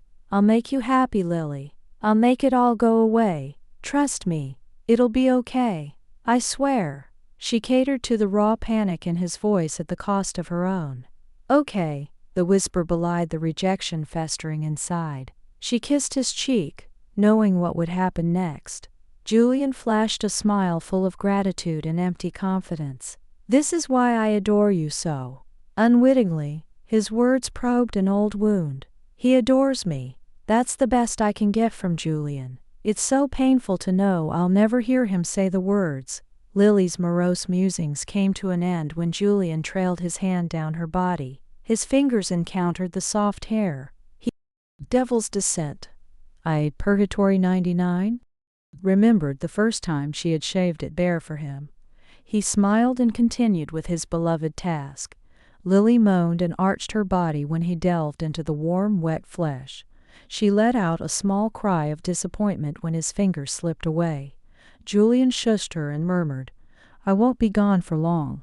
He then turned Lily onto her belly. "I can never be gone for long from you, my darling little girl." The obscene words made Lily writhe on the bed. She anticipated Julian's touch with empty hunger. Each movement against the rough sheets caressed the tips of her breasts, the flat of her stomach, and smooth flesh of her thighs. Lily shelved her feelings of worthlessness and concentrated on what it would be like having Julian in her again. Sex was their brittle triumph, obliterating all sense and reason. Compliant with this old turn of events, Julian whispered precious profanities against her back. Each filthy word held the sweetness of a sonnet. Lily felt his clever fingers work the clasp to her chain, just as he whispered, "I'm sorry for being so bad, darling. Just know that however bad I am, I'm still your bitch." The metal loosened around her body. Lily breathed a small sigh of relief. "Do you like that, darling?" "Oh, yes." Julian trailed his lips across Lily's back and sensitive neck. Each kiss produced a strangled mule from his darling. He wanted to devour her, consume her, and take her into himself. Julian's teeth lengthened. He flirted with disaster as he let them scrape her back, leaving welts to instantly rise to the surface. Lily jolted. Diminished strength did nothing to curb her masochism when it came to the vampire above her. Her mouth slackened into a languorous line. She murmured her love for him. "Don't stop." Julian reached under Lily. He palmed both breasts while he nibbled on her flushed neck. He pinched her nipples and bit down. Lily arched and cried out his name in a great gasping heave. Her heavy arousal worked him like a drug. Julian knew her specific scent like he knew nothing else. She could never hide from him. Even in a room full of 1,000, he'd be able to track her. Julian inhaled deeply and groaned. This delightful concoction of pheromones and genetic pattern had haunted him every night, long before he had made Lily his own. It was all that had kept him going for 2 years. Her fading scent had been his beacon through bus stations, motels, and dumps passing for affordable housing. The urge to drive into Lily was so strong, but the need to taste her was stronger. Letting go of her breasts with a final pitch, Julian trailed his mouth down the curve of Lily's spine until he reached the Claudia D. Christian 100, small of her back. He then slid his hands under her hips and lifted Lily up. "So beautiful, so fucking beautiful," he murmured in a strangled whine. Julian reached out and touched Lily with an unsteady hand. The collection of slopes and angles met in a manner most definitely intended to bring the male of any species to his knees. Julian gave into his hunger. He first bit one cheek and then the other, delighting in Lily's pained cry of pleasure. He quickly soothed each bite with lips and tongue. Lily obediently rewarded him with a croon. He reverently ran his caress down the cleft between her rounded flesh and tasted the small, puckered opening. Lily bucked forward. She reached out and gripped the headboard. Still holding her with his hands against her lower stomach, Julian took his fingers and spread her luscious lips while simultaneously driving his tongue into her from behind. Lily's body shook with tremors. She wanted to come so badly, but not enough to end this addictive torment. Julian's tongue probed and licked while his fingers gently plucked her clit. Gripping the bars of her headboard, Lily rocked her body against him. Julian drew his wet mouth away from Lily and replaced it with his hand. Long fingers entered her, twisting in and out while his other moved from her mound. They trailed up and around her hip, slightly scratching her skin. Lily breathlessly babbled his name. Julian's face was drawn and tight with his unfulfilled lust, but he couldn't stop. Bringing his hand to his cock, he coated 2 of his fingers with the liquid that oozed out of the slit. "Oh, Julian." "Oh." "Please." "Yes, darling." "Make me. Come." "Now, I need to." Julian smiled crookedly. "I'm going to make you come so good, darling. Then I'm going to make you come again and again." Sooner finished speaking before Lily felt his fingers slowly invade her back passage. Her breath hitched as Julian gently slid the tip of one finger and painstakingly worked her until she loosened enough to let in his whole finger. When her body adjusted to that, he then carefully worked the tip of his second finger in until it too slipped into her body. All the while his other hand worked, by this point, 4 fingers in and out of her clinging female entrance. Her ecstasy intoxicated Julian beyond anything. He could kneel here forever, servicing his beautiful living doll. In an incredibly short period of time, Lily felt the telling tremors roll their way through her body. Her cries grew louder as she pushed back against both sets of fingers. Lily's body shuddered before breaking apart. Devil's Descent I, Purgatory, 101. Oh, yes, yes, I love you. Julian threw his head back. The sound of his name on her lips was the most beautiful music the vampire had ever heard. Insanely, his throat worked to spew the same sentiment to her. He bit his mouth, catching the words before they threw him into disaster. I never ever wanted anyone or anything like I want you. Lily slowly let go of her death grip on the headboard. She dropped her head and drew in little gasps of air. She expected Julian to mount her from behind, as he usually did, but instead he remained in place. Surprised, Lily summoned the energy to look over her shoulder.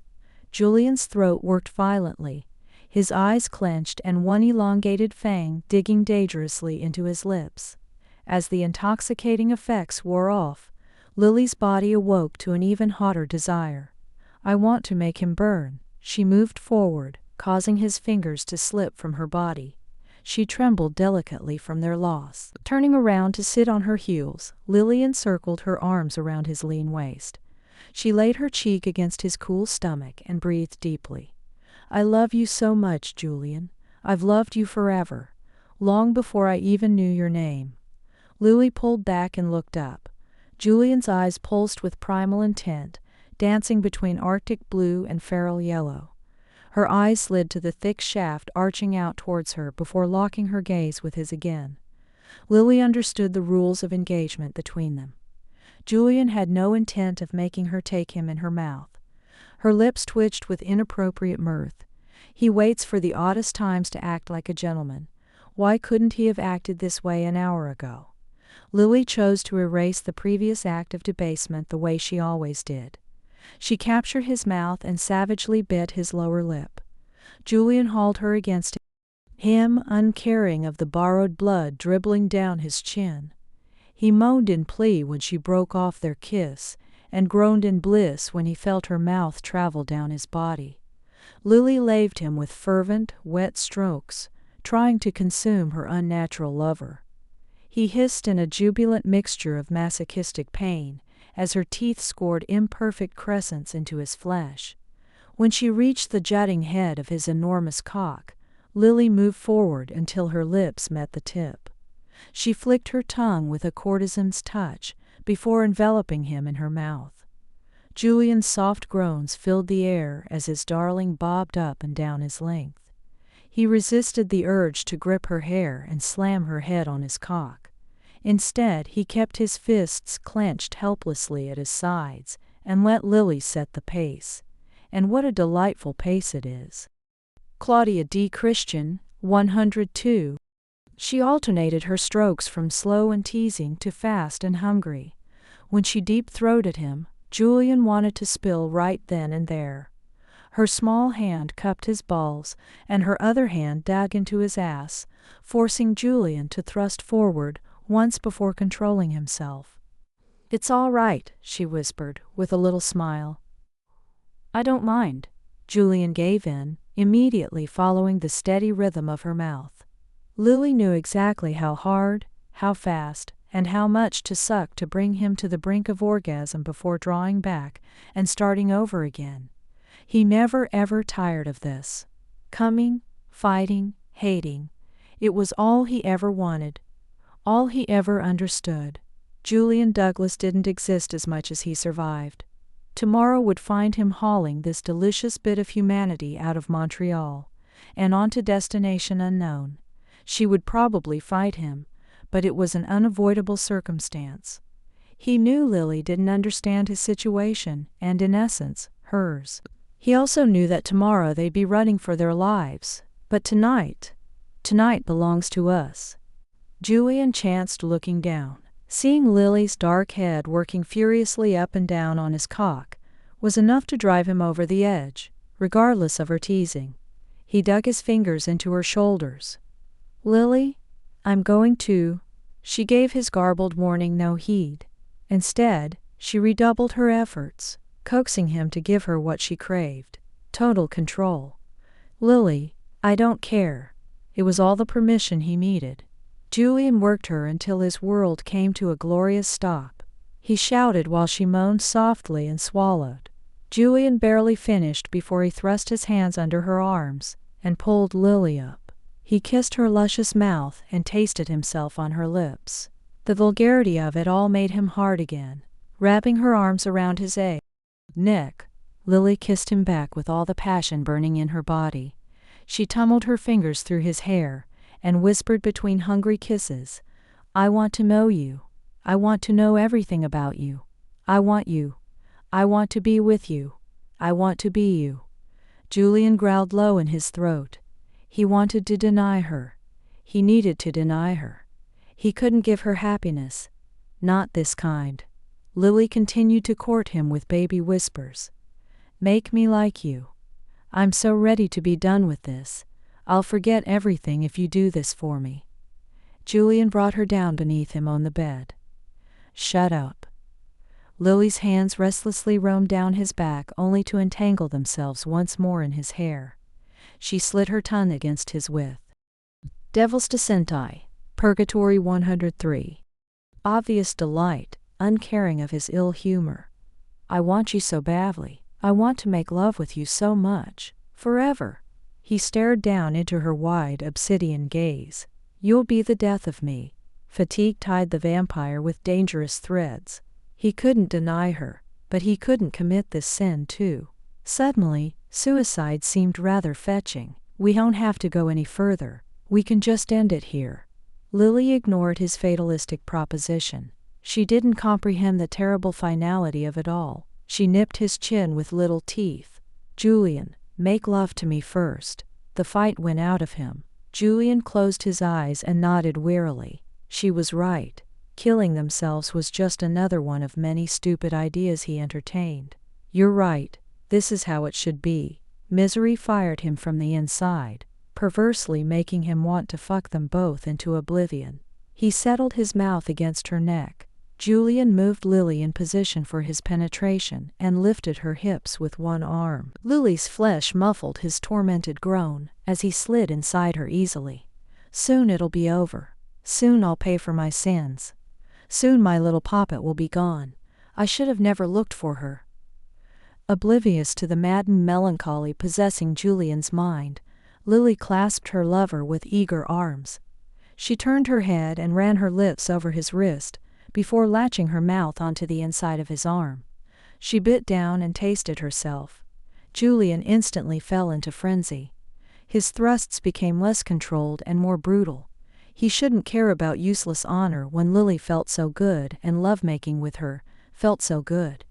Julian needed to taste the sweetness that was Lily Walker, if only for one last time. Bringing her body up, he thrust his tongue into her willing mouth. His body hammered hers and he swallowed each and every one of her cries. Julian eventually tore his mouth away from hers and sat back on his heels. He lifted her legs from around his waist and threw them on his shoulders. He held her hips in his large hands and laved her with his tongue. Lily felt the familiar tension gather. Madly twisting the sheets beneath her, she squeezed her legs and arched her back. Lily wanted this moment to never end. Nothing mattered but him. She wanted to stay in eternal darkness with her lover, her beloved Julian. Soon it will be forever. Lily let out a familiar hoarse cry, but Julian gave her no respite. He moved their bodies so that he was lying on his side behind her. Julian cupped her breast while lifting her leg and placing it on his hip. He thrust a rapid tempo, meant to obliterate everything but basic desire. Lily bowed her body and covered his fingers with her own. She tweaked her nipple with him, letting Julian guide her pleasure before him. Claudia D. Christian 104. Taking control herself. Lily's hand down her perspired-covered body until it reached the juncture between her thighs. Her fingers unerringly slid past swollen lips and touched the small, delicate nub. Lily rubbed and plucked herself, desperately seeking release as her lord's body hammered hers from behind. She wanted to come with him inside her. She wanted to shudder and clench around him. She wanted to hear his deep growls as she did so. Knowing what she was doing, Julian skimmed his hand across her belly. He played with the chain around her waist while letting his words flow into her mind. "Come again, baby. You're so beautiful when you come." Julian's words were the most powerful weapon he had, and Lily recognized them as her masters. When they wanted to tear her down, she crumpled like dust. But when they wanted to build her up, they took her to the greatest of heights. And now Lily just wanted to fly. "Julian, it feels so good," she panted, mouth open and wanting to be filled. He obliged her, dipping his tongue past her warm lips. "Oh, it does, doesn't it?" he whispered lovingly.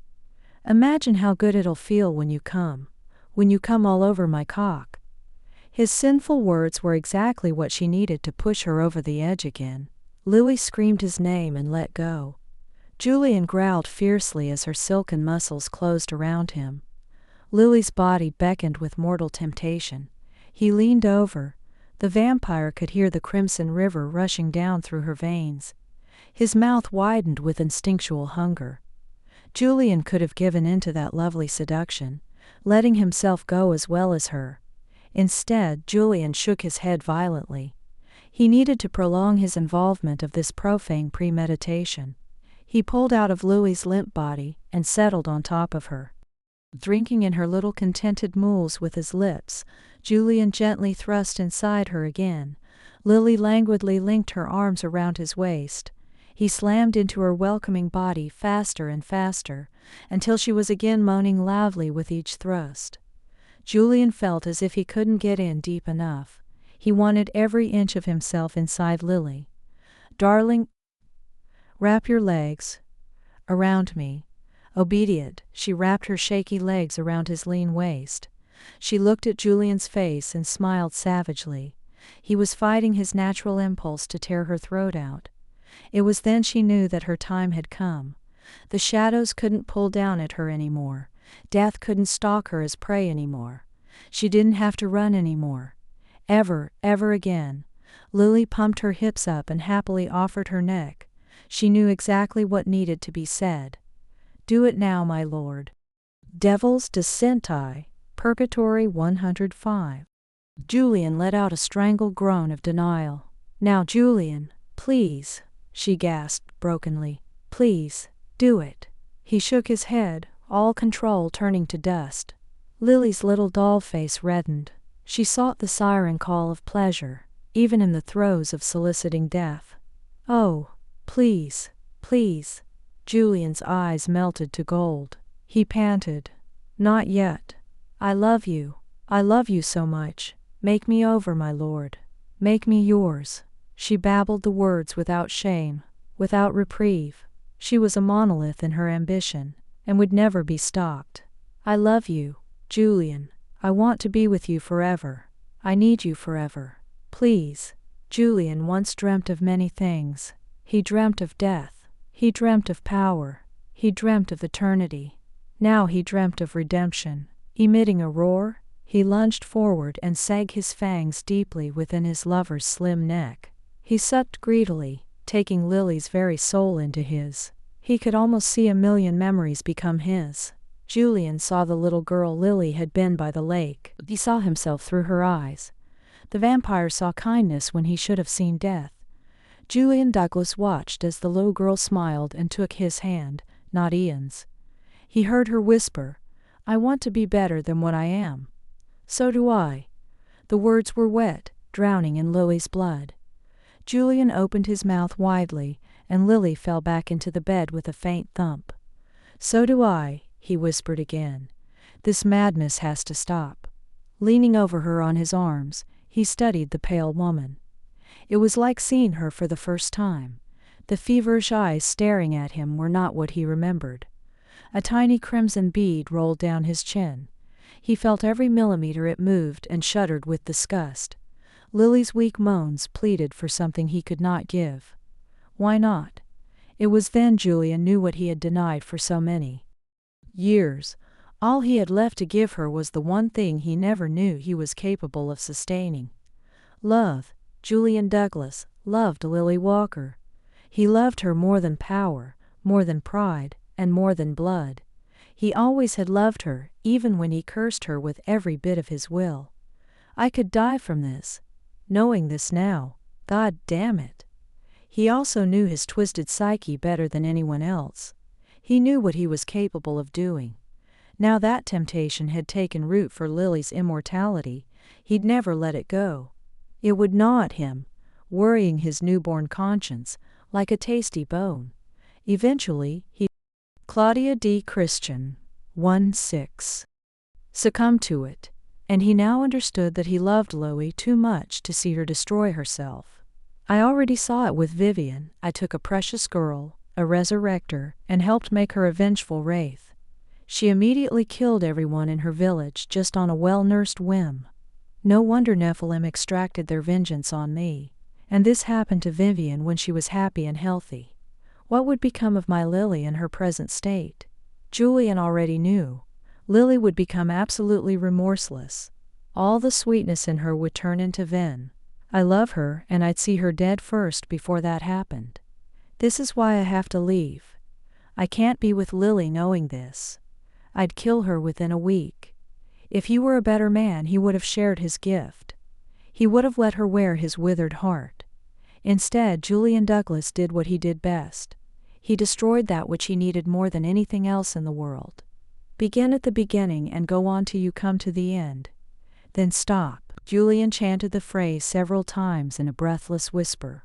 The words tripped over one another in chaotic cadence. Lily's eyes slid open in carnal contentment.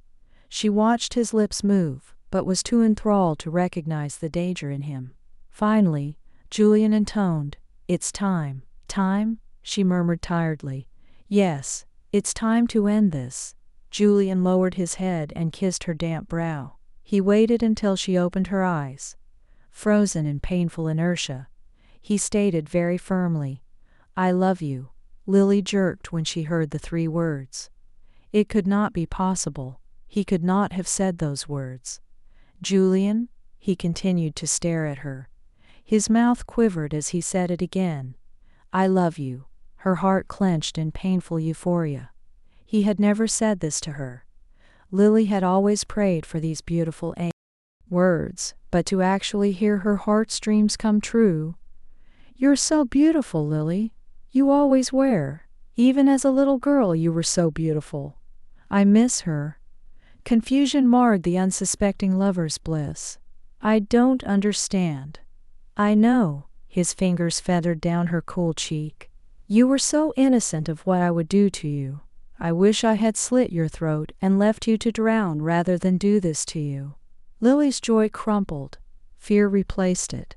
"Don't say that. What's the matter with you?" Devil's Descent, Purgatory, 107. "Nothing, everything." Julian ran his fingers across her neck, mimicking his previous desire. "I love you." Lily shifted up the bed. The vampire's low murmurs hummed with danger. She moved only a few inches before he stopped her with a well-placed hand around her wrist. "Do you know why some dogs eat their young?" Lily swallowed several times. She could not push the word past her throat. "They do it out of kindness. If they think the world will harm their babies, they put them out of their misery by eating them alive. It's the ultimate expression of love." Julian's gaze burned with pained fanaticism. "Do you understand what I'm saying?" Lily's heart hammered so loudly she knew it had to be deafening to the predator above. "Darling, answer me." "No, Julian, I don't." She whispered the docile answer in a voice thick with unshed tears. All I know is that you're scaring me. Please stop. Julian's beautiful mask cracked. Compassion warmed his arctic gaze. I will, but only if you do. Don't make me be the dog, Lily. With those final words, Julian kissed her on the mouth tenderly. I love you. Within 1 minute of speaking, he was dressed and all but out the door. Lily sat up quickly. Ignoring the vicious headache claiming her brain, she cried out, Where are you going? He didn't answer. He just kept pulling the door open. The yawning darkness threatened to snatch Lily. When are you coming back? The shrill scream stopped Julian. I'm not. Feeling cold dread settle heavily in the pit of her stomach, she demanded, Why? I already told you. Bullshit. Tears blurred her vision, but Lily wouldn't let them fall. I'm coming with you. No. Lily swung her legs off the bed. She stood up, weaving drunkenly for a moment before determination took control. Loved me, I heard you. I do. She shuffled forward, wary Julian would bolt. When she reached his side, she waited until he turned to face her. You said you'd never leave me. You said you'd walk out into the sun before that happened. Things have changed. Nothing's changed. Lily gripped his arm. I want to be with you forever. Claudia D. Christian 108. As a vampire. As whatever I have to be in order to be with you. I loved watching you eat, hearing you laugh. I liked hearing you talk. Julian's expression betrayed no emotion, yet his tone trembled as if on the verge of tears. You always said I talk too much. You do. He said it in the voice he generally reserved for telling Lily how much he hated her, soft and mournful. I don't ever want you to stop. I want you to live forever, Lily. I don't want to see you fade away. I don't ever want you to turn to dust. I want you to be 19 forever. I'm 21, she corrected numbly. I know. This time his sadness was unmistakable. He kissed her again. I want you forever, Lily. And this is why I'm leaving. Lily stared at him, wordlessly beseeching for him to be other than what he was. When he continued to return her stare with shattered regret, her face crumpled. Gasping sobs seized her. You can't do this to me. I won't ask it again. I swear. But I can't swear it. I told you. I want you forever. I'll take your life, Lily, and make you a monster just like me. You won't ever eat again. You won't ever laugh. You'll stop being you and start being me. Oh my God, are you serious? Lily wailed in outrage. Don't give me this. Oh, I'm a vampire, and my life is so bad. Crap. God, you've been many things, but cliché and dumb? This has got to be a new low for you. Listen. No, shut the fuck up. This is stupid. You're a vampire and I'm a human. Big fucking deal. You've spent your entire existence looking down on humans and feeling so damned elevated because you're a pureblood. Now my humanity is so precious? You know what? Fuck you. Darling, you have to listen to me. No. I barely entertained the idea.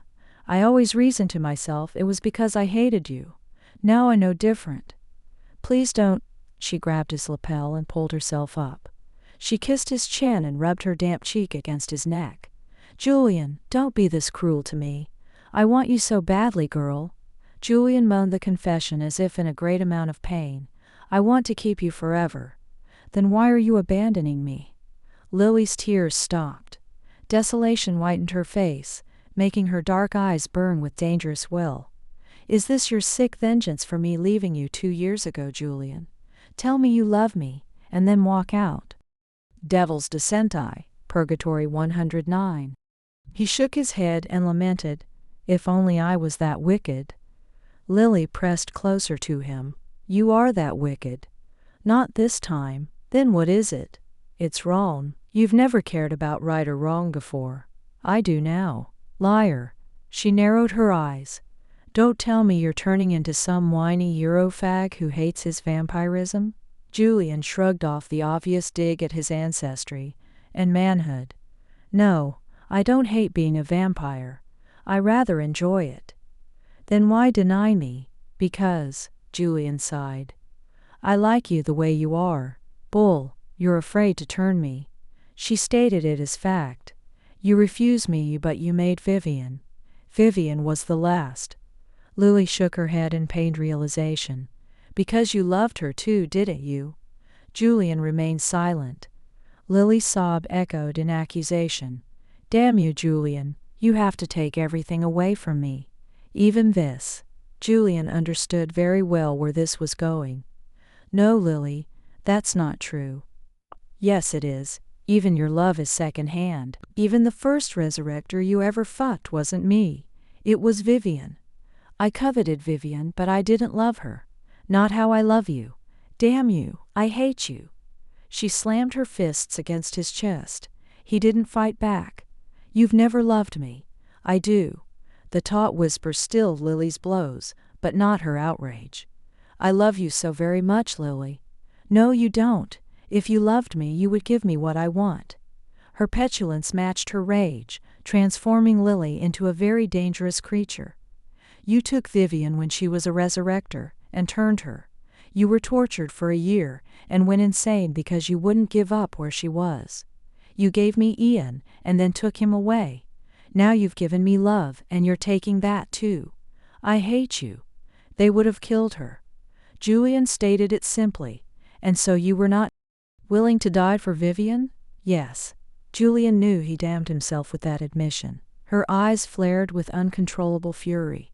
Part of him rejoiced in Lily's wrath. Hate could be a powerful ally.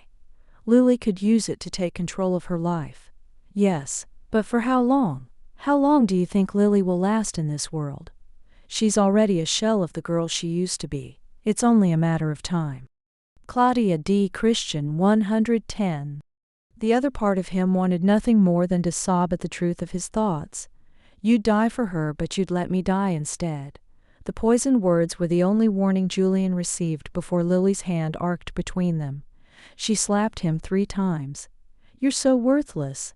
I know. You're a pathetic excuse for a man.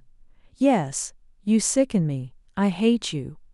His entire being shuddered in wretched despair. Please don't.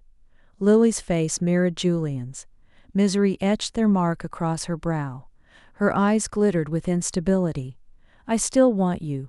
Julian reared back as if hit again. No. Yes, I want you anyway. She wrapped her arms around him, without shame or pride. I don't care what you do to me anymore. Abuse me, hate me, torture me, but just don't ever abandon me. Lily's passionate plea sickened the vampire. This is what I've reduced her to. I have to make this right. Look at you, darling. This is what you've dreamed of as a little girl, loving a man who would hurt you in return. It's what you taught me. Regret lit his eyes with shame. I did. He gently untangled her arms from his waist and pushed her back. Now I'm going to teach you something else. His hand shot out and yanked the priceless chain from her slender waist. Several stones clattered on the floor. I never ever want to set eyes upon you again. Don't look for me. If by chance you see me come down the street, cross and go the other way. Whatever you do, don't darken your soul again. If you do, I promise you this, I will kill you. You're lying. No, I'm not. Yes, you fucking are. What the hell kind of game is this, Julian? Do you want me to beg you? Is that it? She screamed. Lily dropped to her knees, indifferent to the pain shooting out both legs. I'll do it. Please, please don't leave me. I'll do whatever you want. This seemed to move Julian out of his vicious state. Whatever I want, he whispered evenly. Yes, she grabbed his coat. Whatever you want. Anything, anything. Just tell me and I'll do it. I swear. Julian took the little hand grasping his coat so desperately and used it to lift Lily to her feet. He kissed her fingertips, hoping to convey how precious she was to him. Let me be a better man, Lily. Devil's Descent I. Purgatory 111. Lily's whole world came to an end. It was then that she knew she had somehow lost him. Her arm fell limply by her side. Tears continued to flow copiously from her red-rimmed eyes, but her lips remained taut, sealed shut with terrible disbelief. Julian recognized her surrender. He knew she wouldn't say another spiteful word to him. He wanted to weep. She was so perfectly obedient, even until this ignoble end. I love you so much. I think I loved you from the moment I saw you. I'm sorry for everything I ever did to you. I'm sorry I only showed you hate when I wanted to show you love. I'm so very sorry for never telling you how much I loved you before. You were always worth so much more than me. You still are. Lily rasped, "If you leave me here, you know you're leaving me to die. Better that than what you'd become." He swallowed once and smiled. "Goodbye, Lily." And with that final farewell, Julian Douglas walked out of Lily's life. Numbly, she stared at the closed door for several moments. He was gone. Lily turned around. She shuffled across the floor, bent like an old woman. Julian was gone. Lily collapsed. She pulled her knees up and laid her head against them. Her small body shook violently from the force of her silent sobs. Forever. He had given her forever, just not how she wanted. Across the street, a lone figure stood on a rooftop. He gazed intently at the tiny, naked girl rocking back and forth in grief. As if he couldn't handle seeing what he had wrought, he tore his broken gaze away from her, and instead stared at the cold, silent moon. Lily. He felt no elation, no sadistic pleasure at breaking the young woman's heart. Instead, Julian felt sickness spreading through every part of his body. "Oh, my darling little girl. Why do I have to love you? Why do I have to set you free when all I want is to keep you forever? Why do I have to be so fucked in the head?" Why couldn't he keep her? Especially now that he knew he loved her. "Because I'll kill her. I'll never let her go. And I'll kill her. And I can't do that to Lily. Anyone but her." Julian's shoulders sagged. He felt as if he had aged 1,000 years in the last 5 minutes. Julian turned his head away from the symbol of his worthless existence to look through the dirty windows of Claudia D. Christian, 112. Lily's apartment. What was forever without her? What did anything matter anymore? He had been dodging death for this girl, and now he threw her away. Why? Because I love her. Only he wouldn't abandon Lily. She was absolutely right. If he left her there, she'd dead within a day. The assassins looking for him were most likely already in the city. It was only a matter of time before they'd find out he'd been here.